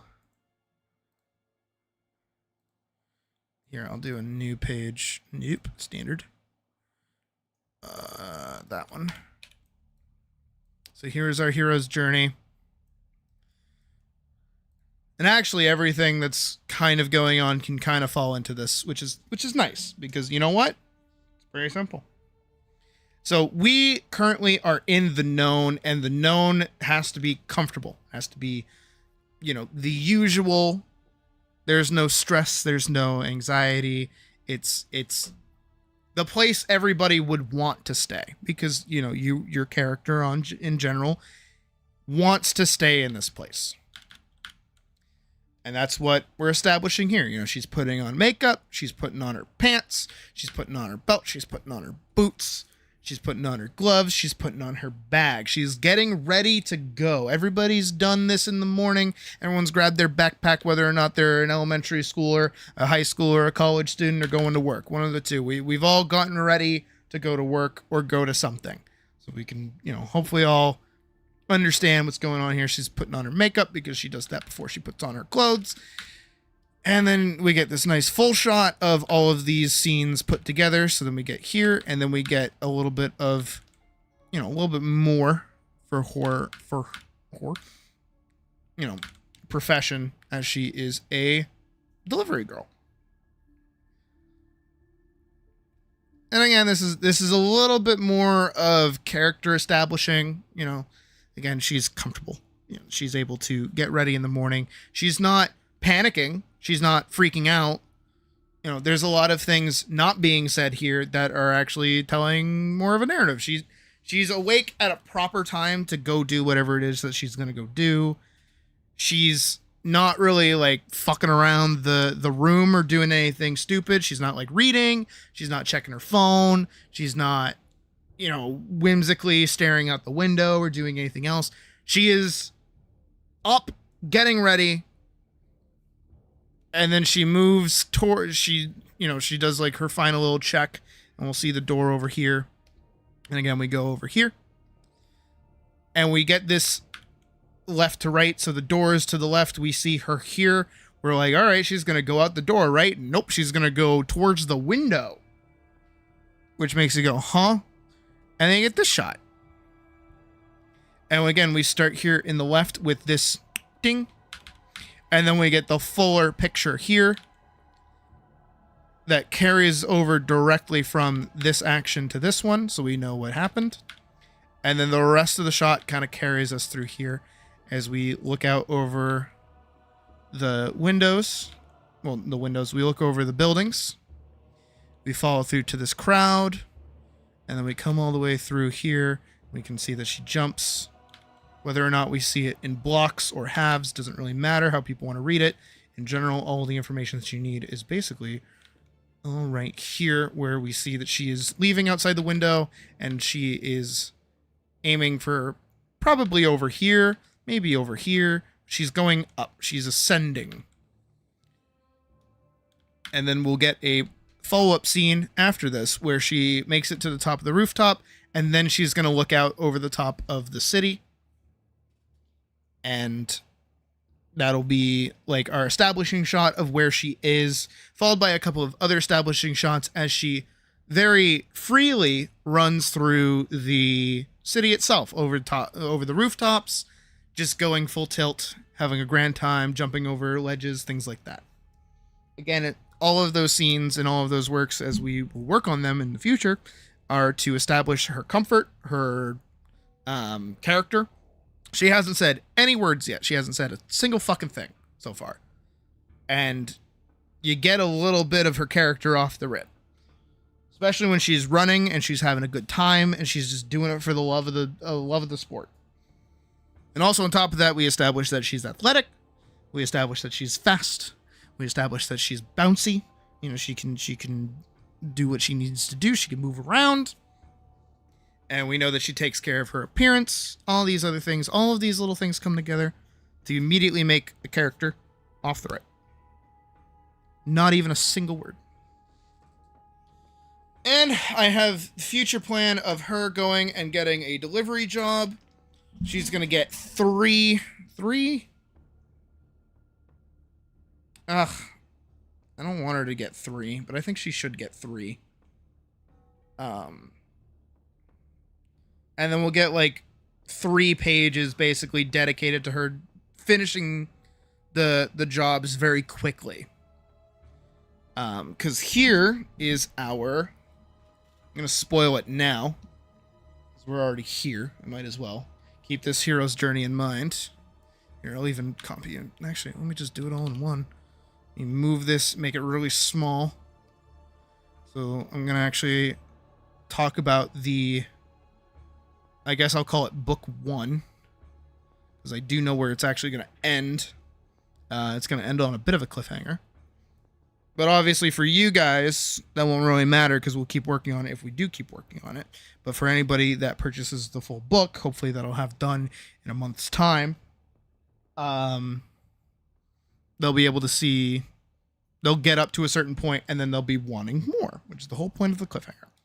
So book 1 is going to obviously open with the establishment of both ATLYSS, the city, whose name is basically her last name, but it means breeze in Dutch. I'm going to put question mark, because I forget what the city's name is. And that she is a delivery girl. And that she's going to get 3 jobs. And she's going to finish them good. She's going to finish them very good. Then after this little section here, this is like chapter 1. Chapter 2 is going to open with a mysterious gaggle of knights entering the city. There's 3 of them. There's 3 knights. Rules of 3 across the board. There's a bunch of 3s. Not that 3 is a very important number, but 3 is just like a good offset number to make things stand out a bit more. ATLYSS is on lunch, basically, so she's sitting up top eating a sandwich as she sees the gate open. We then establish another thing here, that ATLYSS wants to go outside the castle walls, but because this is proper medieval setting, you need a charter. You can't just go. You have to be given permission. You have to be given funds. You have to be given supplies. Leaving and traveling is not as easy as it is nowadays, like traveling between states. So for her, just a regular delivery girl who, delivers packages throughout the city, not really an achievable dream. But, we get that pretty easily. Then she'll return back to her base, wherever she gets her jobs from. And here we'll get another mysterious character who is trying to get a package delivered to a neighboring city. So there's another city. We're going to draw like a wall and like more buildings out front. So there's a neighboring city that he wants the package brought to. I'm going to put P in a box. And for this bureau of like delivery people, only certain delivery makers have like passes and transit passes to leave the city to begin with, and they're all already gone. And the man is like, I will be able, like the mysterious man is like, I'm able to give whoever like is able to take this package to the city like a pass. I'm able to give it to them like now. I need this package moved now. And of course, ATLYSS, being the fastest delivery girl, because she enjoys her job, is like, I'll do it.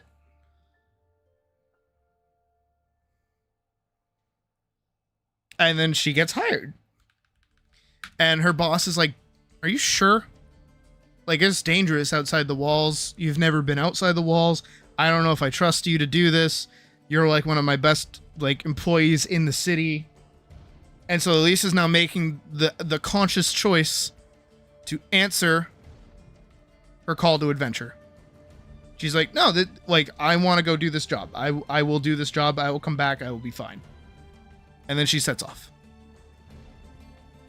And then those 3 knights from before return. But now they're chasing her. And then she gets into a scrap with them. And she goes flying over the side of like a cliff face. Like there's a little road. She goes, wee. Not this steep, obviously, but like it's a pretty as you wish kind of hill, if you understand my reference. From here, ATLYSS somehow, well, not somehow, ATLYSS is very smart and very fast and very quick on her feet. ATLYSS managed to disable 2 of the horses of the knights. So now only one of them has a horse. So that's the one that gives chase. The other 2 are on foot and nursing their injuries because she just took out their horses from under them. And after she lands, this is when she checks on the package. Inside finds a mysterious crystal, drops the crystal like a dumbass, breaks the crystal, and then from the crystal is a giant fuck-off sword.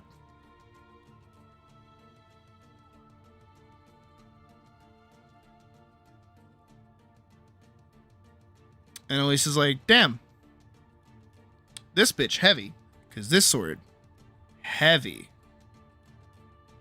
And then this knight from before manages to catch up. ATLYSS realizes, oh shit, he's going to kill me. I have to fight him. I'm going to use this sword. And the guy's like on his horse or whatever.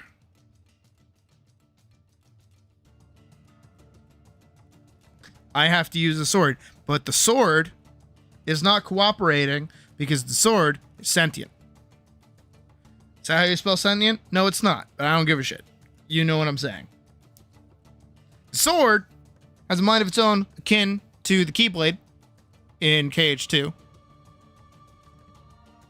We've seen it move in KH2 quite frequently. And it's able to change its weight.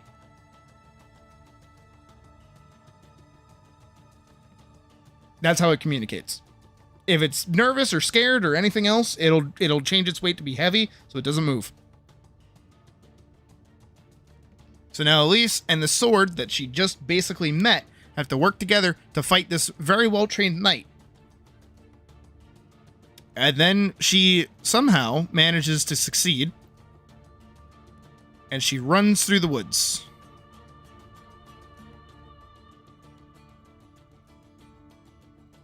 She's like, oh no.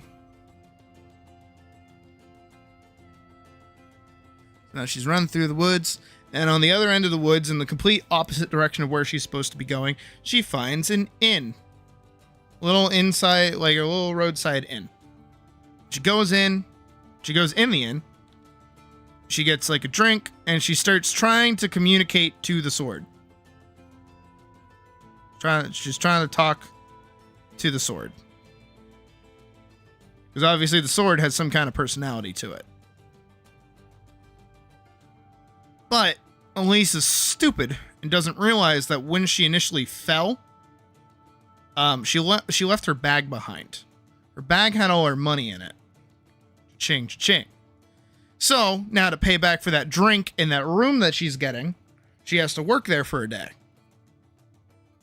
So, it kind of locks her in place for a moment, and that's when those two knights from before, the two horses, two knights, actually rock up and just set fire to the inn and all surrounding areas and start massacring everybody. Now, the innkeeper, who's a chill fucking dude, is like, I'm gonna save as many people as I can. Everybody should come with me. We're gonna go through this escape route. Come, let's go. Ah, fucking shit ass. Hi, GG Mouse. Scared the fuck out of me. And it's gonna scare me again because it replays the second time. I don't know why, but it's gonna. So he's like, come with me. We're gonna go this way. We're gonna escape. And ATLYSS is like, yeah, no, I want to run away from these guys. I don't want to fight them. The first one almost killed me. But then she stops.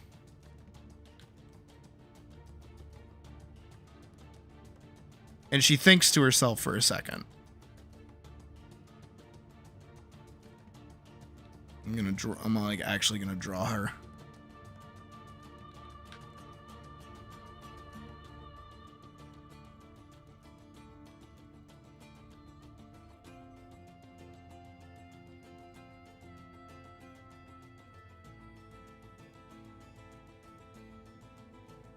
Because maybe during all of this, you also put it together as ATLYSS does.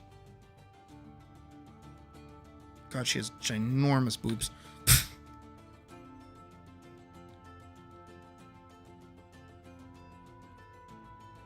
I just drew her chest like really, really big, that's all.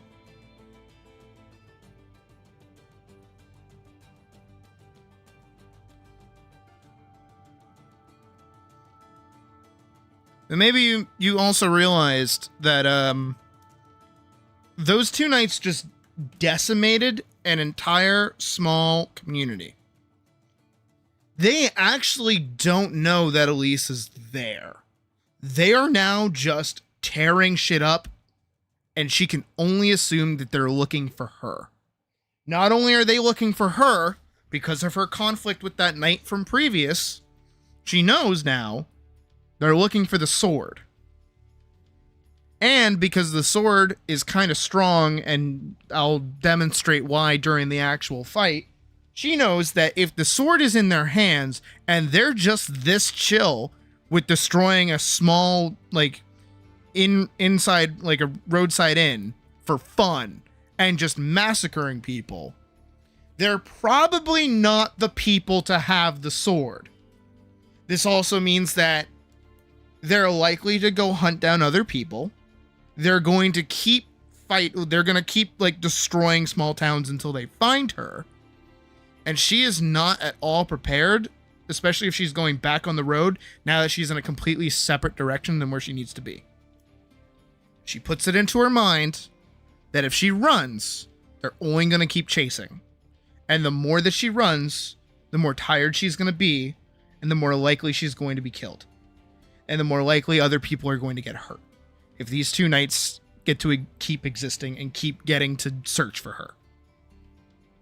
And that's where we lead into our, our cliffhanger, where she'll walk into the main square very gallantly.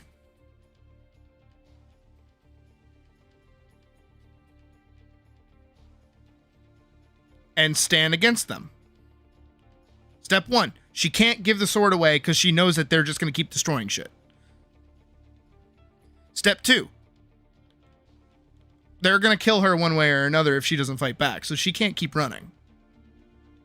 So she only has one option that is the right option for her to take, and that's to fight them. And now there's 2 of them. One of them she could barely handle. 2 of them are probably going to be a bit of a problem.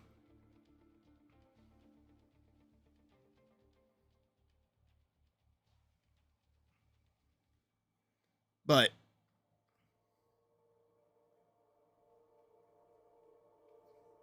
it's not really our problem until the next book.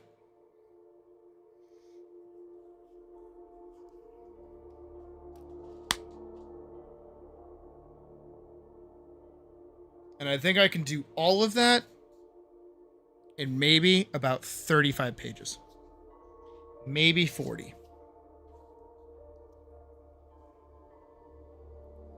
Which genuinely means, kind of got to be pumping 2 pages out a day.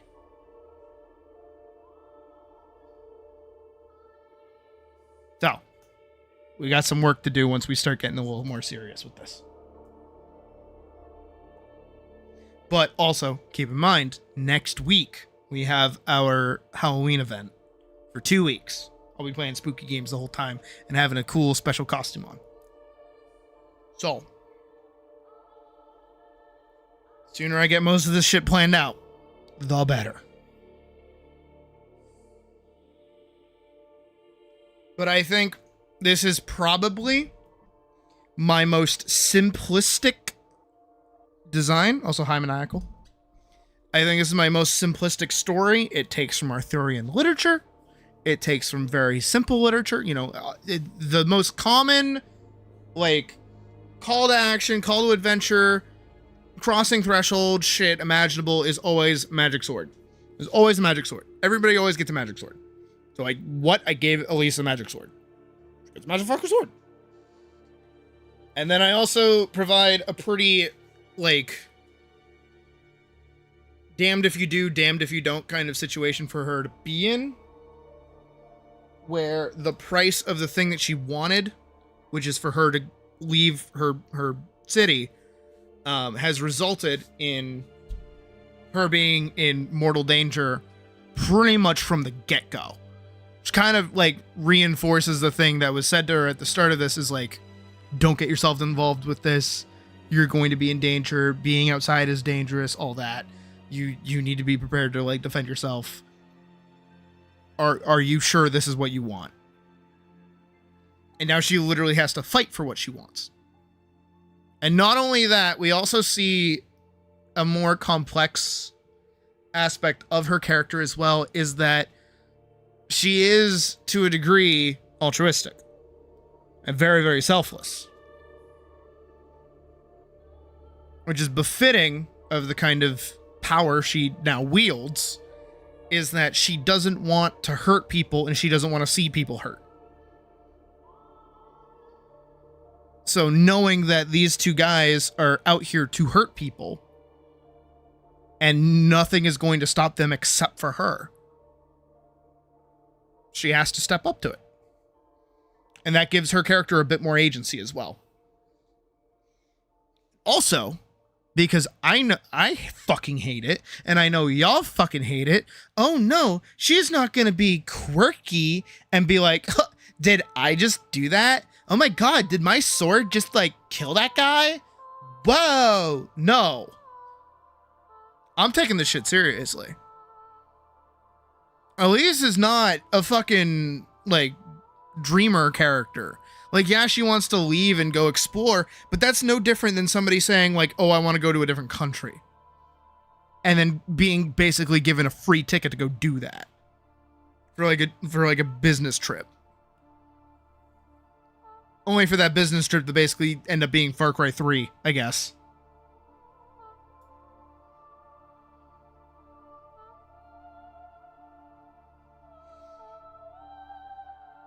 I love her so much, and I really hope this one works out, and I really hope it goes good.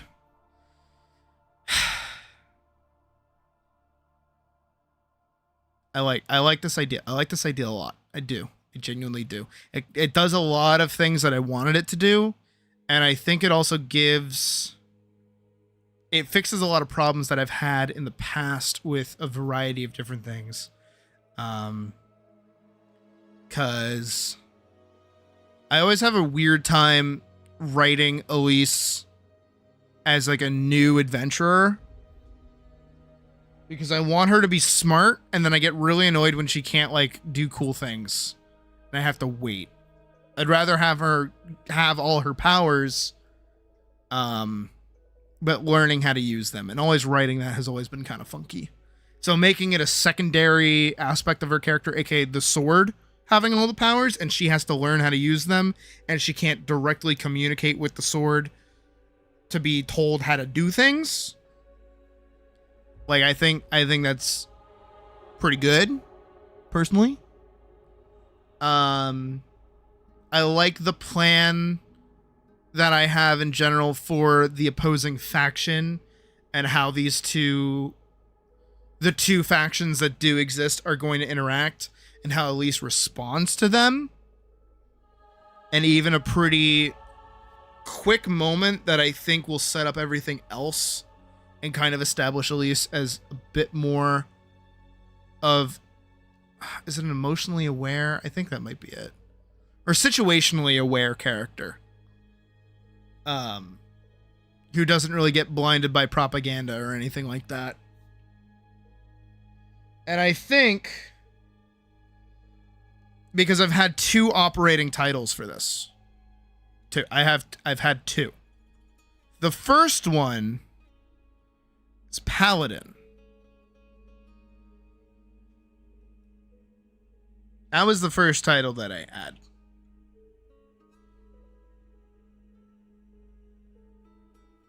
But I'm thinking, based off of where I've been taking things after this sequence and a few other sequences, thinking we return to another title.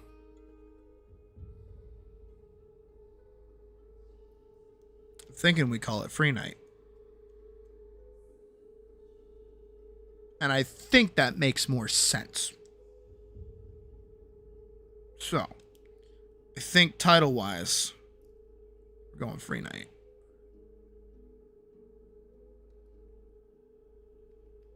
FK for short.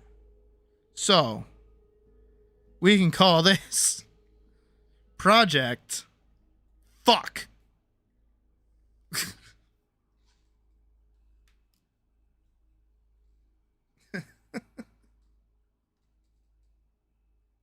Just for fun. All right, give me a moment to save everything. So let me go over here really quick. And what we're going to do next is I'm going to open an ATLYSS server, and whoever wants to join in is free to join in. I'm going to also go here and make a folder. We're going to call it Free Night 2025. 1. Is this 1? Notes. I'm going to call it Notes. I'm going to save this as pages underscore source. Pages underscore Sources, source. None of those matter. None of those matter. I also liked Free Knight's title as well. I did really like Free Knight too, honestly. I did. It just, that project in particular just has like a really bad taste in my mouth. Just because of how long it took me to make it and how much of a bitch it was. But I do like Free Knight as a title. I like talking about it. I think ATLYSS always looked pretty good in it. Where's ATLYSS? There it is. Alright, now we're gonna play our favorite game. And I'm gonna put on LSD.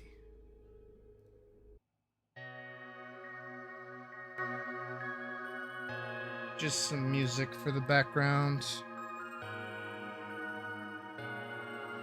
And I will get rid of my tablet. Multiplayer, boost, got it. SID server, AXP3, host lobby, there I am.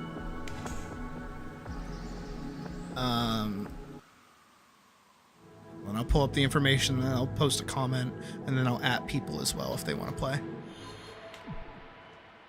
Host console. Here we go. Server info. SIDS server. Pass. EXP33.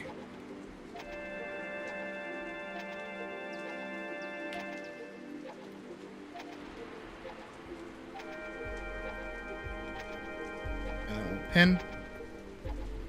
Hop over to Discord at here.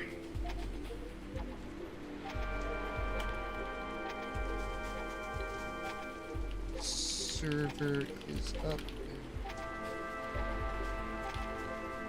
It's pinned on the stream.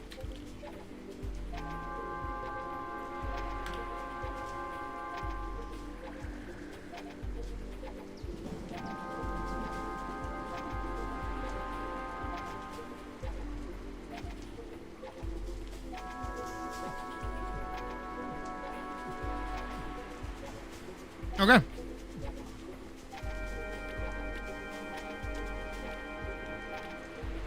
Oh no. Oh no, I'm doing it. I just had a moment where I double jumped and I'm like, why can't I triple jump? What happened to my triple jump? I'm thinking I'm playing Blue Protocol.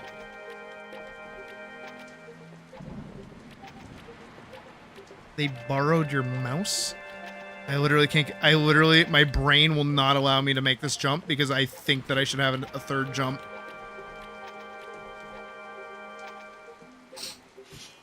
That's silly.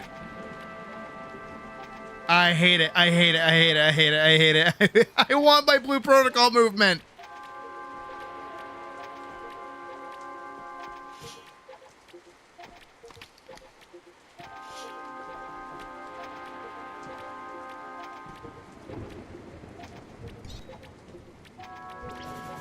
Oh, but also, so because I'm actually a paladin on this character, right? So the new paladin skill, also I like the new logos that these have, is Cadence Aura, which provides the paladin with the grace and rhythm of mind, increasing the magic power and magic defense stats by 35. So I just get a nat plus 35 to my stats. So that's kind of cool. So if anything, I don't really need to put a bunch of stats into mind. Or maybe I actually should.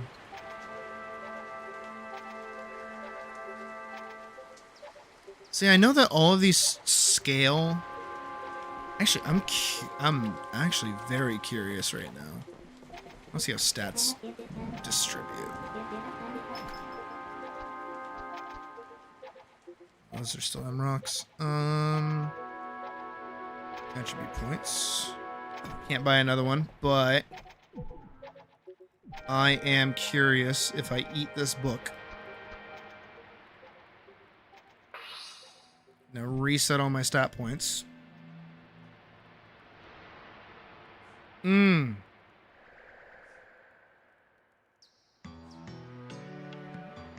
So these do actually drop down pretty significantly.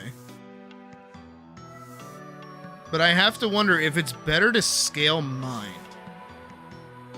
and make my weapon scale off of mind with a little bit of stats into strength because of max stamina. Right? So if I have 87 points, let's put just enough to get me to 300 health. How about that? That's enough for 300 flat.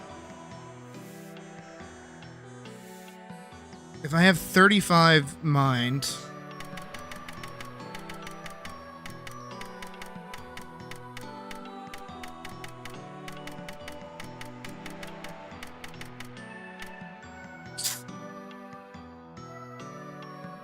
that puts me at 90.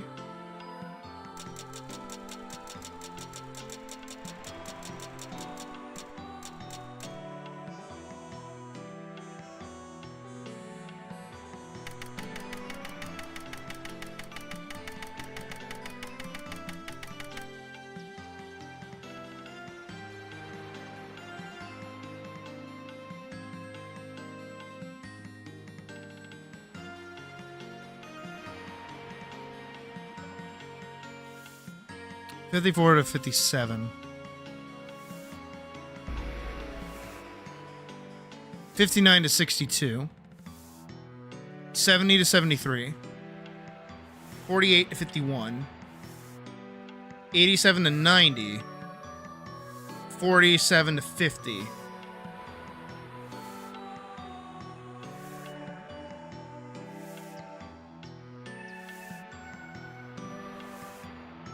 And this increases power stats by 43. So as of right now, because of Cadence Aura, I should have an increase of 35 magic power.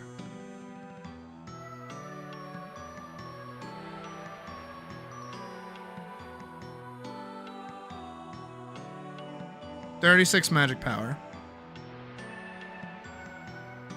Based off of my base stat. On top of... What is it for that? Do I have something on that's like... Do I have something that's magical on? Magic defense, attack power, magic defense, attack power, attack power.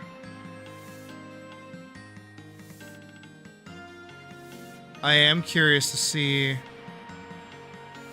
magic critical. This, if I scale this off of mind, what happens?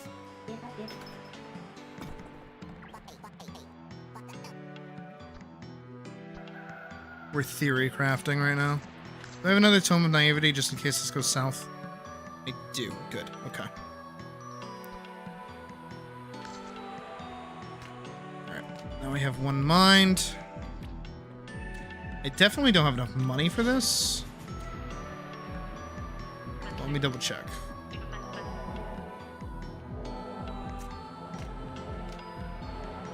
Yeah, no. Oh.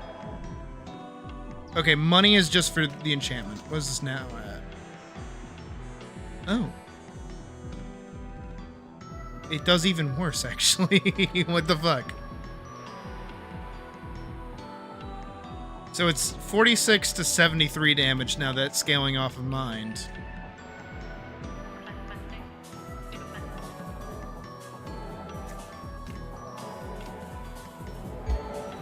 But if I do that, it is now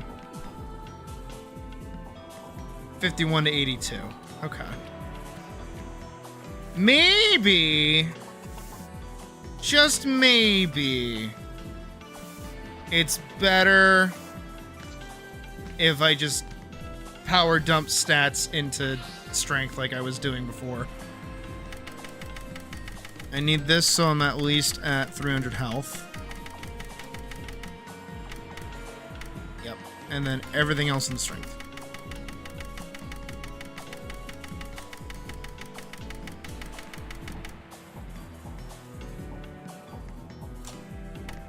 And then 5 into that. So right back to basically where I was.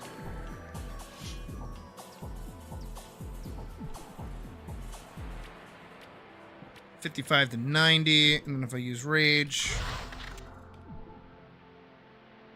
$62 to $103.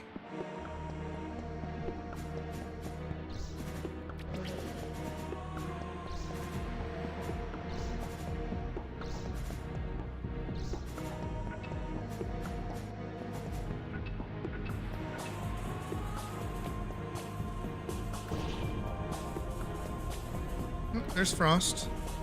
There's another person.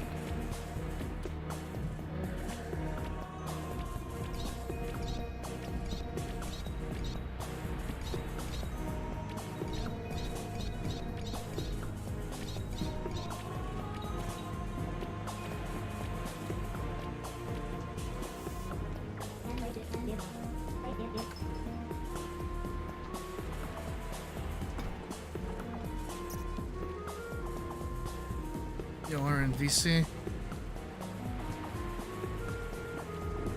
Oh, it's Spiral. Wave.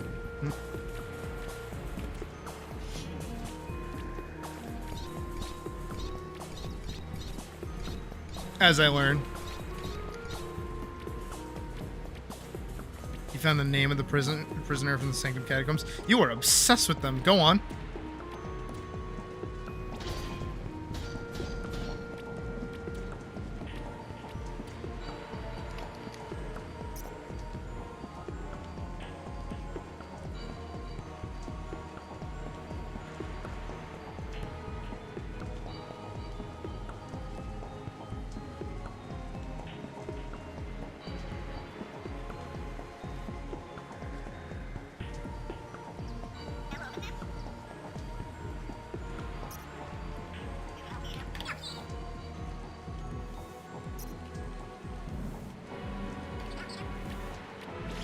Magibrute, apparently he's an unused monster.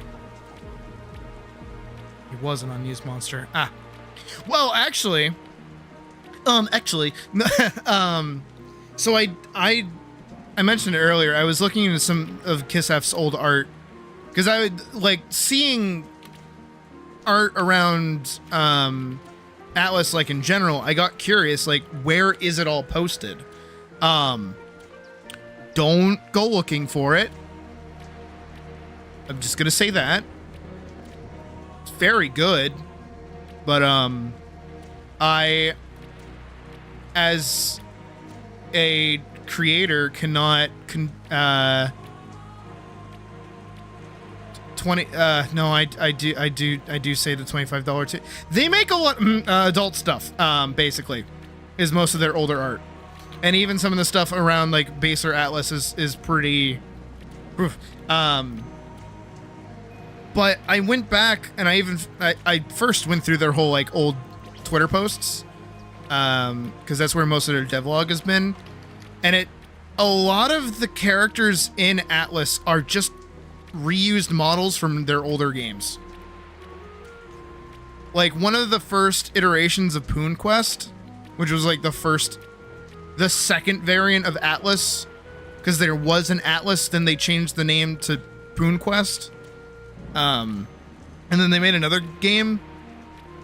So if I go to the Grove, I don't have anywhere else unlocked on this character. It's stupid. These guys, the bunny guys, right? These used to be enemies in one of their games.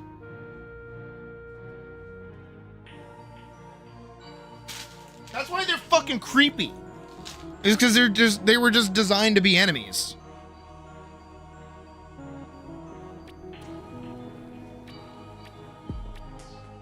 Chankabang, yeah.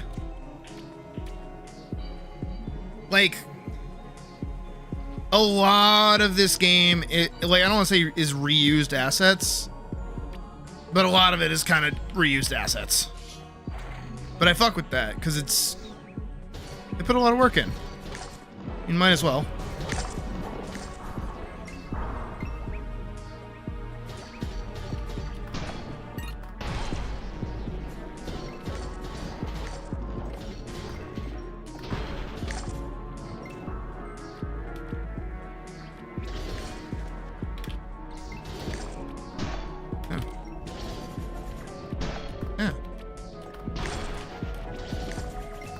Using rage, I gotta.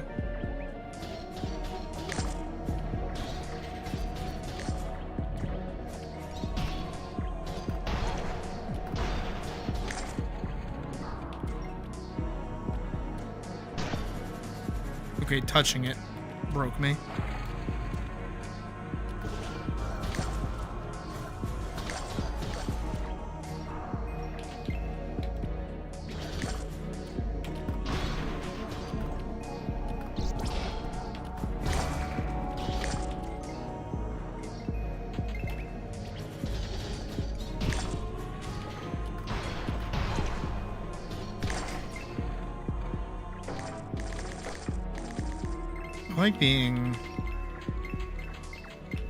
I like this character.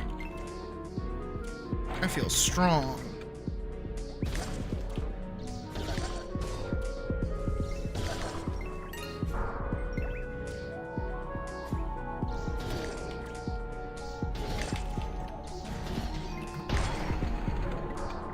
Hey, Lux. How you doing? I want to get the fuck out of here.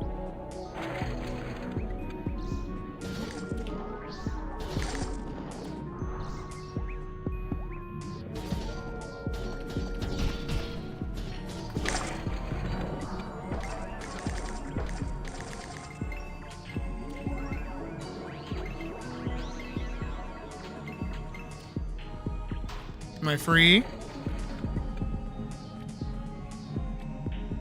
It's not Tuesday. It's Monday.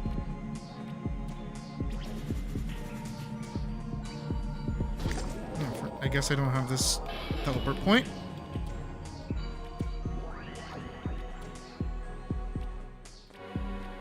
Why is the VC pushed to... It shouldn't be.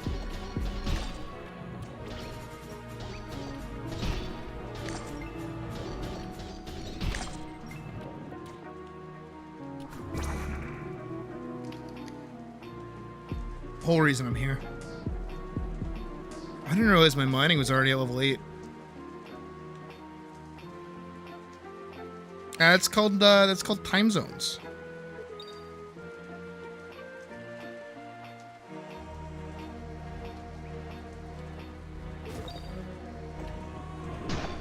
Ow.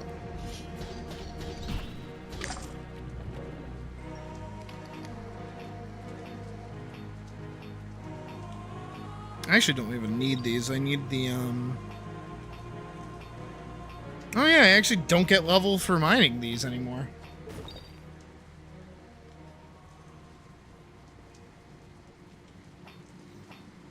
There's concept art for the Magus and Bishop Guardian. Dude, old Angela's, concept art is, like, really weird. Who's messaging me in the Y?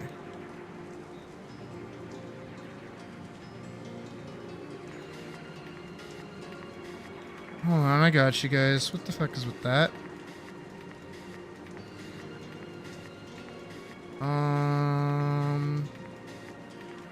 Edit channel?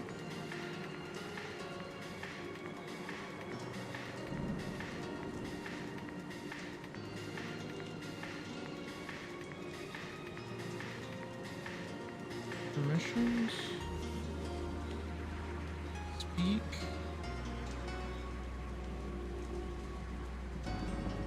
Wait, what are you? You are...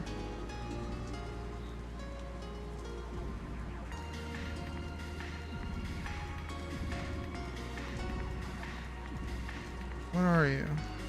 You're a supporter. Spiral. You're a gamer.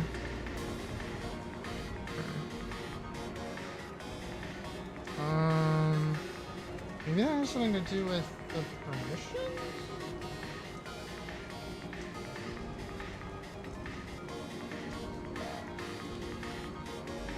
Server settings, roles? Supporter permissions?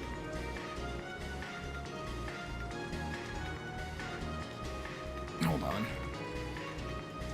How to make a Discord voice channel not push to talk. Think.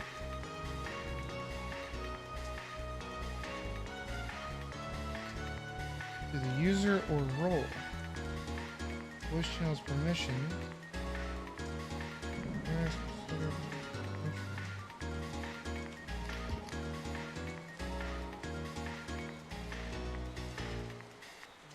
Channel missions. Viewer.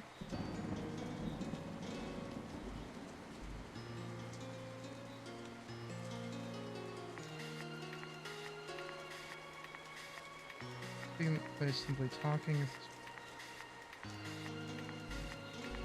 If this permission is disabled, members are required to use push to talk. That is for viewer. Pause sector.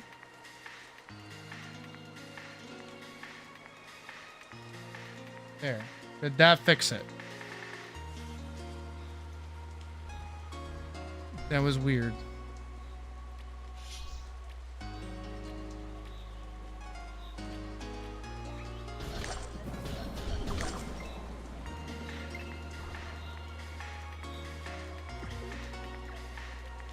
Okay, where else are things?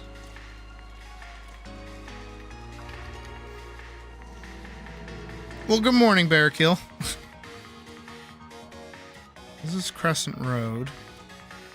I don't think there's a TP spot here.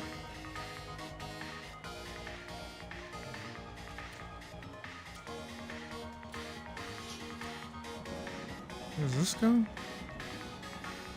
Oh, I can go here. I'm probably strong enough to deal with whatever's here.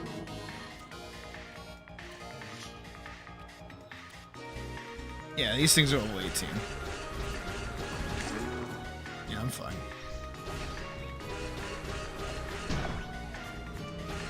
I fixed it? Okay, good. That's weird. That's really weird, though.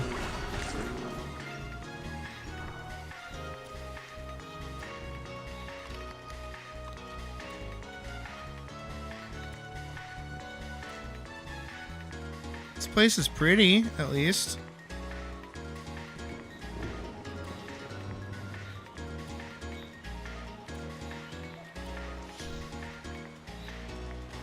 Hate these fucking things.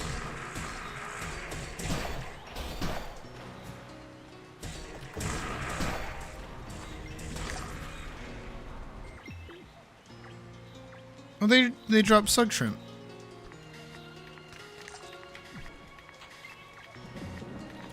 And ghost dust, oddly enough.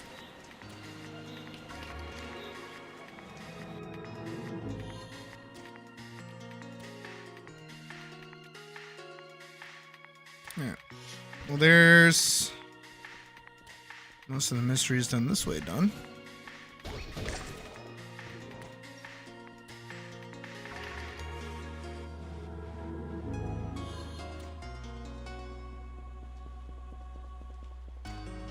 Arkwood Pass.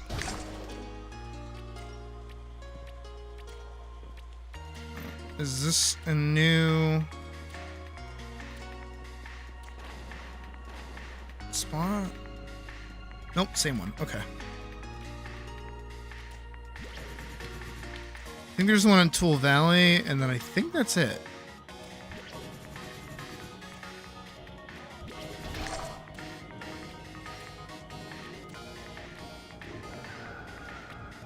That's Crescent Road, so I came from there.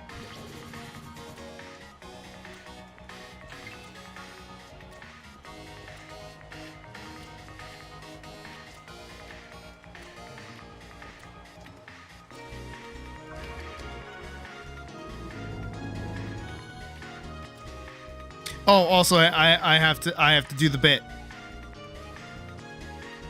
Man, this game sure does suck. I do hate this game. This game's terrible. Dude, this game's fucking awesome. This is like my favorite game ever. This game's so good. Oh my god, this game's so much fun.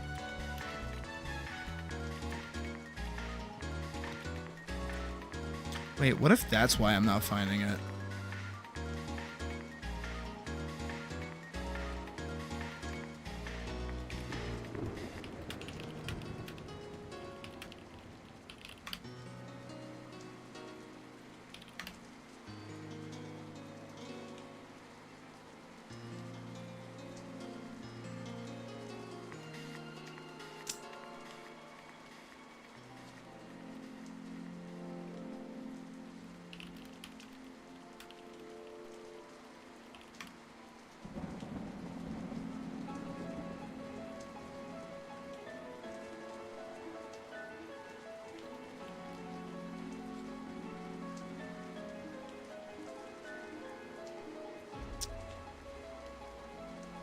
If I look up GIF. No. I will never be able to find this fucking meme. I swear to God, it bothers the hell out of me.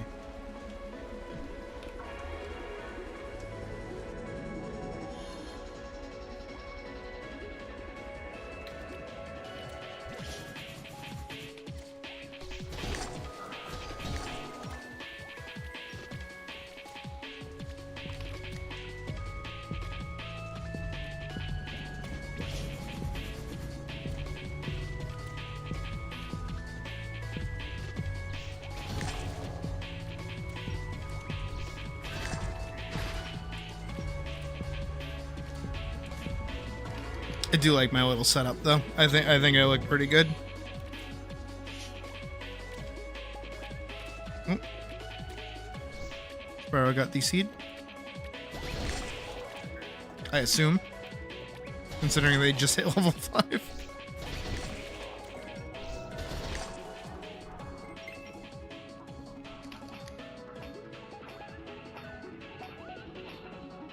I don't actually know if I can hit level 10. No, I do go up.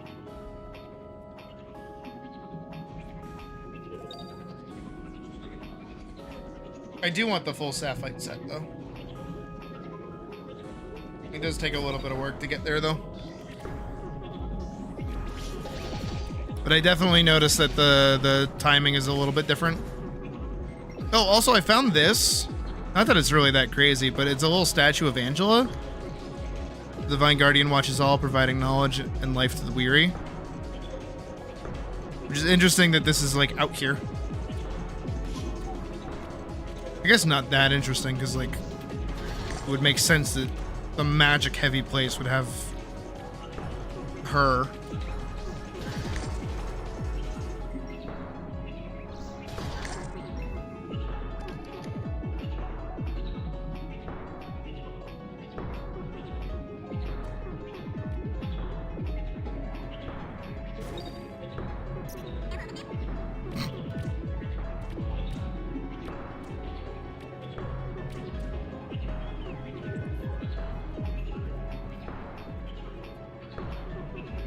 I'm so happy they added like professions. For real.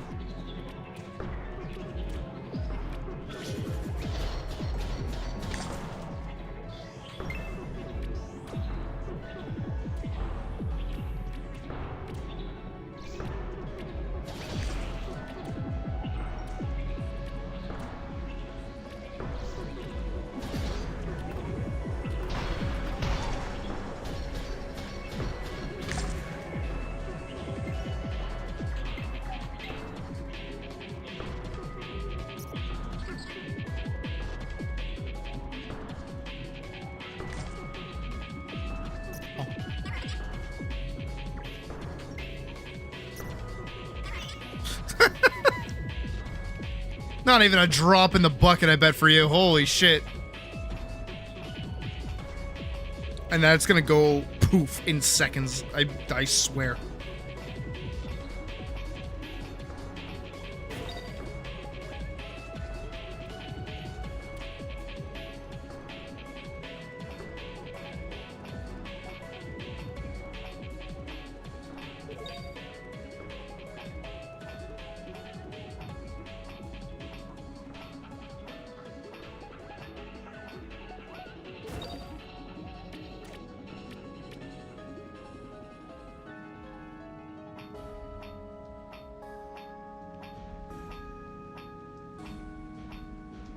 I do think it's really silly that my health is like 301.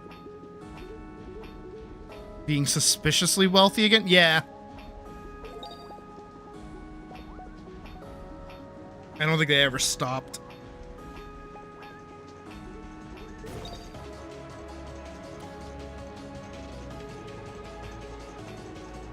Hey, I'm about to hit level 9 in mining. I did a lot of off-screen mining on this character.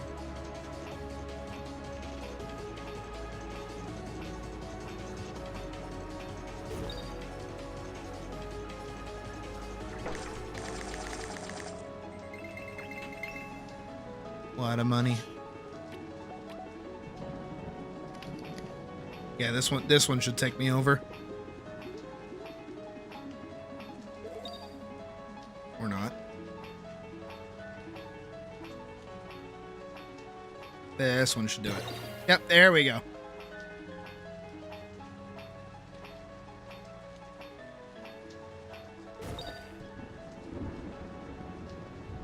So I did get mining experience from that, so I can hit level 10 off of this.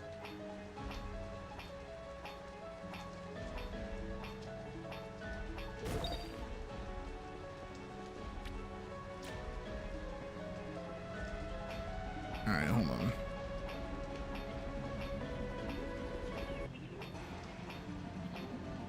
Oh, I want to do this.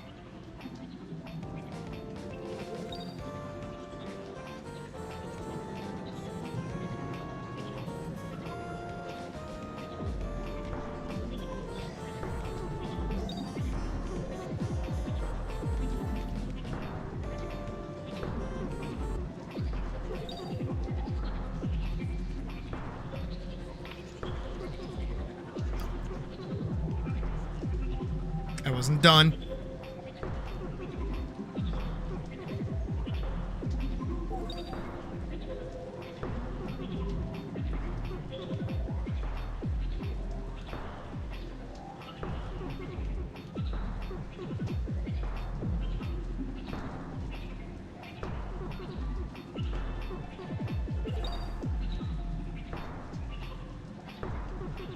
I do keep trying to think of like content to do in the game, like when we're like out of stuff to do in general.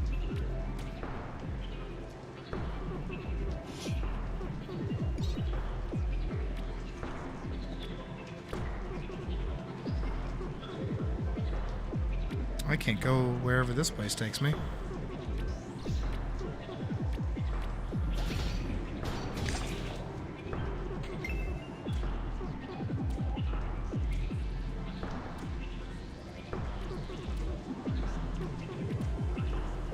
Is that not...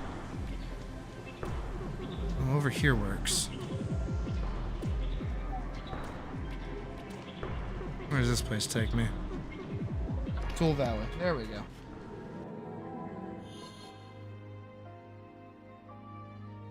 Also, yes, there's Kingdom Hearts music playing in the background. Wait, this is where I came from.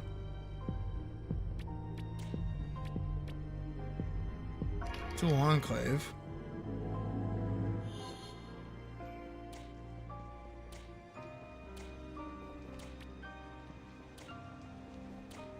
That one down there is not active. So that has to be... Do I have to get the quest from Enoch to go talk to the kid?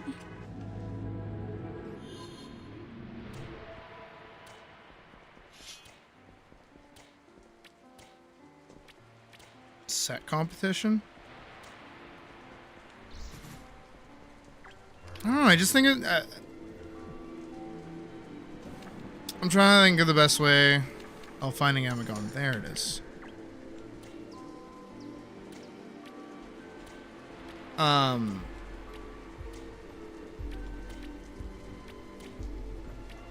just thinking of something more like chill. You know what I mean? Not like competitive, just like... Because yeah, we have the Trial of the stars race that I want to do. We could do another PvP event. But I feel like that's very geared towards very specific like people. I want something more general that like everyone, regardless of like, not even necessarily skill level, but like everyone, regardless of what they have done so far, are able to take part in.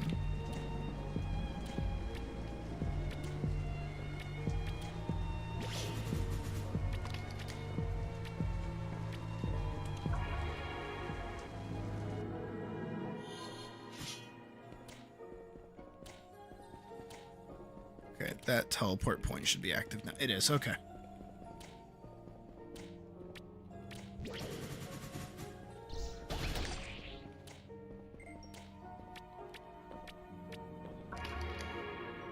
Here we go.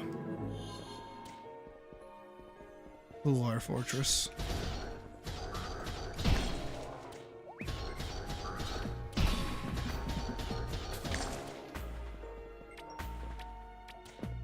I love the music here.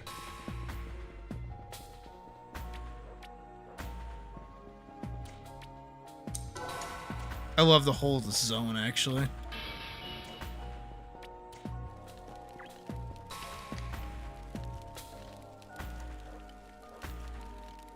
Yeah. Facing foes. Oh.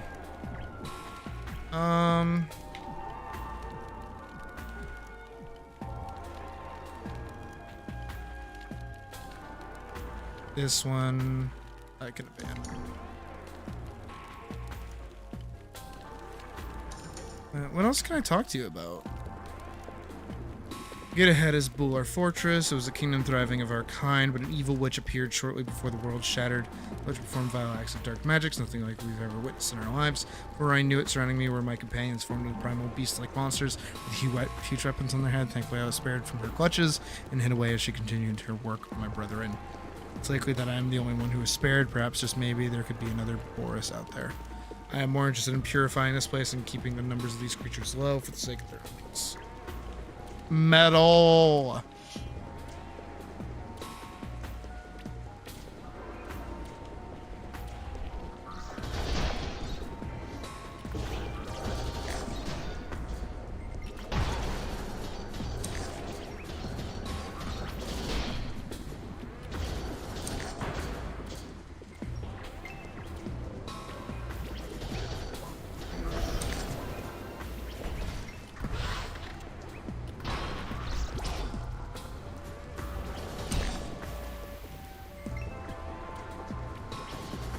I like the very soft, subtle Twilight Town in the background.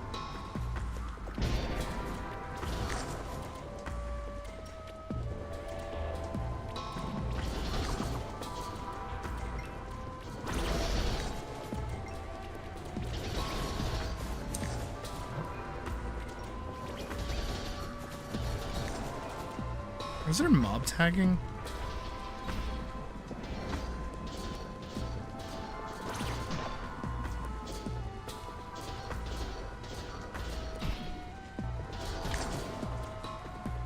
Oh shit. Oh my god, he's strong.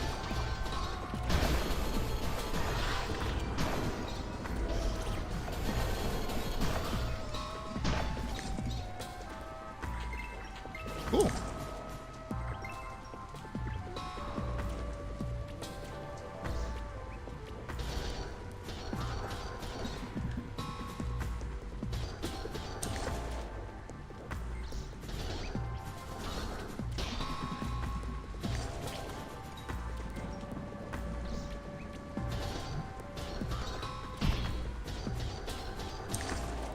There we go.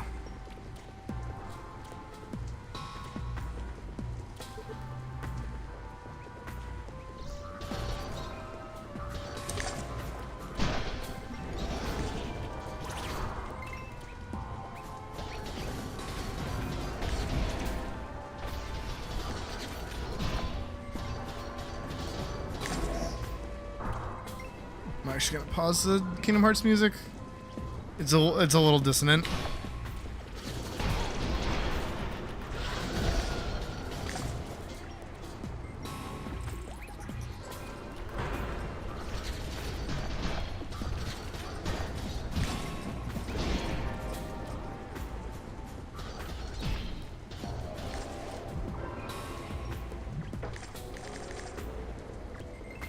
Eshik Greaves. That's new. Are those good?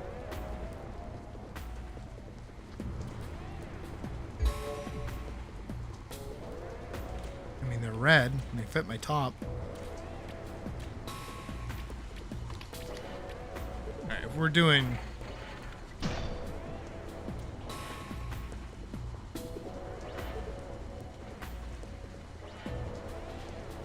accept the invite so we don't get mob tagged.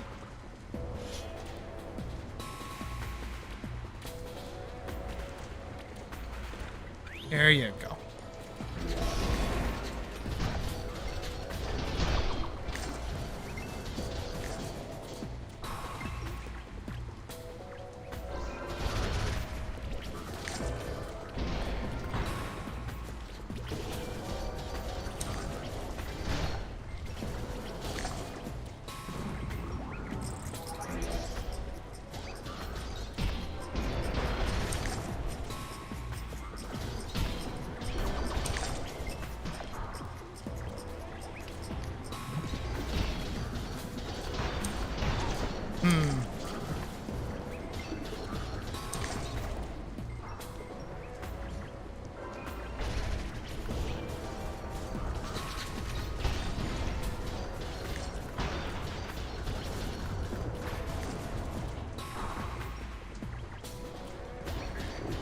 These fucking things.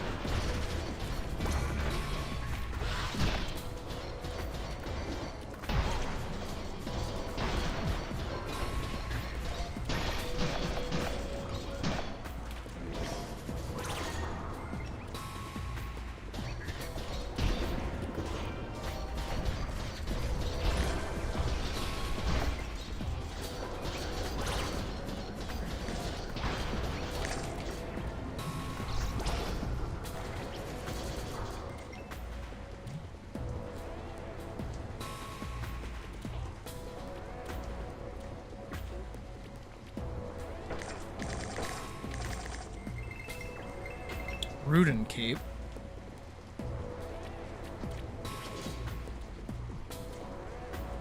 Definitely interesting, the new items.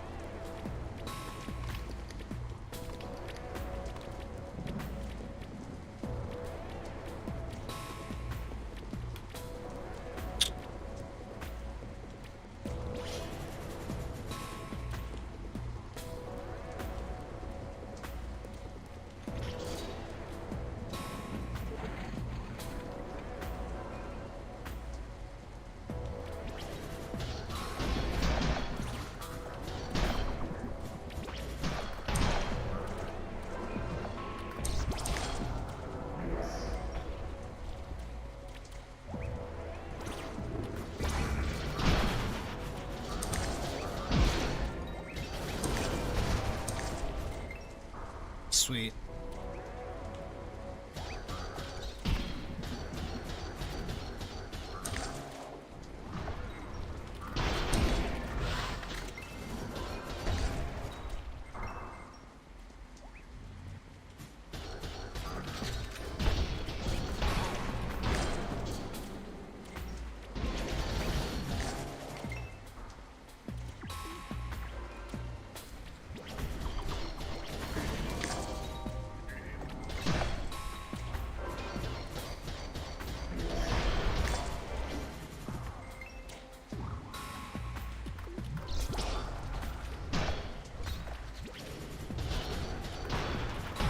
Have a good night, ATLYSS.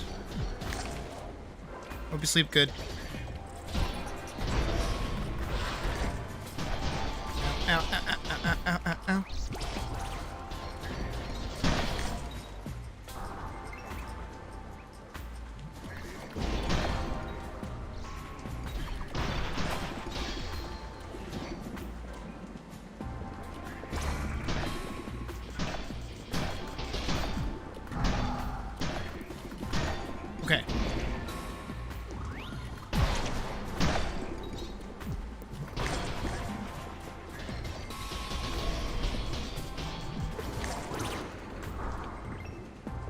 Sheesh.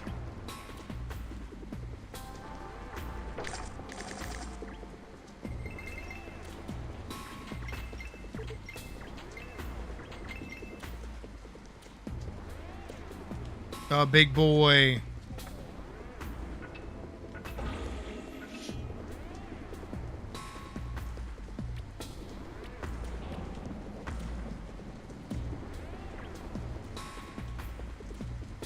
Mouse? Did you explode?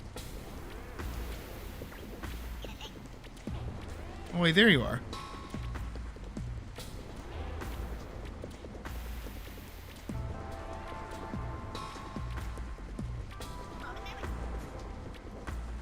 Wrong door.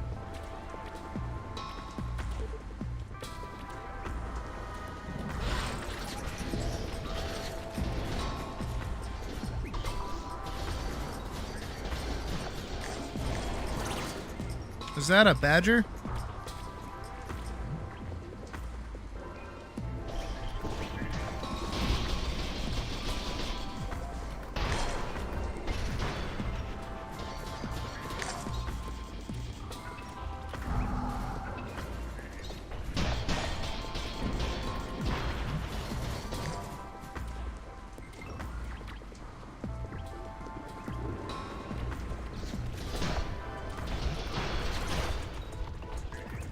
Shit. There he is.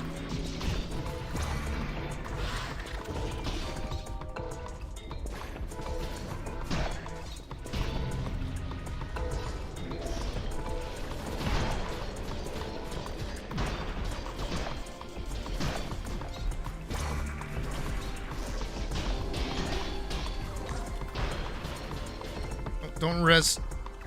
Got you.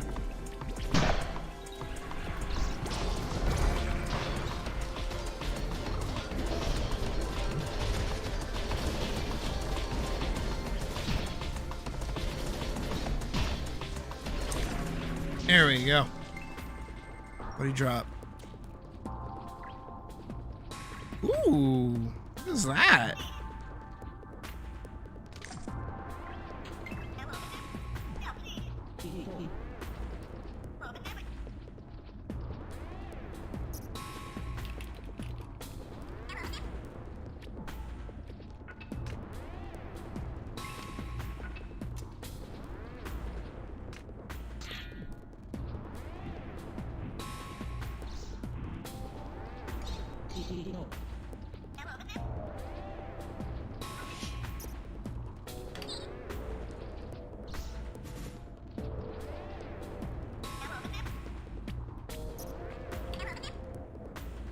Very cool. Does this one actually do anything? The red and blue blade. That's it. That's all it says.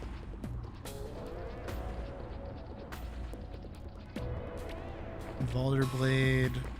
Doesn't have anything else attached to it. What does this one do?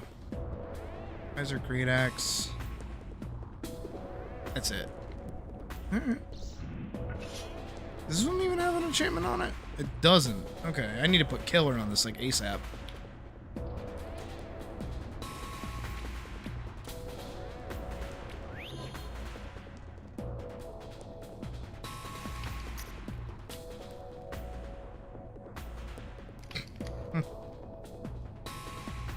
I do admittedly like the Chang dance more than the Poon dance.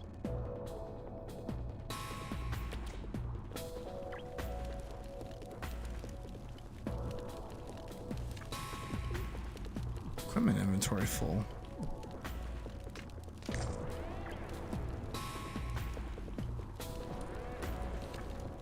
he gives me the boar head, that's right. Facing foes. Oh, I have to bring him the heads. What does he give? For your stuff? Okay, whatever.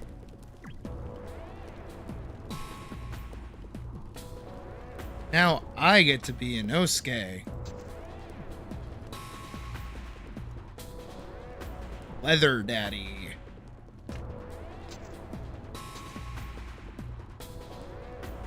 Actually, wait, I want to double check. No, it's not the right color. Damn. Almost.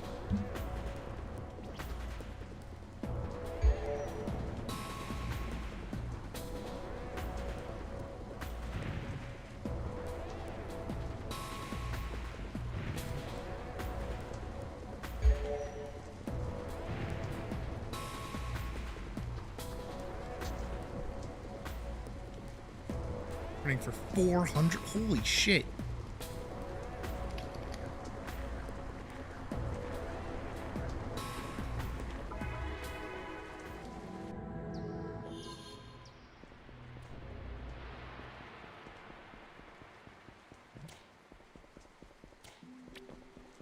I do want to go put killer on this fireblade.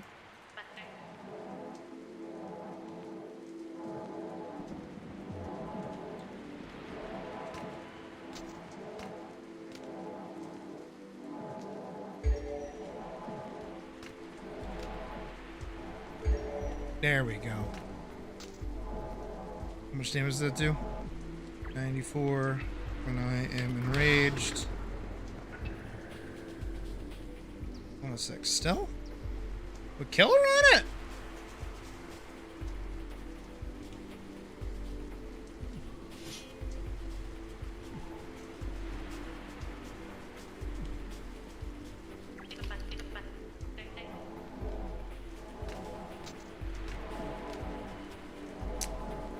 Right, I need wind core badges.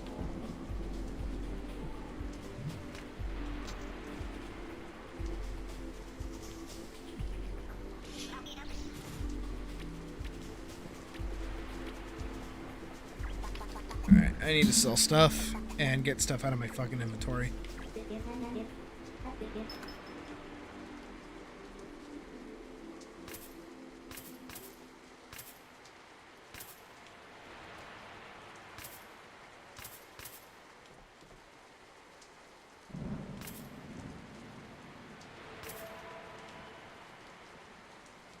It's only level 8.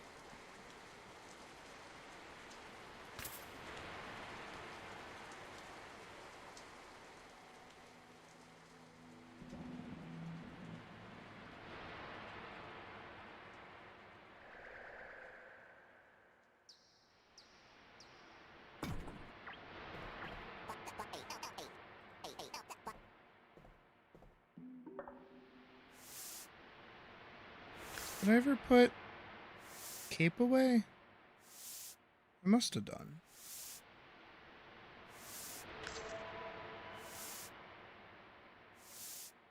Maybe I didn't.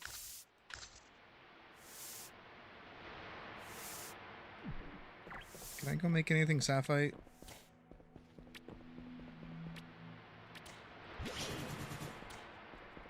Buy trader. Mining girl.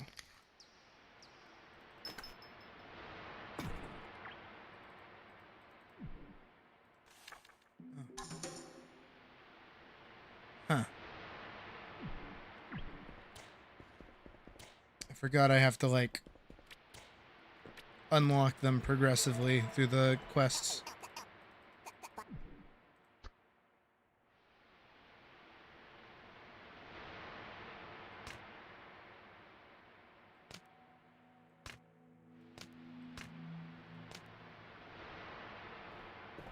do have coal. I actually have a lot of coal.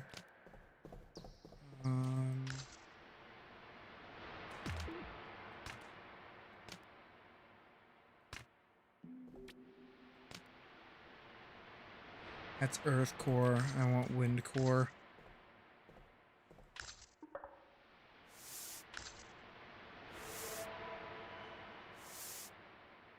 So many trade materials that just like really don't get used for much.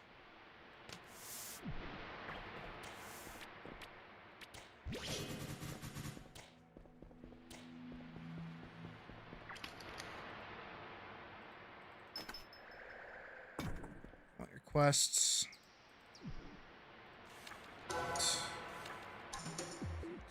Trade inventory full. Of course. I really gotta like organize my boxes with actual care.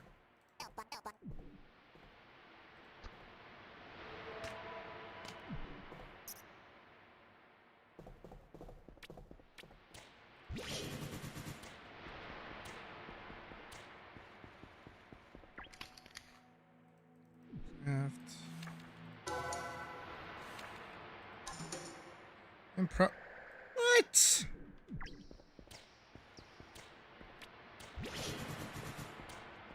Need more copper clusters.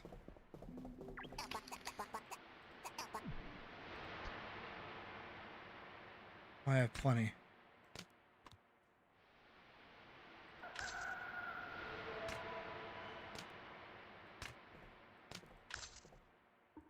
Yeah.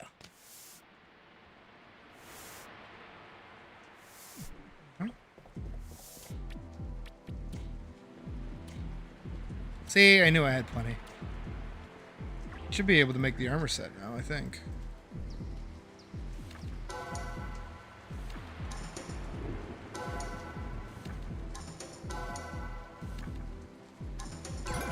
I leveled up off of that. It's awesome. Let's trade.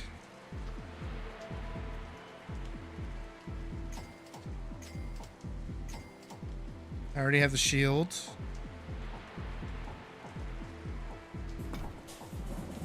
I am curious to see what it looks like. Oh. Oh.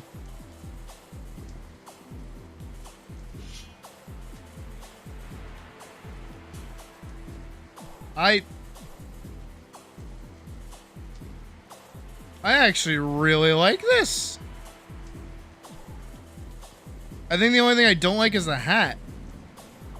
But I feel like I could change out the hat with like a jester hat and it would be fine.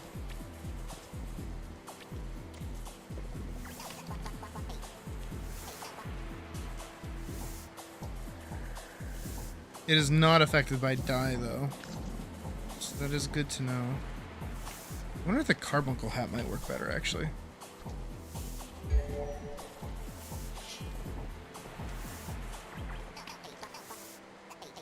Let me grab the shield. There's gotta be a hat that works.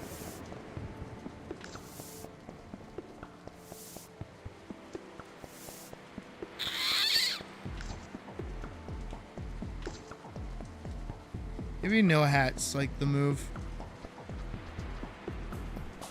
Have a good night, Lux. Maybe no hat is in fact the move.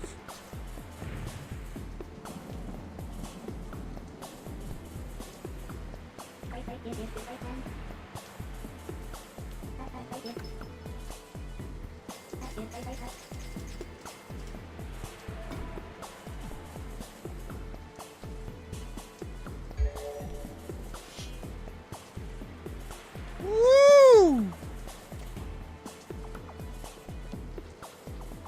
Yeah, I really like this.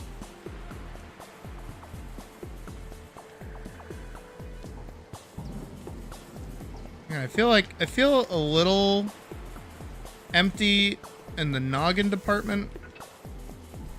So I want to see what it looks like if I use this sword.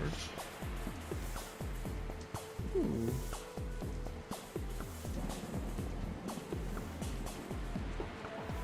Yeah, I just feel empty in the noggin department. That's literally all I need. Also, I feel like either this one or even the cold guy. I think the cold guy's blade would really go with this set. Oh yeah. Or that one, just because it's like more of like a regular sword. On the gilded sword? It is the gilded sword. What's the other one?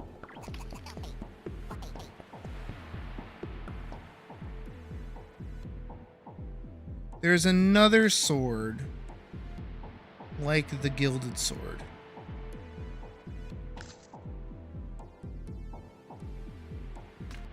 I feel like I need the jester's hat. I feel like that's what I need on.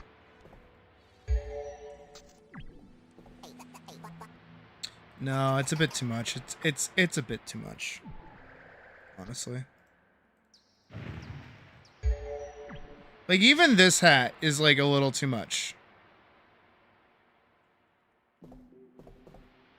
But like I definitely feel like I need a hat with this set. Maybe this just is like the move.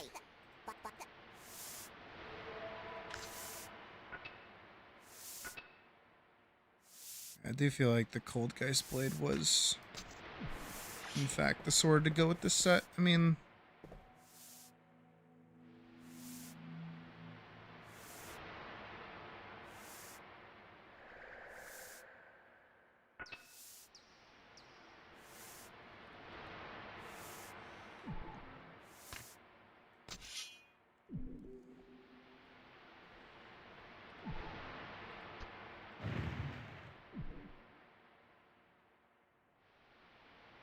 I would love a blue variant of the sword, like, actually.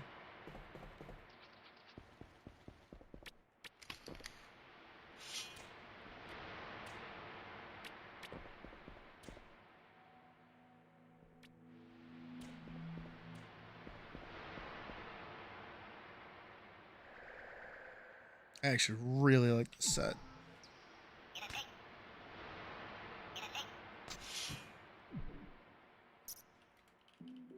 Pretty good.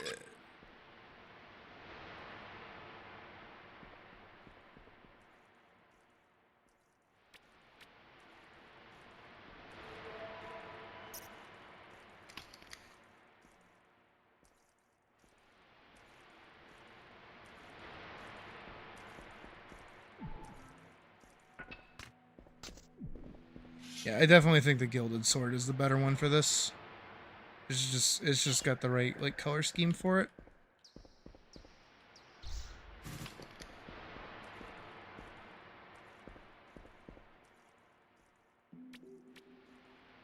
I could put Al in this.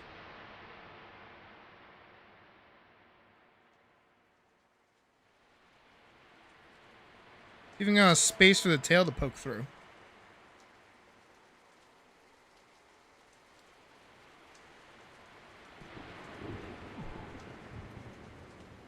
Maybe just like the regular hat.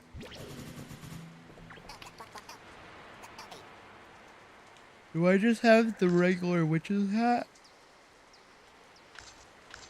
I used to wear that like all the time.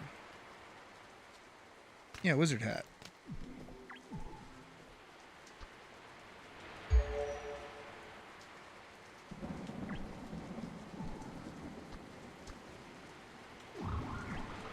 Here we go. Oh, I could even...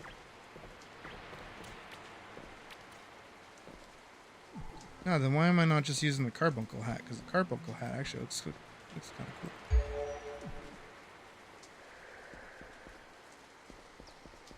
cool. But they just stand out like a little too much. They're... How black would look, how gray would look, how brown would look. And then a blue for safety. Let's see what brown looks like. Two brown. Gray. Gray. Black. Two black. Blue is definitely as blue as gonna get. But I don't know.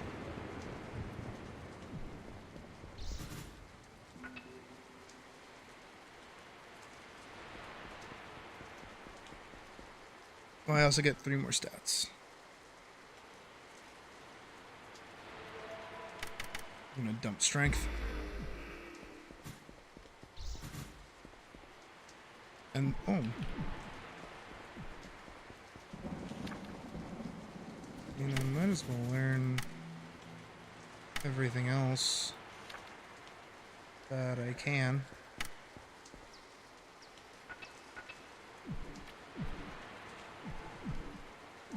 But I also want to reset this. So, Blood Gush. I don't want Lethal Strike. I actually want Multi-Bash. Shield Bash. Stomp.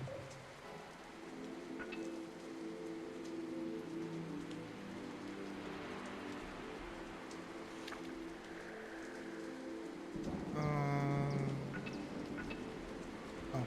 paladin ability. That, and then rage. Cool. And then on 2, I want taunt instead of that.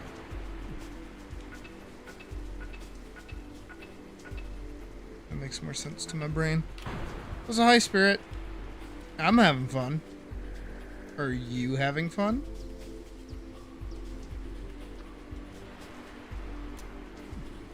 Now when I swap between them, nothing changes.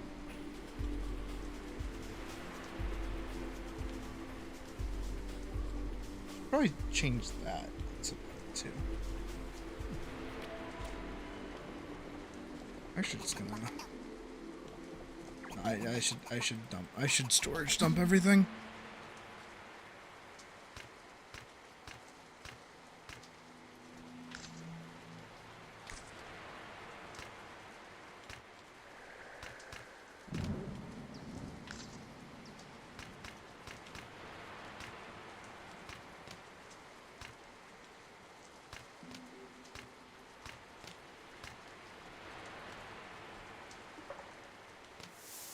Sort.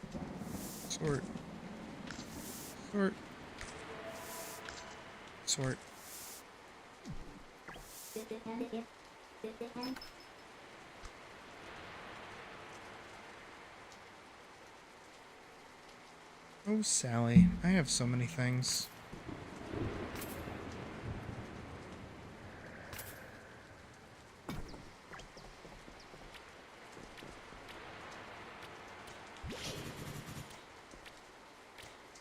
Now I can run over here and trade for these. How many stones do I have? 9? 9. Hell yeah.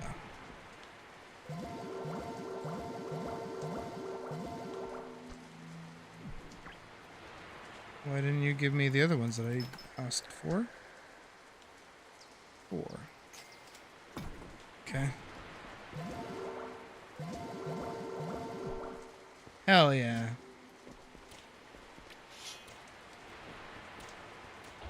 And now, for a very important aspect of the game that I have been neglecting this whole time.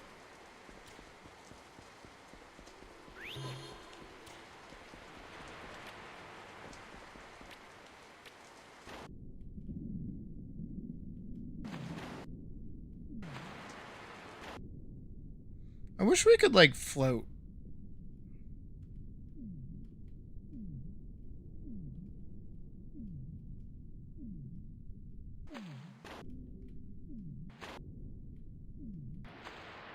There we go. Ooh. I'm gonna fucking drown.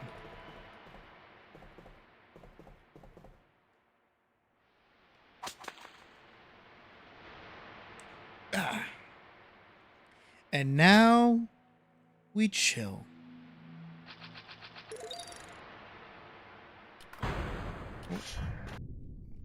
Should be able to buy a swimsuit. True.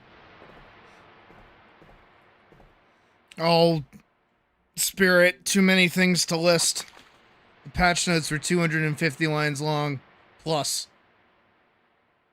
A lot of overhauls, progression, like profession system added, changes to the map, new dungeon, new stuff in general. It's a lot.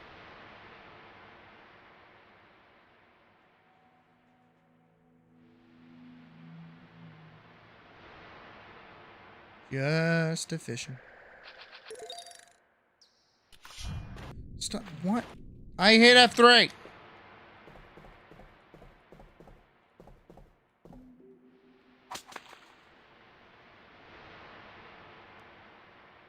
Okay. I have my hand on F3 and I have my hand on F.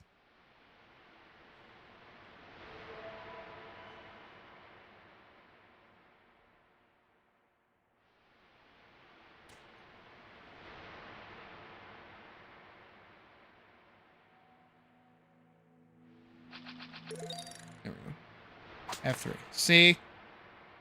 There we go. Efficiency.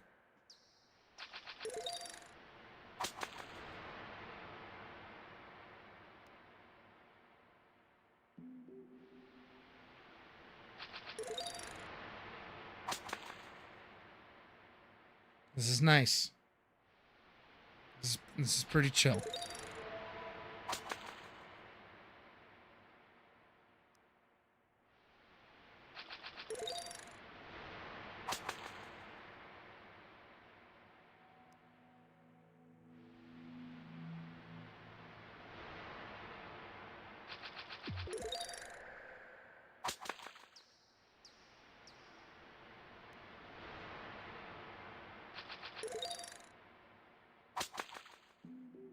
I wish, though, instead of them being consumables that you have to put on the bar to use, I kind of wish it was just like walk up, press F to interact. I'd be okay with that.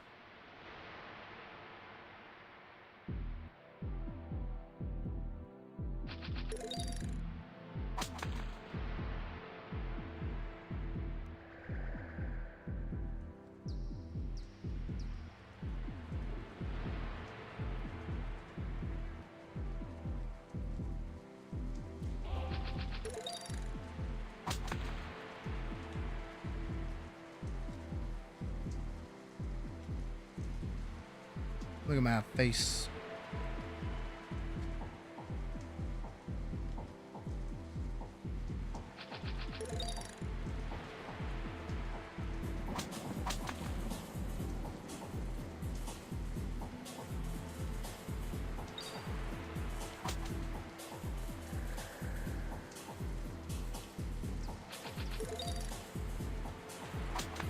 I like the way they did the fish. I think it's really goofy, but I fuck with it.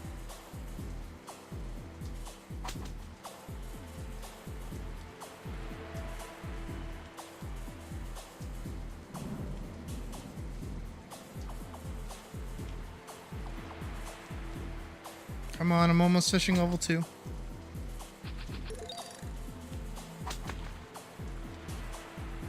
I'm almost there.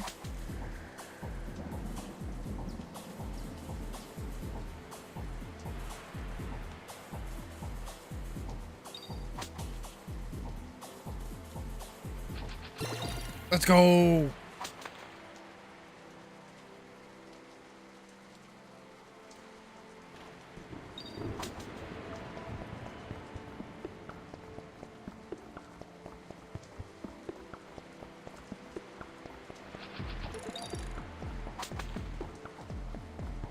I'm gonna get that fucking achievement for the. Oh, I was sitting up.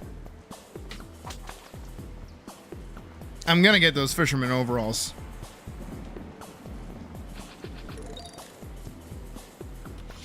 Oh shit. Maybe not if I'm fucking stupid. And keep hitting my attack button instead of my fish button.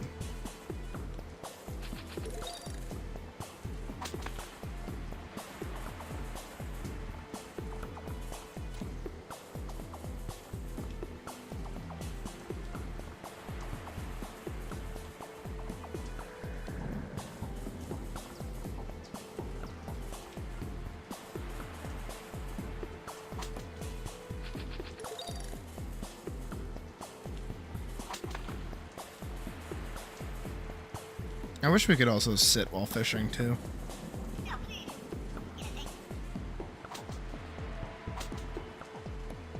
No, I do want to fish. I want to level my profession. I do want this character to be maxed out. They are the OG. They are the first character we started playing with, all the way back when the game officially released. So they got a special place in my heart.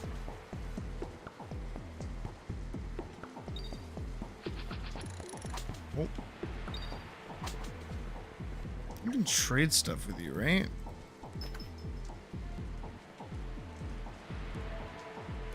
Big Wan.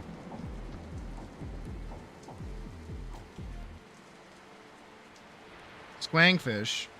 Bittering catfish. Windtailfish. Sug shrimp. Squangfish.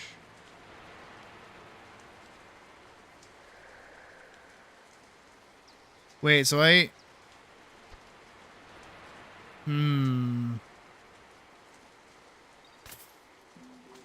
I have to wonder what I caught.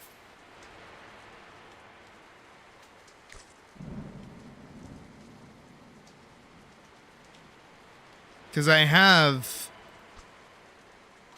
think I have one of every fish except for the smiling railfish.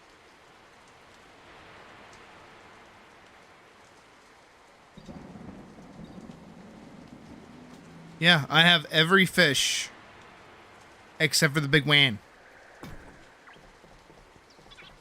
Wonder if I almost caught...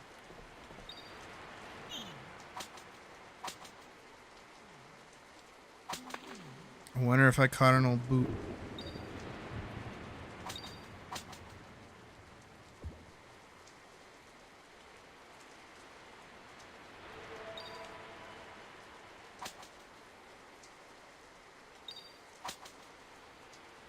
I want a big wan. I'm gonna materialize a big wan.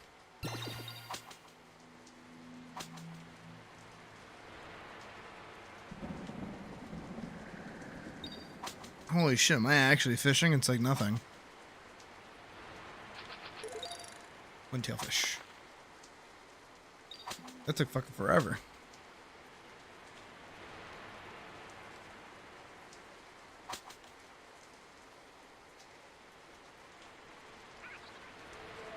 Big Zam. Tailfish.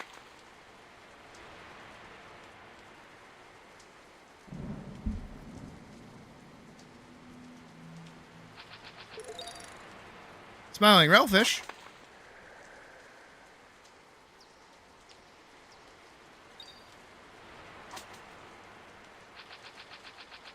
What the fuck?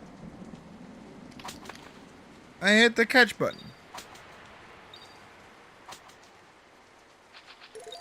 Sug shrimp.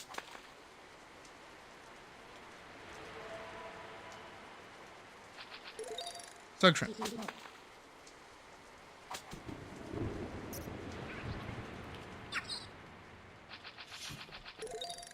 And tailfish.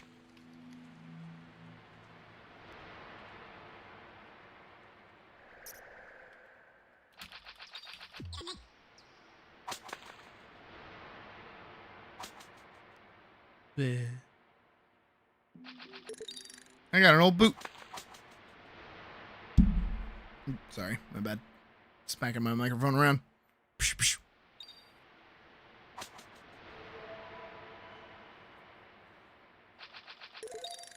Bitter and catfish.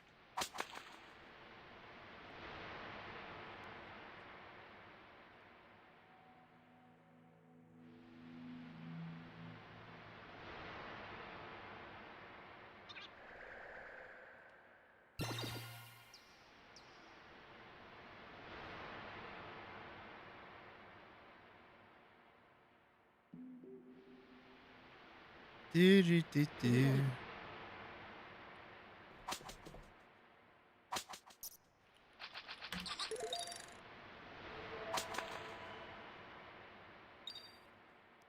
Why no big one here? I want big wan. Don't y'all want big wan? Like shrimp.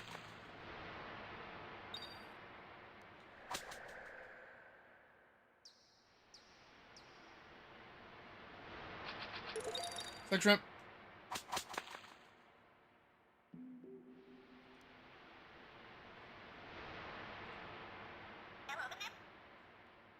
Parkwood Pond and Crescent Grove. Oh. I mean, I guess that's next, right? Because isn't that a level 3 area? Yeah. Well, that's the plan. I'm about to hit level 3 in a little bit, so Then I can get Big Wan.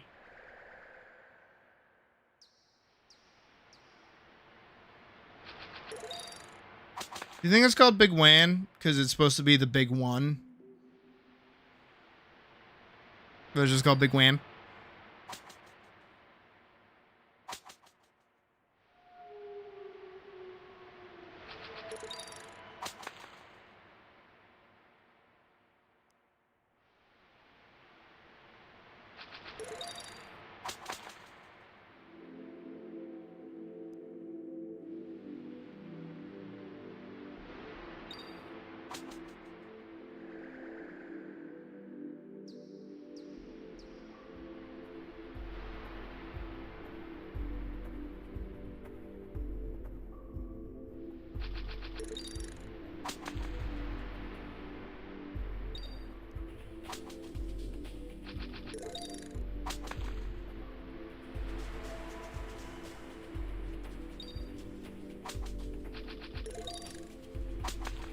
Wan.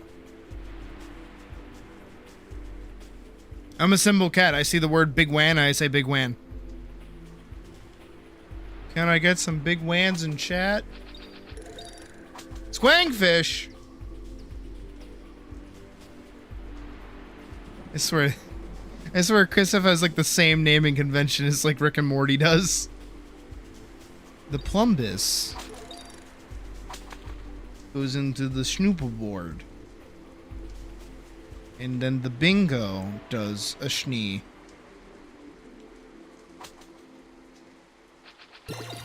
Like tramp of 3. Big Wan. Hoot, hoot, hoot, hoot. Alright, well I hit level 3. So I'm gonna go to Arkwood.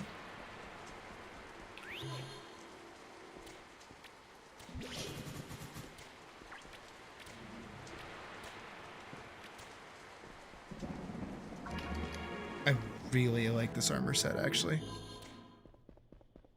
Big Wan.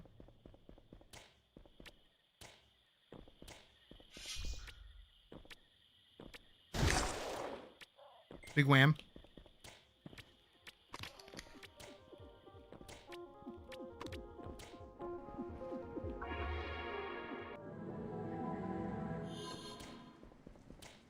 Alright, where is this? My name's Laura. I've been fishing for 37 days. I really hope I can get a big one. There's no way I can fish from here. That's awesome. I can fish in this little comfy spot. Look at me. Huh?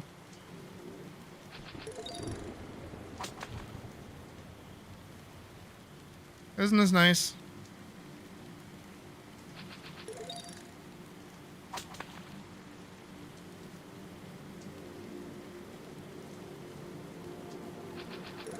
Squankfish. Can I get a big Juan?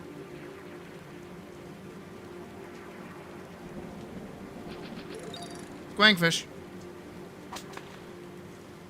I'm gonna say that tomorrow. I'm gonna be like at work and I'm just gonna be like doing normal shit and I'm gonna go like, Squankfish!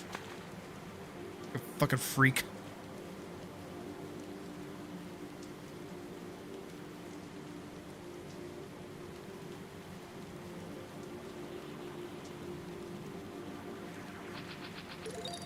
Squankfish?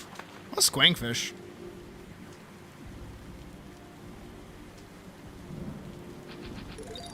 Bonefish?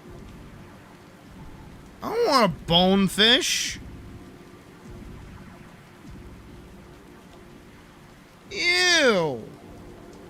Bonefish? I don't want a bonefish. Why is there a bonefish?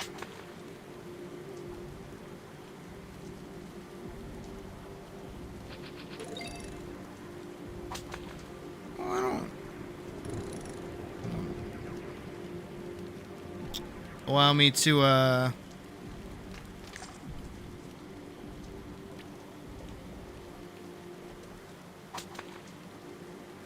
better not be any more bonefish. Trying to get a big win. Big win. Fuck off. No, I'm not boning fish. I got a bonefish. Not the fit. No, I'm not fucking the fish. I'm thinking I'm fucking the fish. Bonefish! I don't want a bonefish.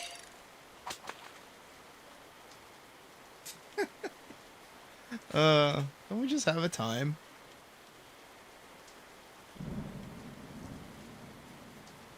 Oh.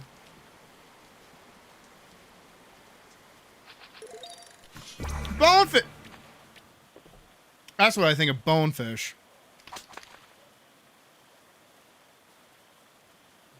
Does anyone else like gnawing on bone? What are you, a dog?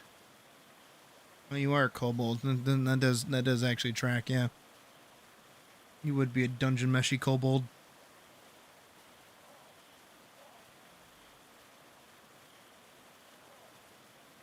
No, I don't like fish like boning fish.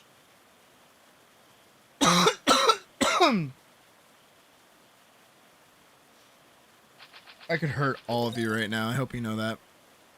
I hope all of you are like thankful that I am a kind and benevolent streamer. Because I just realized I could do something really fucked up. But you know what? I am a good cat. I'm a good person. You know, I don't want to subject you to that kind of torment, that kind of pain, that kind of trauma. Because I'm just a good cat like that, okay?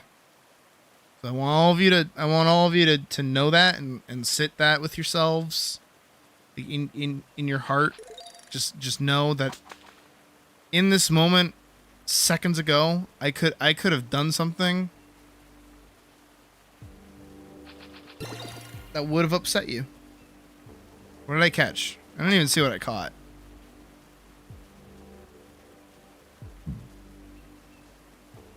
Cat and fish, it adds up. Cats like fish. Yeah, no, wait, no! You like the texture of some bones? Is there a problem with that? You think lions non-bone? I mean, most animals that hunt prey do. Oh, no. Oh, the fucking boot. The boot is killing me. Honestly, I should drop one of the fucking pearls. But those are money. What don't I need? I feel like I don't really need the amberite ore. If I need more, I'll just go get more. Right now, I'm trying to make room for bonefish and a big wan. But yes, you can suck the marrow out of bones. That's usually the thing that, like, quote unquote, tastes good coming out of a bone. I don't do it because I don't like chicken wings with bones in them. And I also, I generally don't like eating food that has, like, something inedible inside of it. Like pits, I can't do pits. Seeds, can't, like watermelon with seeds, can't do that. Suck the bonefish. Okay, guys.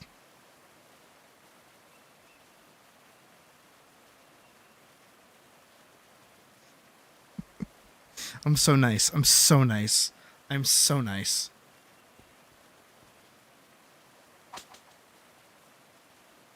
So nice. I'm such a good person. None of you realize the danger that you're in.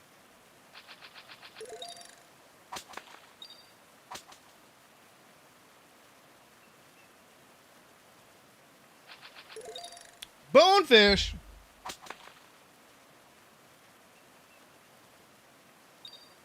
Yeah, but I like boneless wings. What do you mean got away? Fuck off. Was that a big wham? Did I ever tell the story back in the day in Monster Hunter that nodes were like you had to go through like a not that long of an animation, but it was a bit of a wind up to like gather materials. Right. So getting materials in the game was a lot. You were usually farming pretty frequently, especially if you were after like an ore or a specific like rare kind of bug. Works and you're killing me.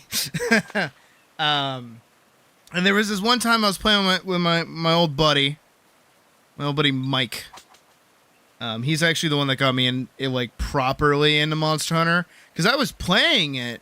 He was already at endgame when I was like starting, so he kind of like taught me how to actually play the game, which was awesome. But we were farming. I was at his house. We were farming together. So we're ghost dust. What the fuck? We're sat like on two different chairs, like in the same room. Basically like locked into a fucking outlet so that we could play on a DS for like ever. And he's specifically going for a very rare, like ore, like a very rare mineral, right? And he I think we did the quest at least 20 times and he wasn't getting the fucking thing.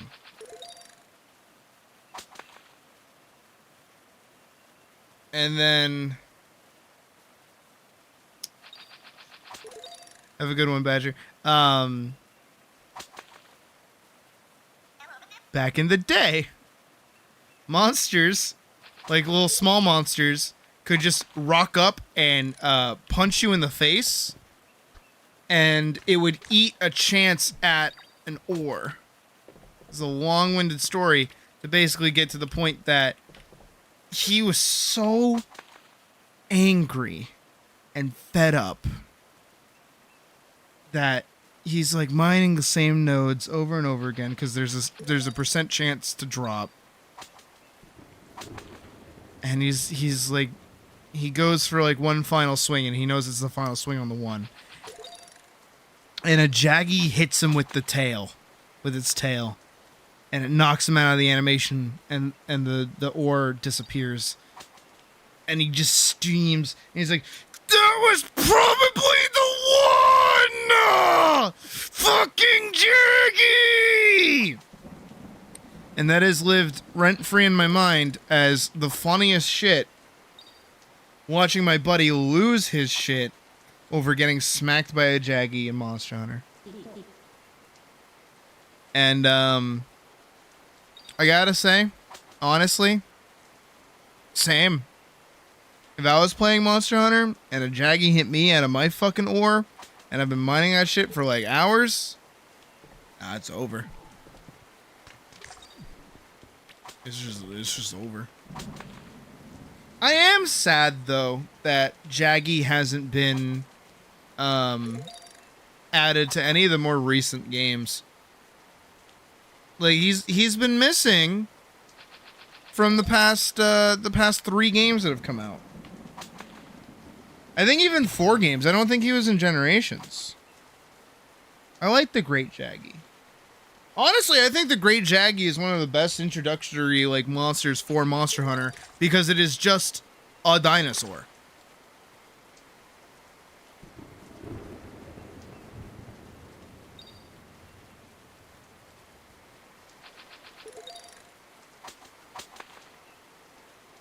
I'm kind of sick of the Tetsukabra, Chattacabra, Jagras kind of starter monsters that we've been getting. Because they're not really dinosaurs. They're just kind of like gorillas. Or a frog. Or a frog gorilla, you know? It ain't a dinosaur.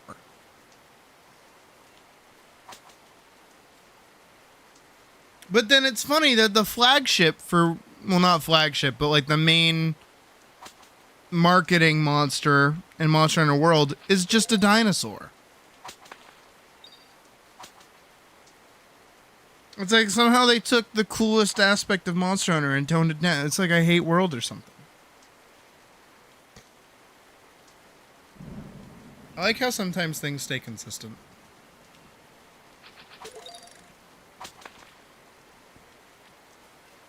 And that's my rant about why Great Jaggy should be re-added to Monster Hunter Wilds as a 10-star monster that like beats the shit out of everybody and makes people complain about the difficulty more. Did I ever play Dauntless? Yeah.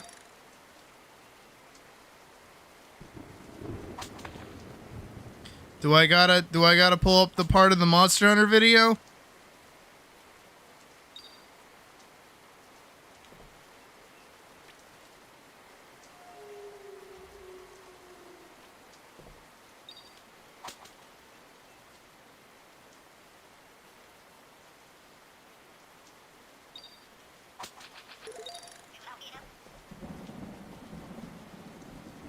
Alright. Enjoy your time. I'm just hanging out here, honestly. I'm going for that big wham.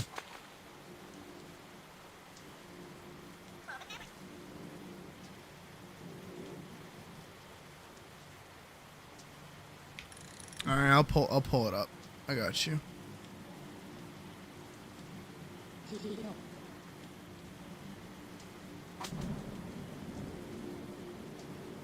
Like the One Ring.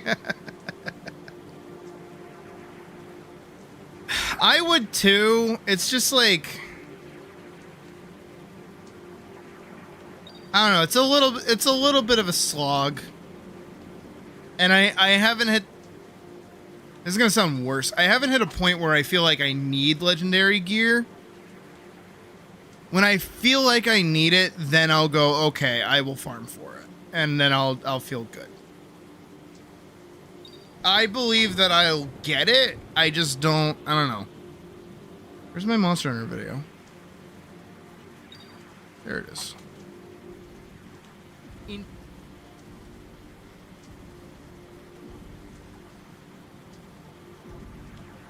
With my girlfriend, then reason to really engage with.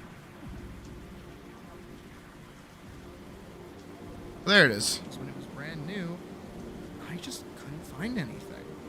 Found it. I tried one game, and that one game was Dauntless. Yep. That went well, didn't it? Didn't that go well? Yep. I bet that went well. Yep. I bet that's going pretty good. Yep. And that's kind of, that's it. Besides a few attempted that's kind of it. And while everyone was playing the shiny new world or playing Rise when it was brand new, I just couldn't find anything. I tried one game, and that one game was Dauntless. Yup. That went well, didn't it? Didn't that go well? I bet that went well. Bet that's going pretty good. That's all you need.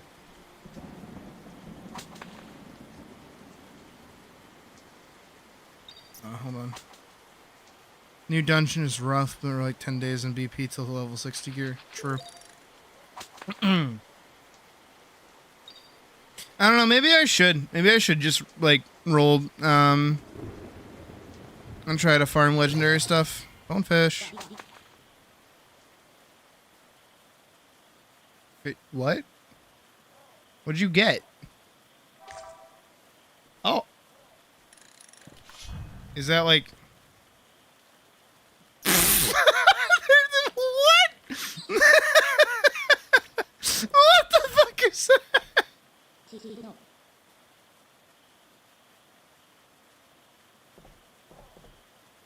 It's +1 to every stat. What the fuck?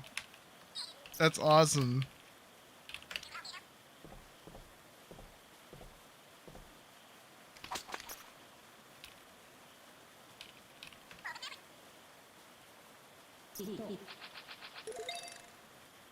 was what the fuck? What are the chances?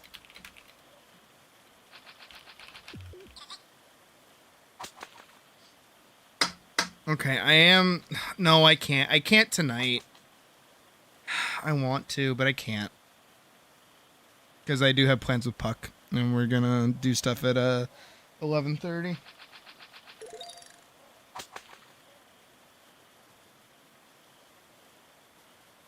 Well, I am gaining fish experience still. Okay, good.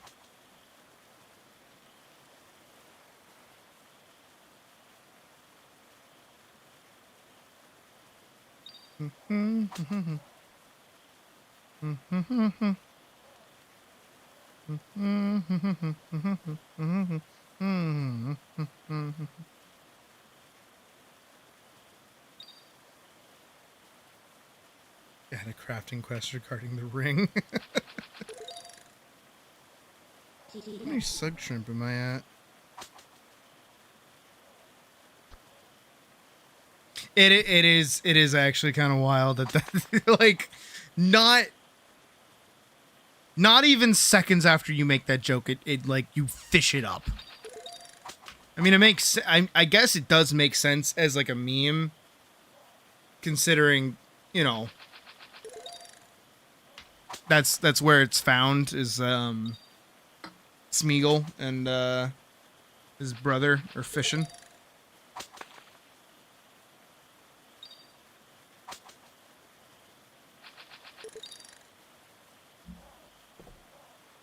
Fucking boots. Got my fucking inventory. I don't want you here. Fuck off. Oh, shit. Fuck.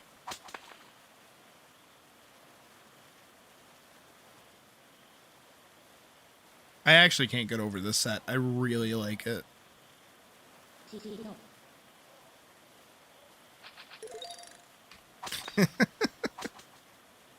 Start using black dye, yeah. I mean, you've already got the red and black, so you're golden.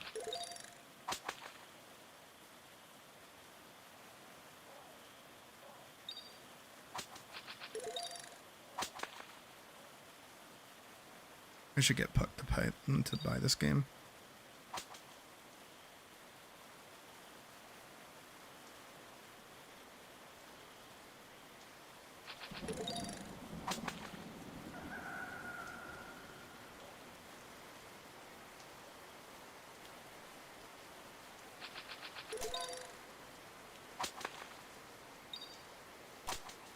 I'm trying to PvP the fish.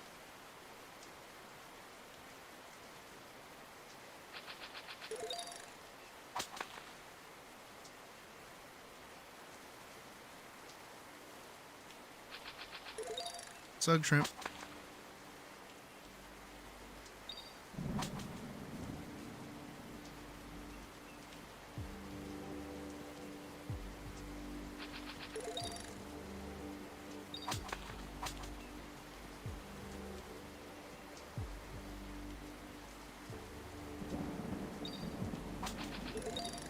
Ghost collar. Don't want.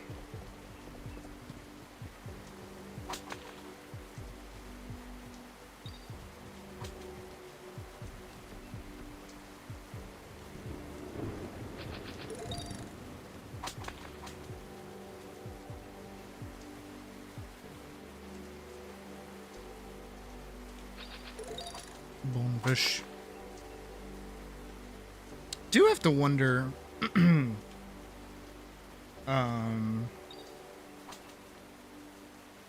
what the other pond is gonna have. I'm actually gonna teleport back and dump some stuff. Have a good night, Spirit. Alright, let's see. And dump. Too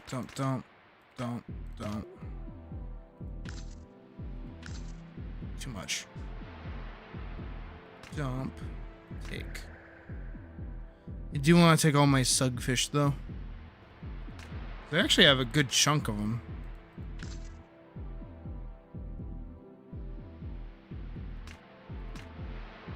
They're all just kind of like hanging around. Holy shit, I have way more than I thought I did.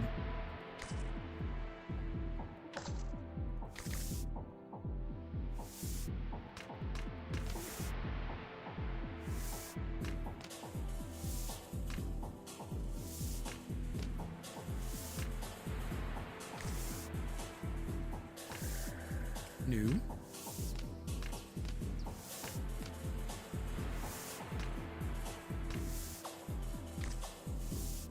I have so many sugfish.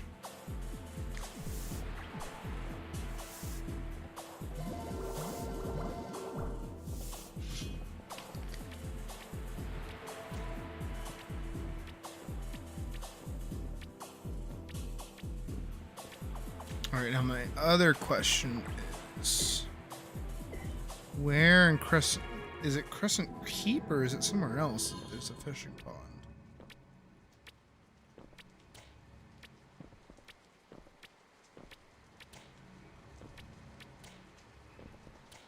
I think I know the answer to my own question.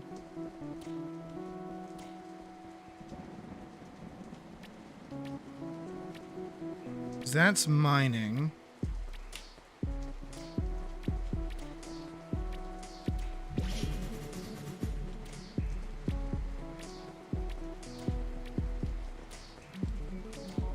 We're here to show the stars, right? Get to the moon, yeah.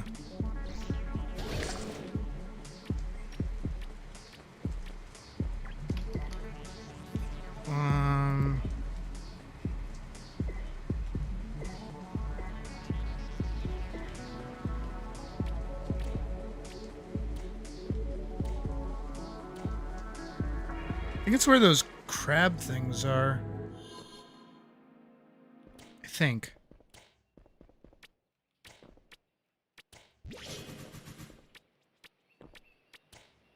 Could be wrong.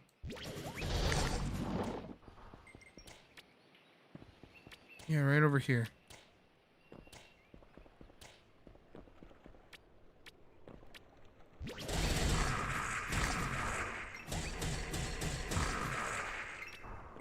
This is a level 6 area. I can't fish here.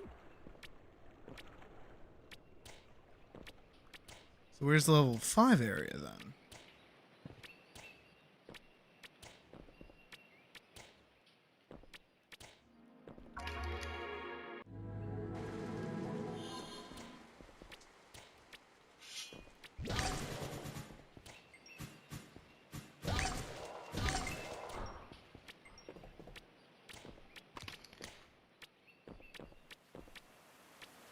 Does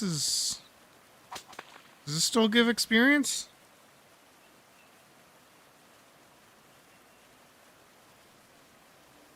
Looks like it does.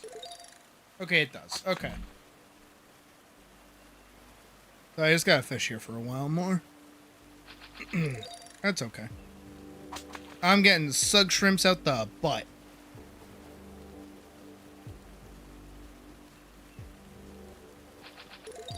Squankfish.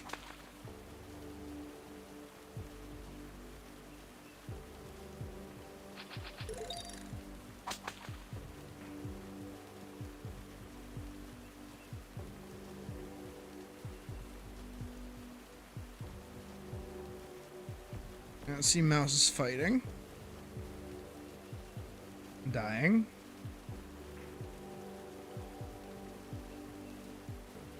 There we go.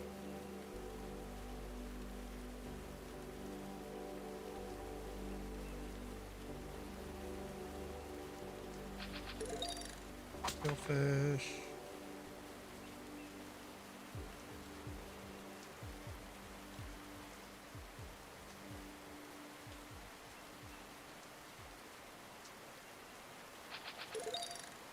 Sug shrimp. I think I just need like another 20.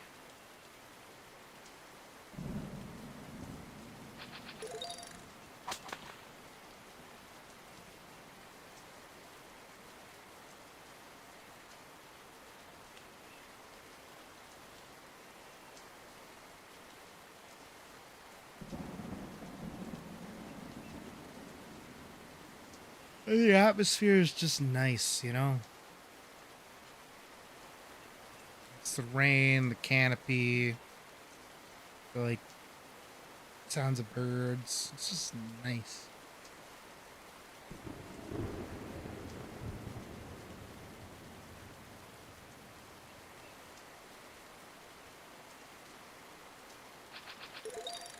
This section. How many are we at now? 73. Oh. Hello? I am under the water. Please help me.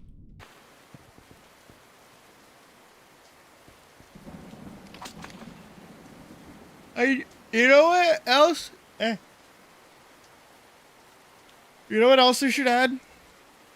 That I would love? Hot spring. Non-fishable hot spring.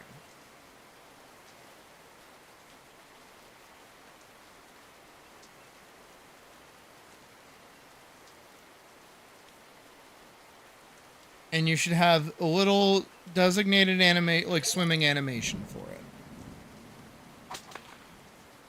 And Birtles should sit on top of it like a duck.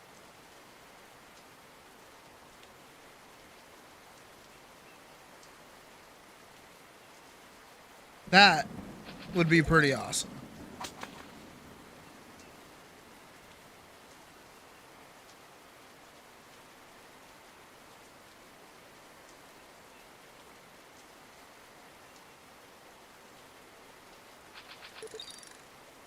Boot.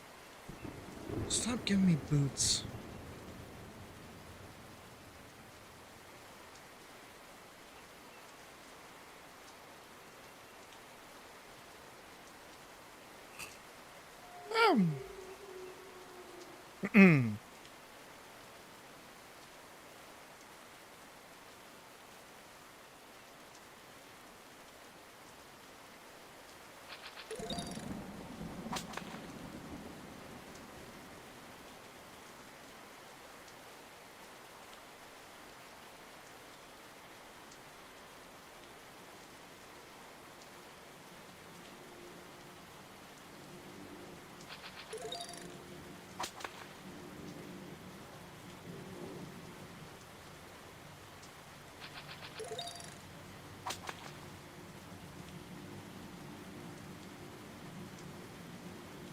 So I think tomorrow, what the plan is obviously more Blue Protocol, but I'll also actually take the time tomorrow to actually try and farm for, what is it? Am I okay? The legendary gear. I'll work a little bit towards farming, some stuff for the legendary gear.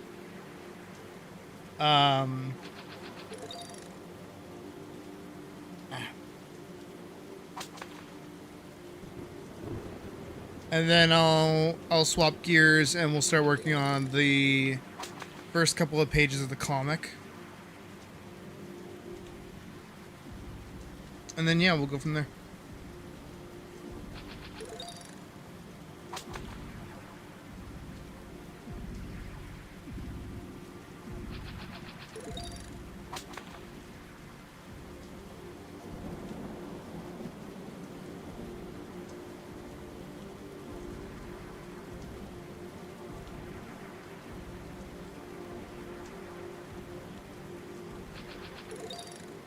Big win! I got a big win! Time to go get me a fisher's hat. I'm just gonna recall. Fuck it. Big win!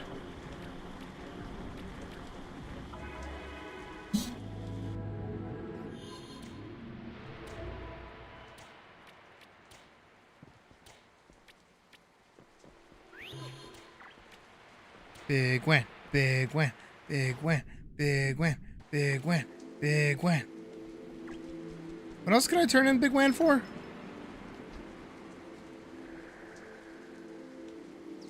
One Big Win gets me 1,600 experience. That's stupid. I want the hat.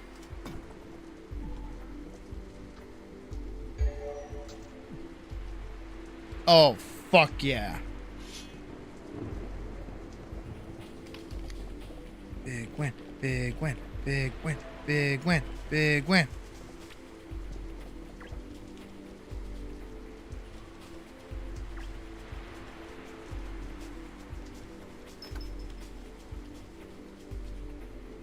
Soon.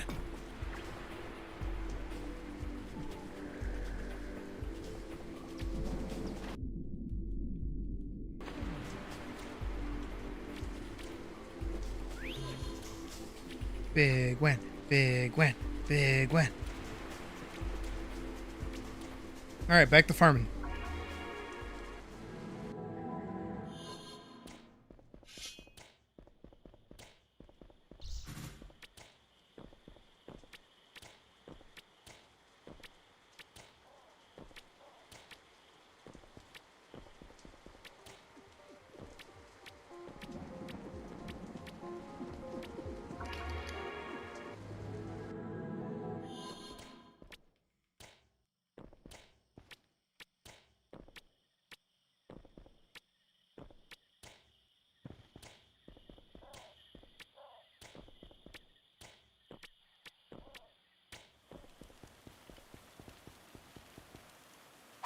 All right, now we're just after sugfish.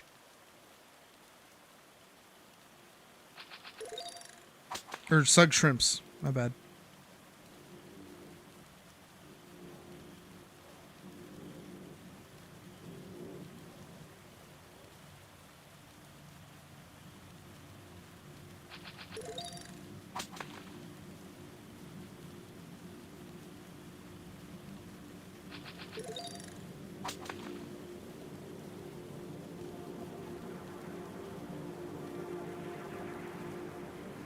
I do want to know what it's like fishing in that other area, though.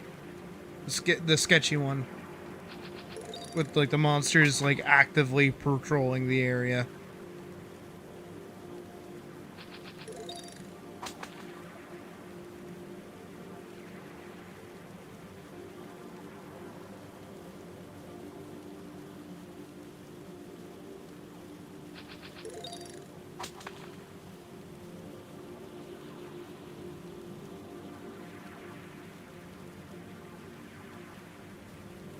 I wonder if they'll leave me alone just because, you know, if I don't fuck with them. Especially at my level, too.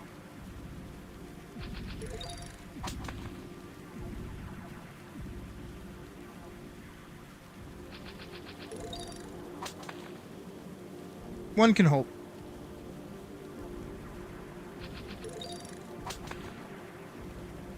And I'm almost level 6, so we can go over and test it out. Not that you can see, because I'm covering it. I'm at 174 over 80, or 180.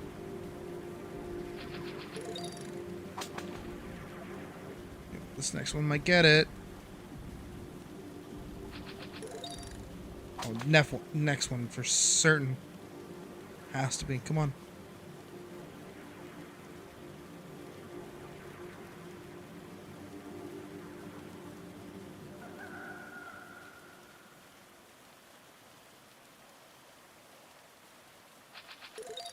Come on.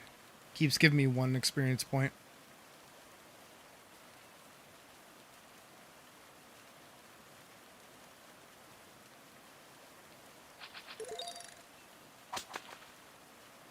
Come on.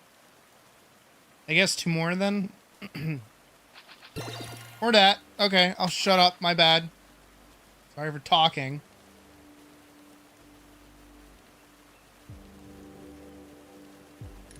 Actually, let's go check out that area, though.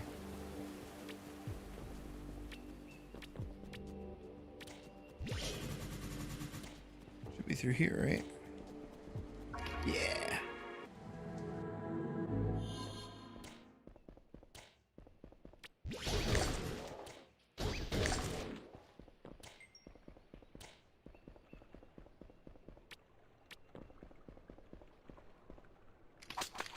Are they gonna leave me alone just because I'm fishing?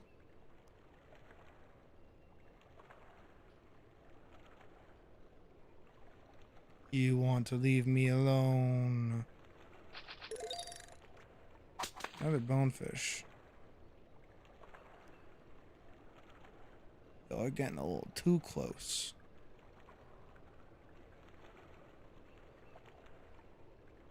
Yeah, go about your fucking business.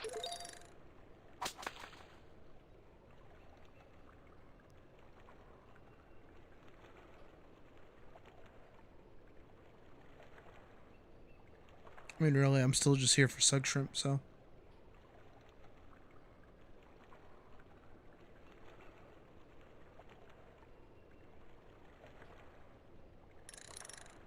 Oh. Oh. Pressing all the wrong buttons.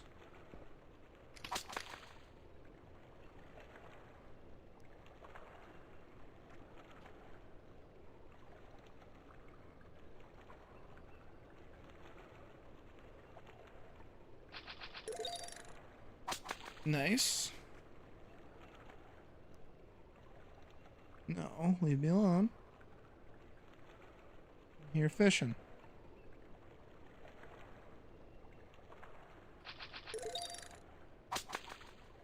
I'm just vibing.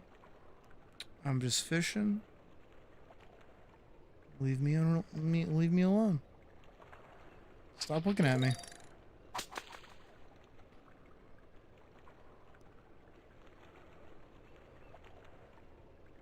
All these guys are mad dogging me right now. He's sug shrimp in my hat now. 79.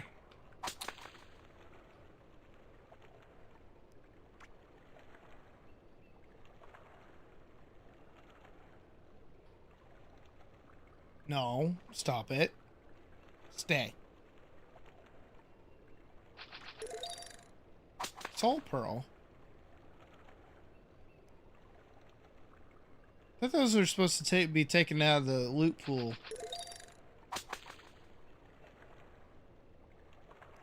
Or maybe that's just for like the level 1 fishing spot.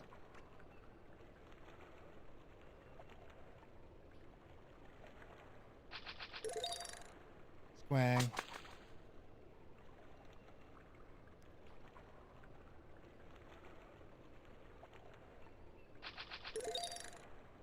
Sug eel. Cousin of the sug shrimp family. Oh. I accidentally pissed it off. But it doesn't seem like any of that other ones seem to care, so that's okay.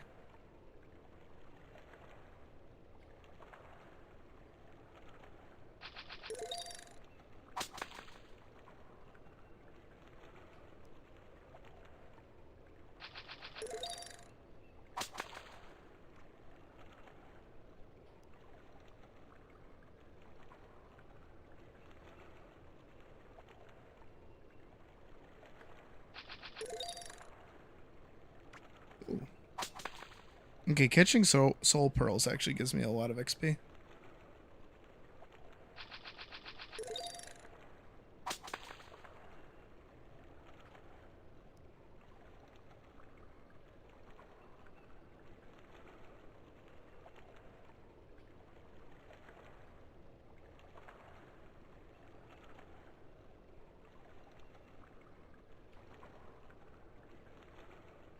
I love my little hat.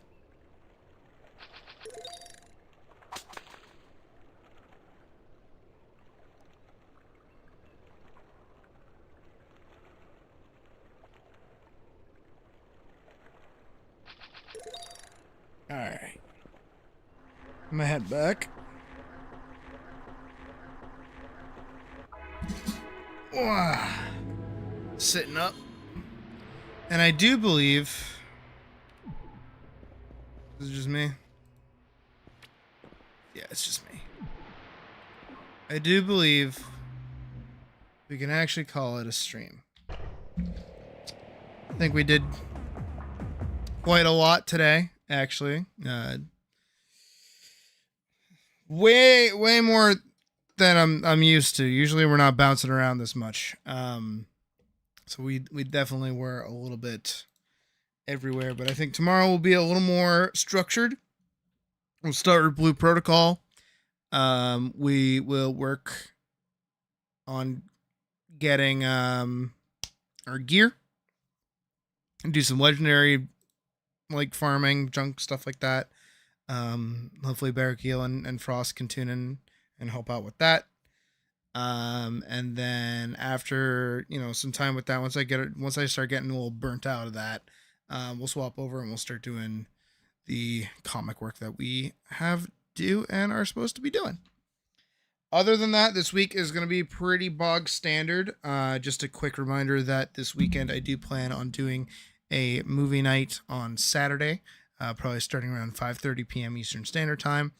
I want to watch Over the Garden Wall and a couple of other Halloween-themed animation films and stuff like that. I'll keep you guys posted on different things that I'm thinking about, and we will go from there. And that's really all I have, so while I struggle over here to find the outro music, I hope you guys have a good rest of your day. I don't know where the fuck what I want to play. I think you know what? Let's do the classic. Yeah, there we go. All right, classic. Yeah. Have a good night. I'll see you tomorrow.